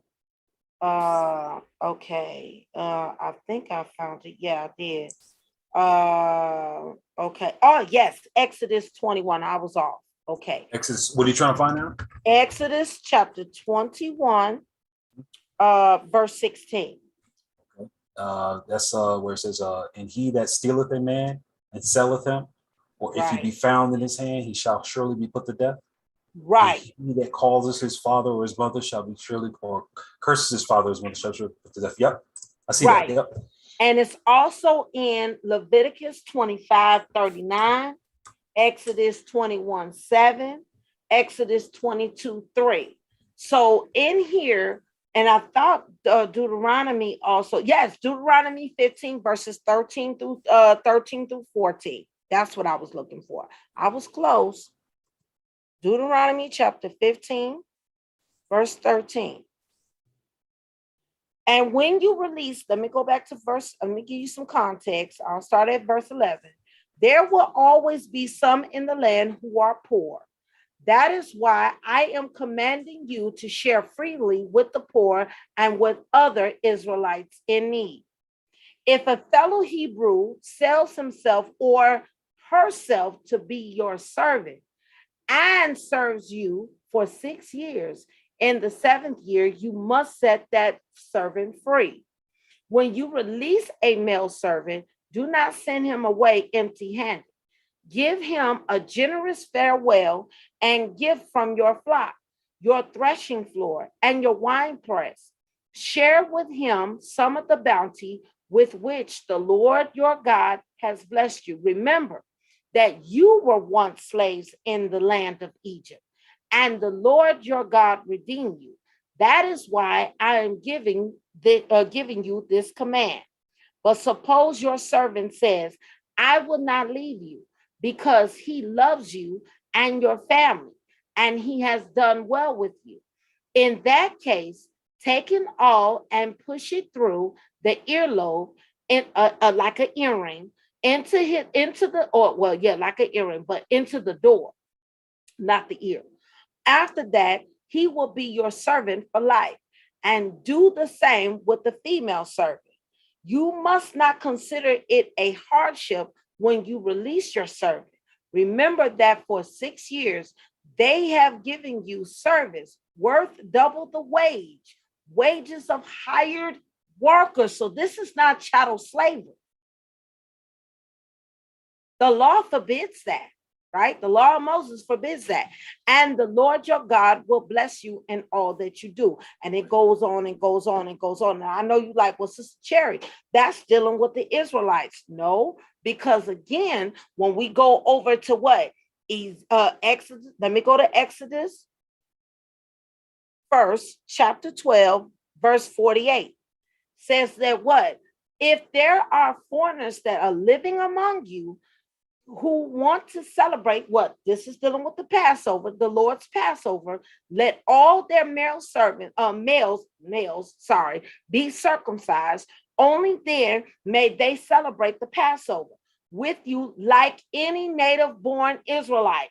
But under no circumstances, but no uncircumcised male may ever eat the Passover. So that's regarding the Passover. But watch this.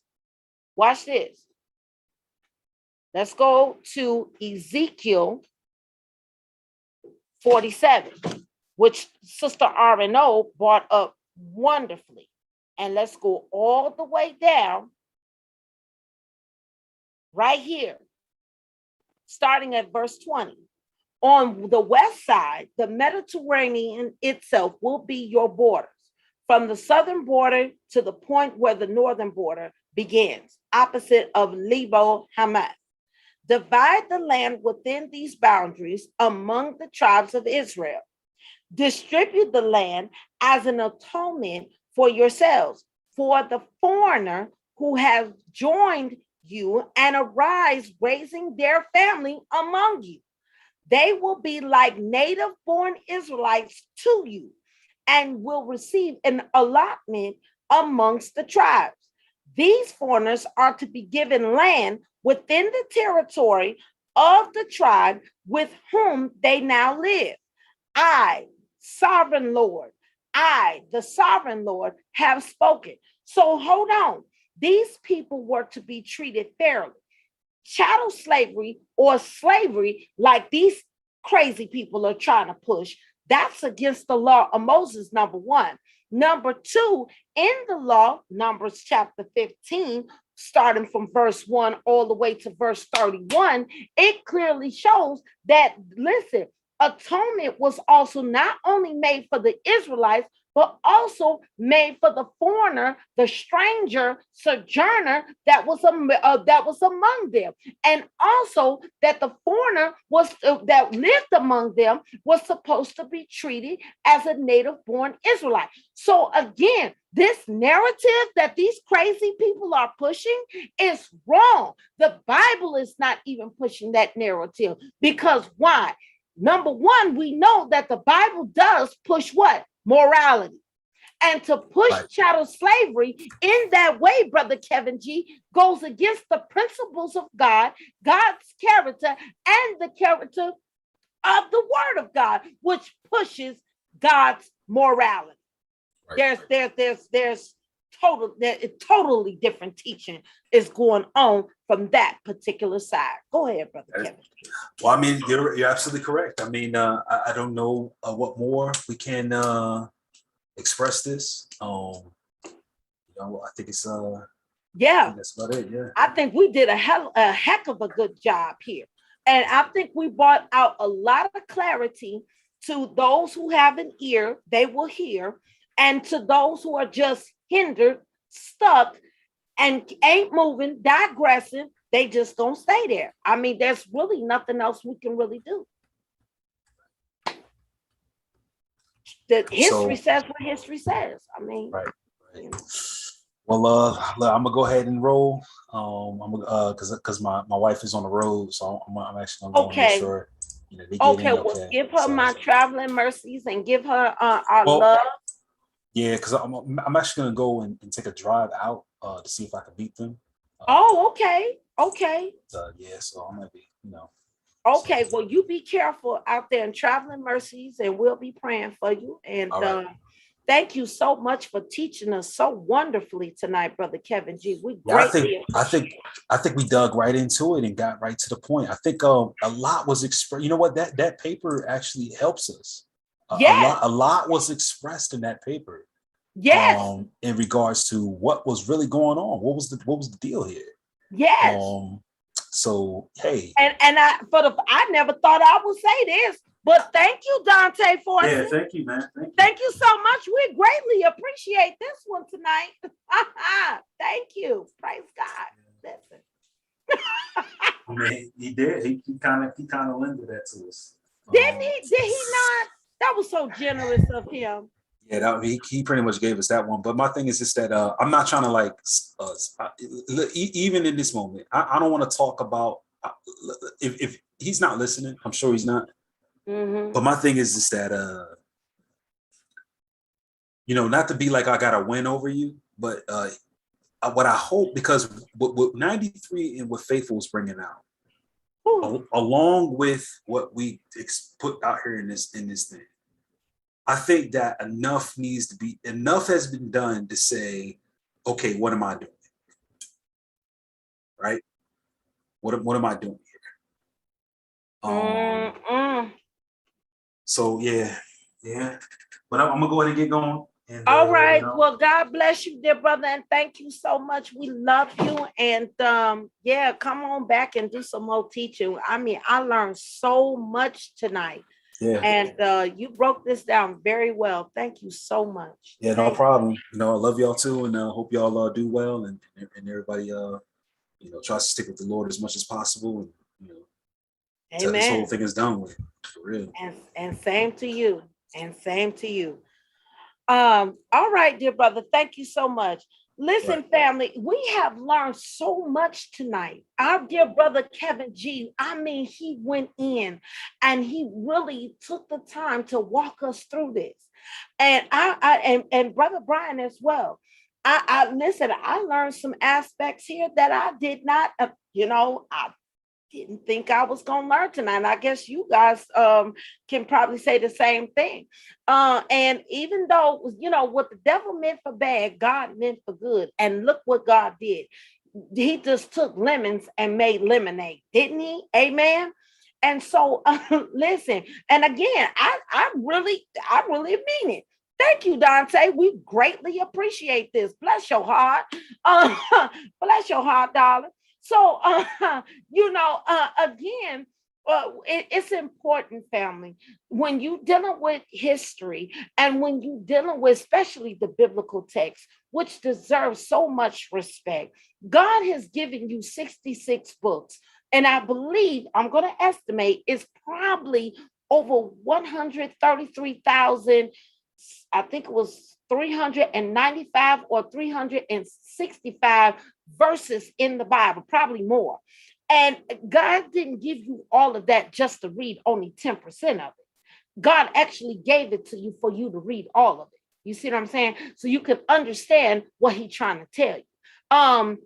These history books that you may read, church history or history of the Jews or history of mathematics or history of what God knows, whatever history, because there's plethora of history out there. Listen, those authors of those books, those scholars that wrote that material didn't write those books for you just to only to take 10% or 5% and walk away from it and not find out the real crux of the matter. They actually gave you the whole book to read so you can understand from tittle to pole, from beginning to end, from first to last, from the Alpha and the Omega, all the way through. And they want you to understand, well, guess what? It's no different with God. No different than with God's word. He wants you to read the full crux of the matter. But unfortunately, Hebrew Israelites, because they have this agenda and they want what they want, when they want, how they want it, they have to dismiss 99%, or I'll be nice, 90% of the information. And when you do stuff like that, you put yourself in a position where you're not qualified to even teach at all. And nobody should even be listening to you. If anything, what a person should do, after listening to all of that craziness, the only thing that comes to my mind to ask, get this, family. And it's so simple. What's wrong with you, baby? What's wrong? What's wrong with you? You that hurt that you got to lie? You that hurt that you got to deny the truth? The pure, unadulterated truth that's staring you in the face. What's wrong with you? You wear this mask of Black power and that you the apple of God's eye. God loves you. He does. But he ain't going to put up with your foolishness. No. What's wrong with you? And it's a legit question. It is a legit question. It's not disrespectful. It's just simply asking, what's wrong with you? And then the next step, if you got the courage to answer that question, here's the next question I have. Why won't you come to Christ and cast your cares upon him? How long you gonna continue to carry the burden of lies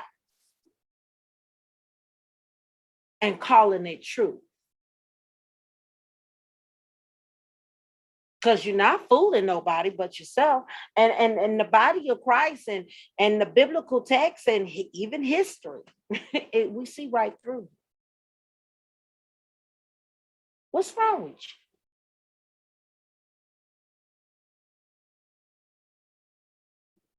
I know people have gone through trials and tribulations, but you let your trials and tribulations just take your mind right away from you like that?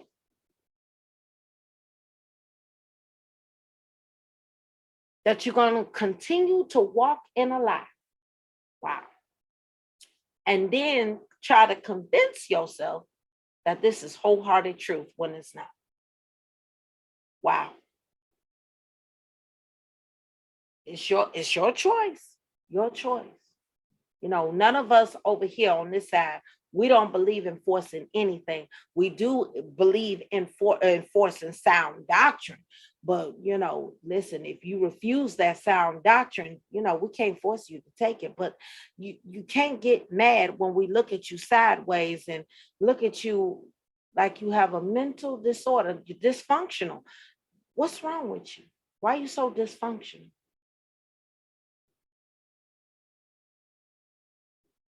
You need that much attention. I guess God, you know, I guess mama, I guess daddy didn't give you enough attention, huh? Something going on. I never thought that people would just wake up every day in a lie and walk throughout their day in a lie and go to bed in a lie. You just bathing in a lie. Huh?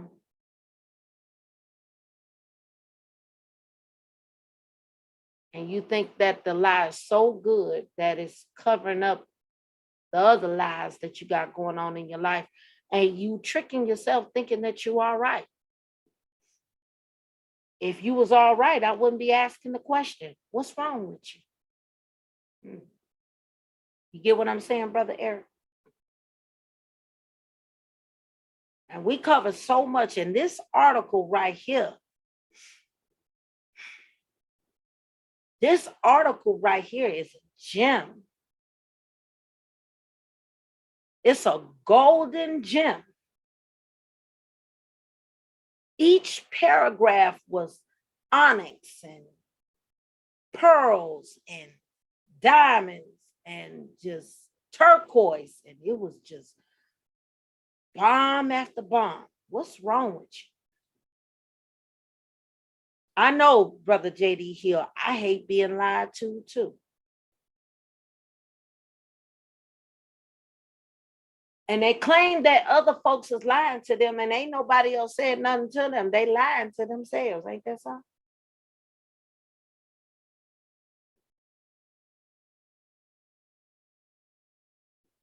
What's wrong with you?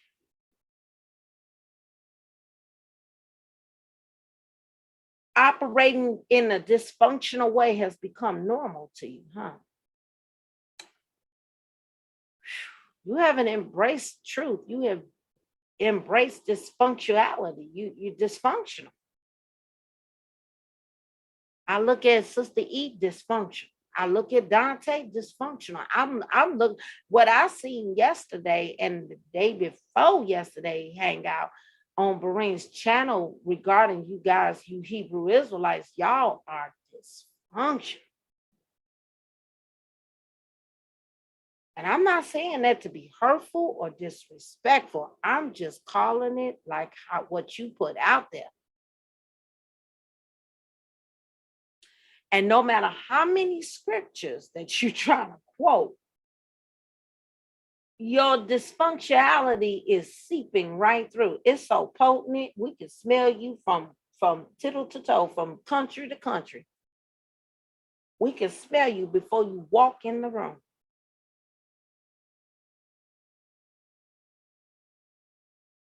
You done became kosher with lying and twisting scripture and doing all kind of wretched things. I'll tell you this, I'm gonna be honest with you. Cherry Love had a choice between being herself, who she is right now, and being in your place, in your position, Hebrew Israelites. I would not trade places for nothing in the world. I don't want to be like you.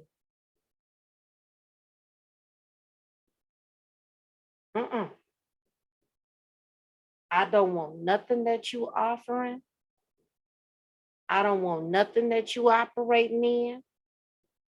I don't want to walk like you, talk like you, act like you, move like you. I know. Because to join something like that, what y'all in,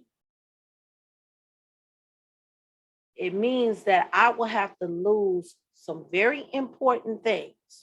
Number one, I will have to lose my relationship with God. Number two, I will have to lose my mind. Number three, I will have to sever all relationships with my family. And number four, I will have to lose my relationship and knowing who God is. It's not worth it. No, thank you. I'll pass.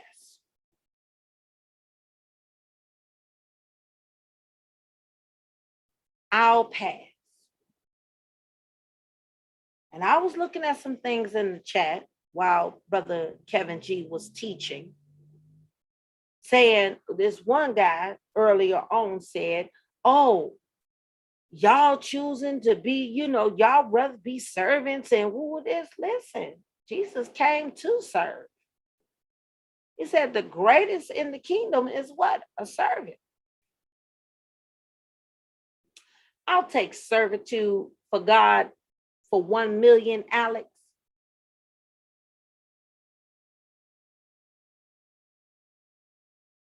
I don't want y'all false theology. I don't know if I can call it theology, so I'll just make it rhetorical. But I don't want what y'all offer. Right? And the body of Christ who deals, in this conversation of apologetics, they have made it clear, crystal clear. They don't want what you offer.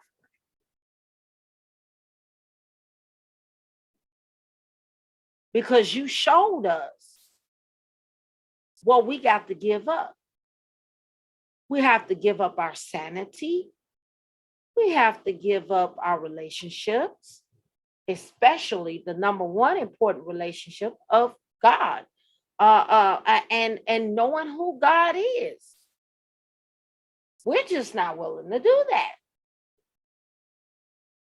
So to join your particular position, your movement, we stand to lose a lot.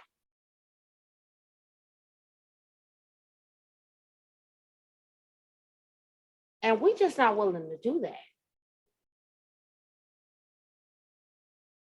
And we've been telling y'all throughout the years, we don't want what you got because you ain't got nothing at this point.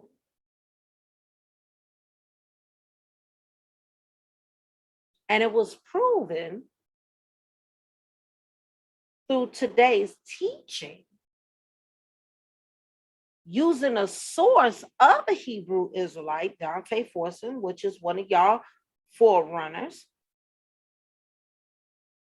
And the source was really going against him.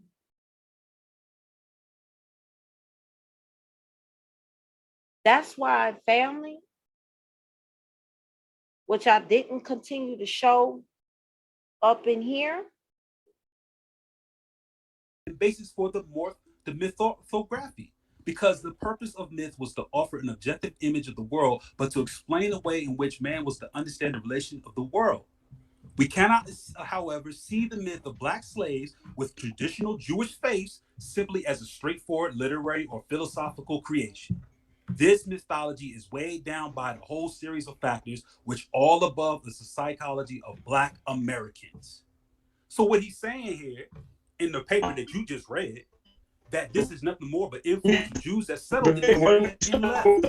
And hold on, Dante, bro, you breaking up. No, let him go. Let him talk. talk. But here's what it says. He says that in this context, it is obvious that they can say that it was Islamic sources that brought that in because the evidence that they have is, and I quote, they were brought in on slave trading boats and knew how to read and write Arabic. Isn't that funny? Because the only Shemitic language that we find in West Africa is the Ajami script, which is Arabic. And when we look at the pews in Savannah, Georgia, guess what? They Arabic as well. So in this whole paper you read, that's why I've been quiet and just been sitting here blowing my nails, man. Because the conclusion of this article is that he says we cannot support this. And the only reason we see anything from that was either A, Jewish influence by those who came from North Africa and the Iberian Peninsula, and B, an Islamic influence. That's the end of your article, bro. What else you got? Second Exodus, you want to share something on what you just heard? So on that, Dante, yeah, you're right, Eric. I'm finna use what you just put in the chat. Dante threw a punch and knocked his own self out. Because after Kevin G laid this down, Dante leaves the panel.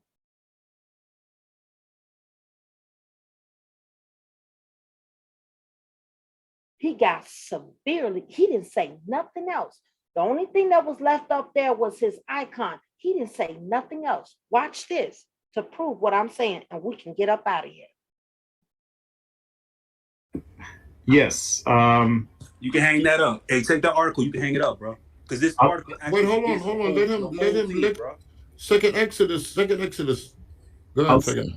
I would simply like to. So this will go back to the are Sephardic Jews African looking, and did they mix with African people? Let's start with the term. And are those African people converts? That's right. So, yes, in a lot of cases, yes, there's a lot of African converts. However, this is where we get, I try to use it in context when we talk about Deuteronomy 28 versus secular world history. Okay. In secular world history, all we have to do is just look back at what happened in history, right? As far as Deuteronomy 28 and other passages, we're going off of faith. We're going off of belief. And so if we're believing that the signs and the wonders are only a group of people who disobey God or who obey God, then certain things should happen. But I would like to share some references here from Ashkenazi Jews themselves. This comes from Shavei Israel. It says, later they were joined by more Jewish immigrants from Portugal and Libya in 1484 and 1667, respectively. Some of the Igbo Jews claimed that the river Sabation, beyond which the 10 lost tribes were dispersed by the Assyrians, is in Africa. Another reference is about this river Sabation. According to rabbinic literature, the Sabation is the river beyond which the 10 lost tribes of Israel were exiled by the Assyrian king Shalmaneser.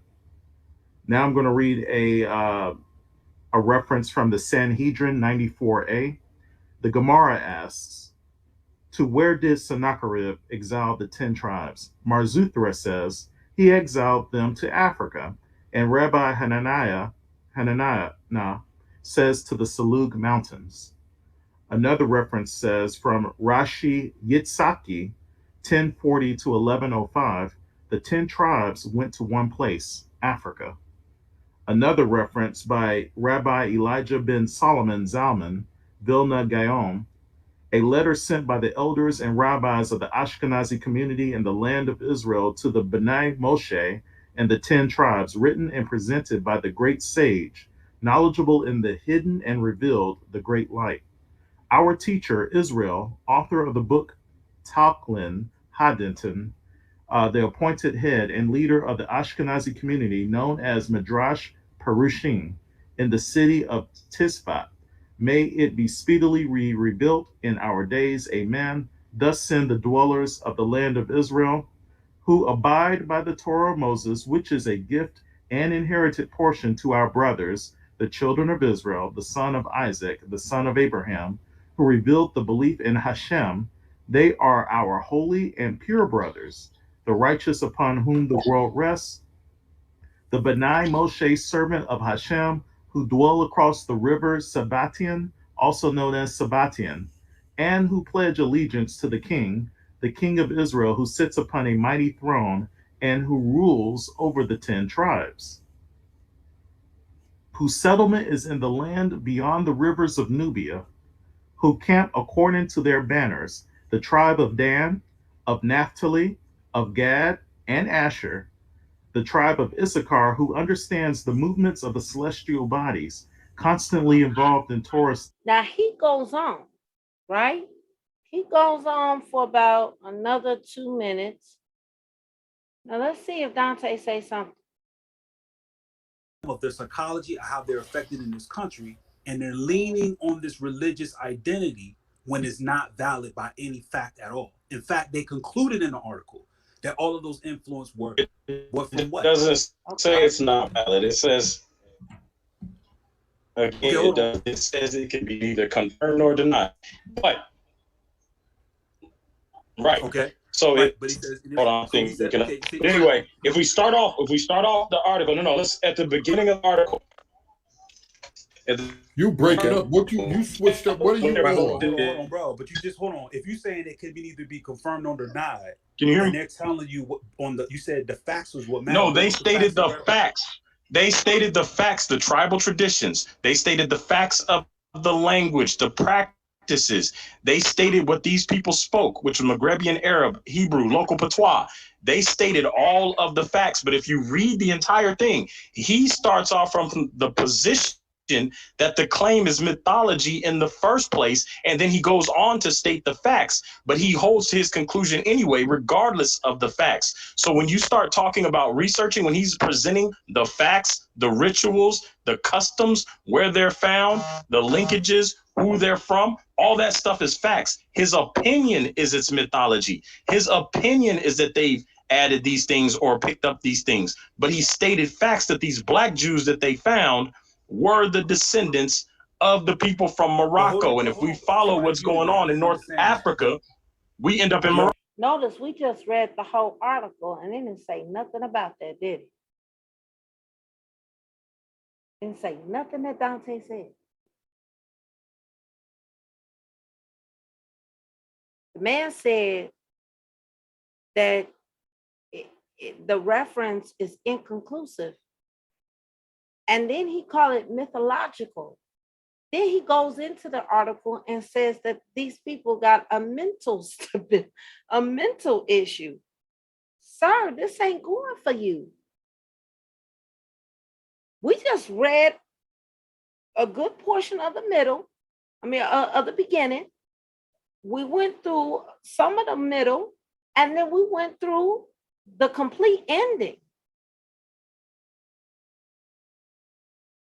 And the conclusion is the result of all that you read.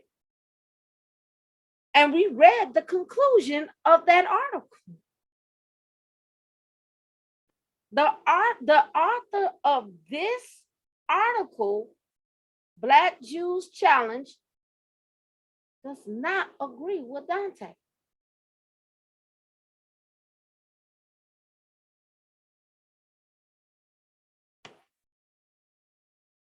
So he does come back. He does come back. Maybe he was having phone trouble. I don't know. But regardless of the fact, the article, because we just went through it, it TK'd himself. Like you said, Brother Eric, he threw a punch and ended up knocking his own self out.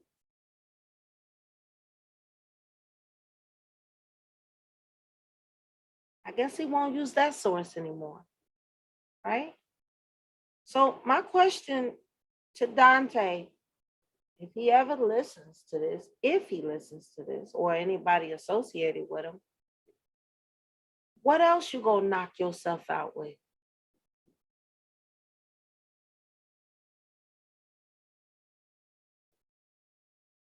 It's a legit question. I'm not being mean. I'm not being heretical or anything like that. I'm just asking a simple question.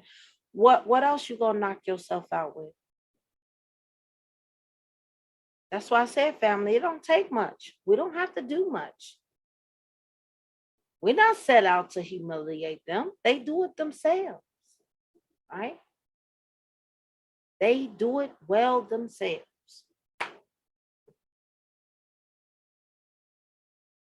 I think it's sad, right? I think it's very sad, right? So I'll get a little bit more of this and then we're gonna dismiss, okay? Here we go. Why am I being muted? It was Hold on a second, Kev. Hold on a second, Dante. Taz, you said you wanted to jump on here for a minute and share something. Yo, can I finish my statement at least though? No, hold on a second. You're gonna be on here. He just got jumping on for a second. You're gonna be on. Come on.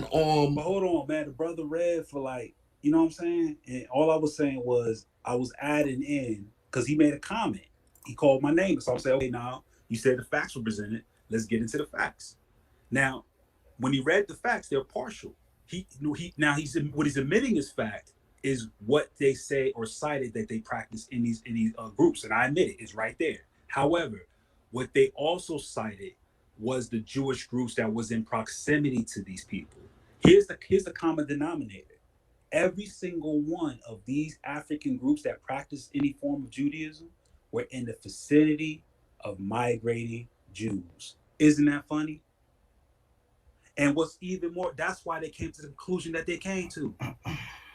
That's why they said that it must be from Islam that they feel that or it must be from the fact of, their own psychology or anything. But when we look at the facts, the Black Jewish communities on the African continent was the basis in which these things came from. It came from nearby Jews who were there, nearby Jews that were there. You're not going to find a standalone people that are around no Jews that had no influence from Judaism, which he kept reading over and over. Every time he said it, I tapped the table. I'm like, dude, you just read they were influenced by Judaism. Why are the practice from Judaism? Why? Why are they from Judaism? Why are they coming from synagogue-like practices when they should have a more ancient and archaic understanding and practice of it? Pull it up, Brown. Pull it up. Hold on a second. You share the screen if you got that. If you got the synagogue Kevin was talking about. Taz, you wanted to share something. Come on, brother. Yeah, hello. Yeah, we hear you. Oh yeah, I just want to make sure I'm understanding Kevin's position correctly. It seems like a large part of your argument, or what you were saying earlier, is that no Black Jews were banished to West Africa from Portugal, or that they weren't literal Black people. Is that your position? Nah, that wasn't. That was one of the sub points we were touching on. That wasn't a position I came on with. I admitted and said that there are Black Jews, but they're not in West. They're not those groups in West Africa. Those groups in West Africa who have traces of Judaism came from either two sources: either Jews that settled in some parts of Africa and stayed there in the area, then they came through in that part, or Jews that migrated there and been there, but they weren't native people that are in the land. They didn't go and settle there like the whole Bantu expansion. They're not Jews. Kevin, where you wanted him to pull up with that synagogue you brought up earlier. He got the pictures up now. That's one of the sites there, but there's several sources. I didn't ask him to pull up anything. I was telling the people that they could pull it up. But since he's got it up right there, he could look and see when this is established. Now, what we need to pull up, if you want to pull up individuals for the people, is you need to pull up who was the governor and who were the people that are part of the government at that time that was dealing with that synagogue. And I can give you their names right now. When you pull up those people and who they were, you're gonna be quite disturbed about what these people look like, because they had paintings that were made of them in that area. For example, who's the dude I mentioned? Mordecai. What was that, Barry? I was asking, was you talking about, because I guess it wasn't changing, but are you talking about like the James Edwards Ogilvie and Dr. Samuel Nunez? Nah, that name doesn't ring a bell, bro. I'm trying to That was think. ones over that community in Georgia. This is the Savannah guy you talking about, right? Hold on, bro. Let me see if let me pull it up for you. Gotcha. All right, hold on. Let me pull it up. I get a name right here. This is a Jewish colony that you had. There were 42 Jews that arrived from Europe. They came from Spain and Portugal. They settled in Savannah, Georgia on July 11, 1733. Now check this out. Now this is a source here. If you go to todayingeorgiahistory.org/content/first-Jewish-settlers-Georgia. todayingeorgiahistory.org/content/first-Jewish-settlers-Georgia. That last part has a hyphen between each one. Now here's what it says here. Now check this out. It says the migrants arrived on board the ship William and Sarah on a ship financed by members of a London synagogue. Of the 43, 34 were Sephardic Jews of Spanish and Portuguese heritage. The rest were Ashkenazi of German descent. A Torah scroll they brought with them, right, survives this day in the congregation of Mid-Cape Israel in Savannah, created in 1735, 2 years after their arrival. Now that's a heck of a source. And guess what? You can look at it. And here's the crazy part about it. These Jews that came from Savannah, that came from Portugal and Spain, why did they have Ashkenazi Jews with them? That's a head scratcher. If the Ashkenazi Jews were real Jews, what were they doing rolling with Portuguese and Sephardic Jews? In fact, just to do the arithmetic for you, if you have 43 Jews in all and 34 of them were Sephardic Jews, that's 9 of them that were Ashkenazi Jews. Check this out. Georgia newspapers at that time actually have reports and articles of them committing crimes to one another. And they actually had schisms between them because of their religious practices and what they say, oh, we should do this in the synagogue, now we should do that in the synagogue. So they fought among themselves about what it is. Then they made a peace about it, and then it became a common Jewish community. So that Jewish community that arrived in Savannah, Georgia, is a mixture of Sephardic Jews and Ashkenazi Jews. Ain't no getting around it. Now, when you look up the pictures of these Jews that arrived there, and you pull up their paintings and everything, especially Mordecai and his family, you ain't gonna be happy because they don't look like me and you. These dudes came straight from Portugal and Spain. They don't look like me and you. They got straight hair, they got black hair, they got dark eyes, they got mid-tone to even a light fair looking skin. They look more like Italians, or they look more like Italian people or Spanish people, or Portuguese person. That's what they look like. They look like, I'm gonna be real with you. One of the dudes look like Mario from Super Mario Brothers. He looked just like Mario. I'm looking at the picture right now. The congregation of Mid-Cape Israel. And guess what? If you're talking 1733, man, check this out. If you look up 1611 and it's 1733, you only talking 122 years later. You're talking 122 years later. So how they changed the race in 122 years? How they change what they look like in 122 years? They can't. All right, you wanna share something on that second answer some of what you heard? Yes, there's a doctor named, his name is Dr. Lewis Gordon, and he goes, he actually answers Kevin G's question about how they changed the race. I briefly mentioned it earlier in the last session that they took a concerted effort to separate Jew from race and make it into religion. So what Second Exodus tried to do, this guy up here, he just pulled the NOI, a Nation of Islam move.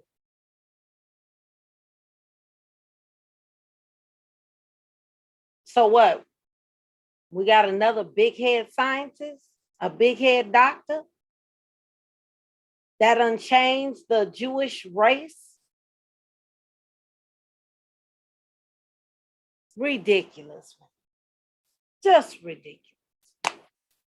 Just ridiculous. And of course, Dante, he don't say nothing else after that. I don't believe.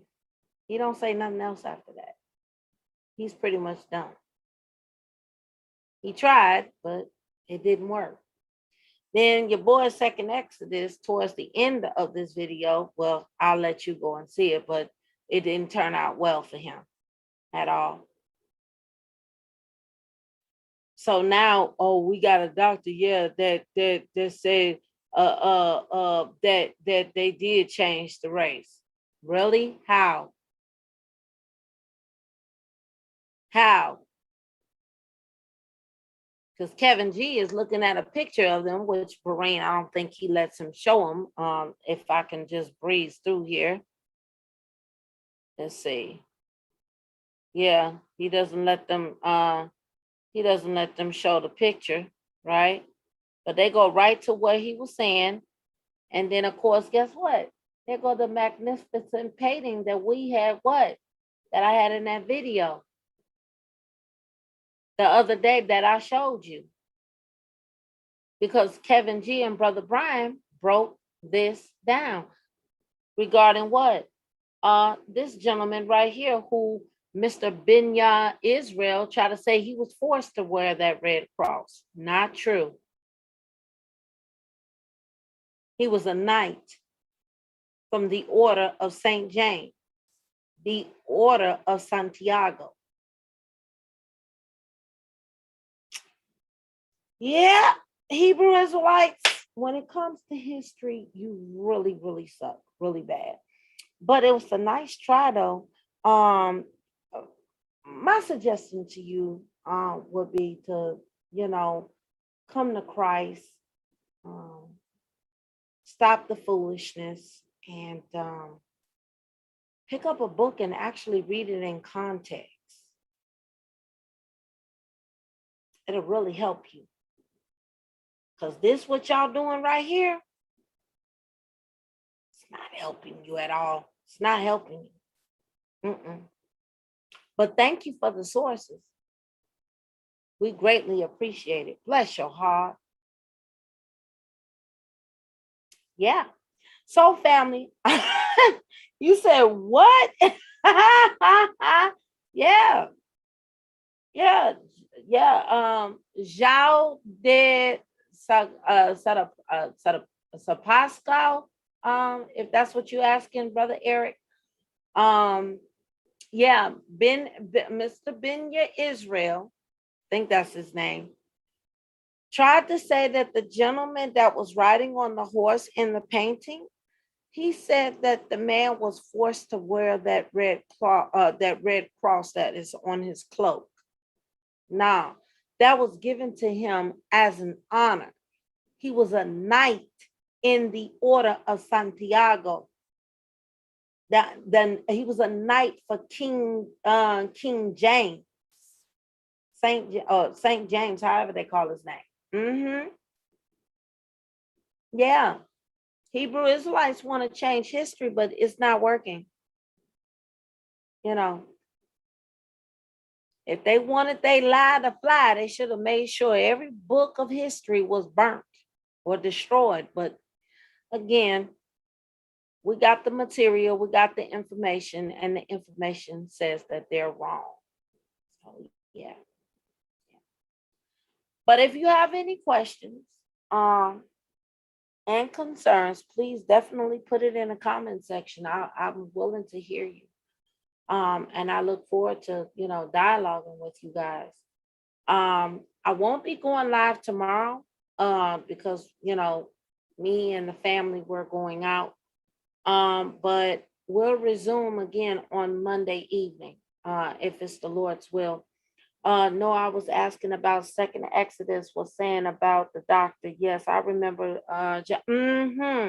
Yes, absolutely. Yeah. Yeah, that's what he said, Brother Eric. That's what he said. And when he said that, that just took me back to what Pastor Sean explained, about what's it called? Yakub, the big head scientist. Really? So how did they change the races? How? When we looking at the picture of the actual people.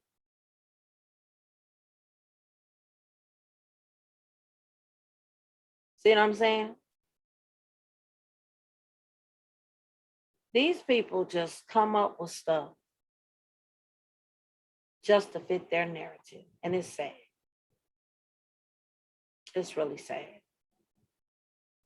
So it's the Yaqub theory. Yeah, that's why I said Hebrew Israelites and NOI, they're not that far from each other. Just one is gearing towards Muslim, one is gearing towards a form of Judaism.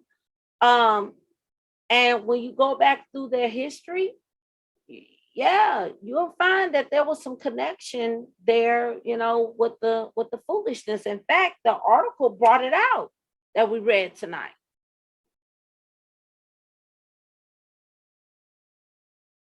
Yeah, go back and review what Kevin G, broke down that he taught. That Black power theology, liberal theology, and all of that other stuff. Yeah, that's what they were operating in.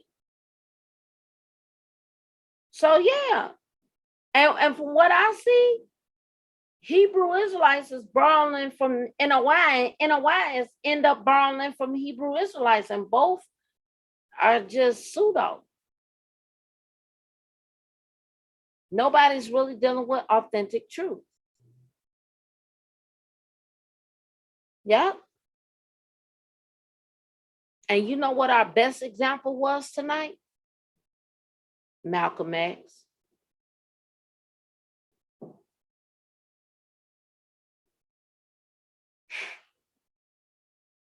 I guess they won't be using him no more, will they? Ooh, boy, listen.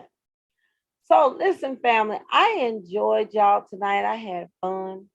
I got to get my behind in the bed because I got to get up early in the morning. But I will say this. Let me leave you with this piece of advice, like I always do. Give God thanks. Thank him for his word. Thank him for history. Thank him for the information. Thank him for all that he has done, and thank him for being God all by God's self. Amen. And here's my second piece of advice. Keep the name of Jesus Christ on your lips at all times. Why? Because there's so much clarity and conviction in that name. Listen, demons tremble at the name of Jesus Christ. Not to mention, that's the name of the one that died for you and sent your sins into remission. Yeah. And operate in truth. Don't lie. Don't lie. Don't lie. Don't lie. Just don't. Don't lie. And stay out of these occults. It's not worth your salvation. It's not. Stick with Jesus Christ. Nothing in this world is worth losing a relationship with him. Losing salvation, losing your grace, losing your justification, losing any of those beautiful gifts that God has given you, body of Christ. It's not worth it. The Bible said, what profit a man to gain this whole world and to what? Lose his soul. It's not worth it. Operate in truth and integrity, in unity, in humility, in charity, in purity, and be in docility, meaning let God be your teacher. Be a teachable student. The book of Ephesians taught you that. Not cherry love. I'm just a vessel. God is your teacher. Be a teachable student.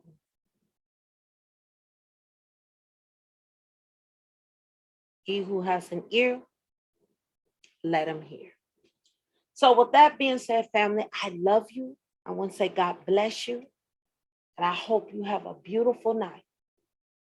I hope you sleep well.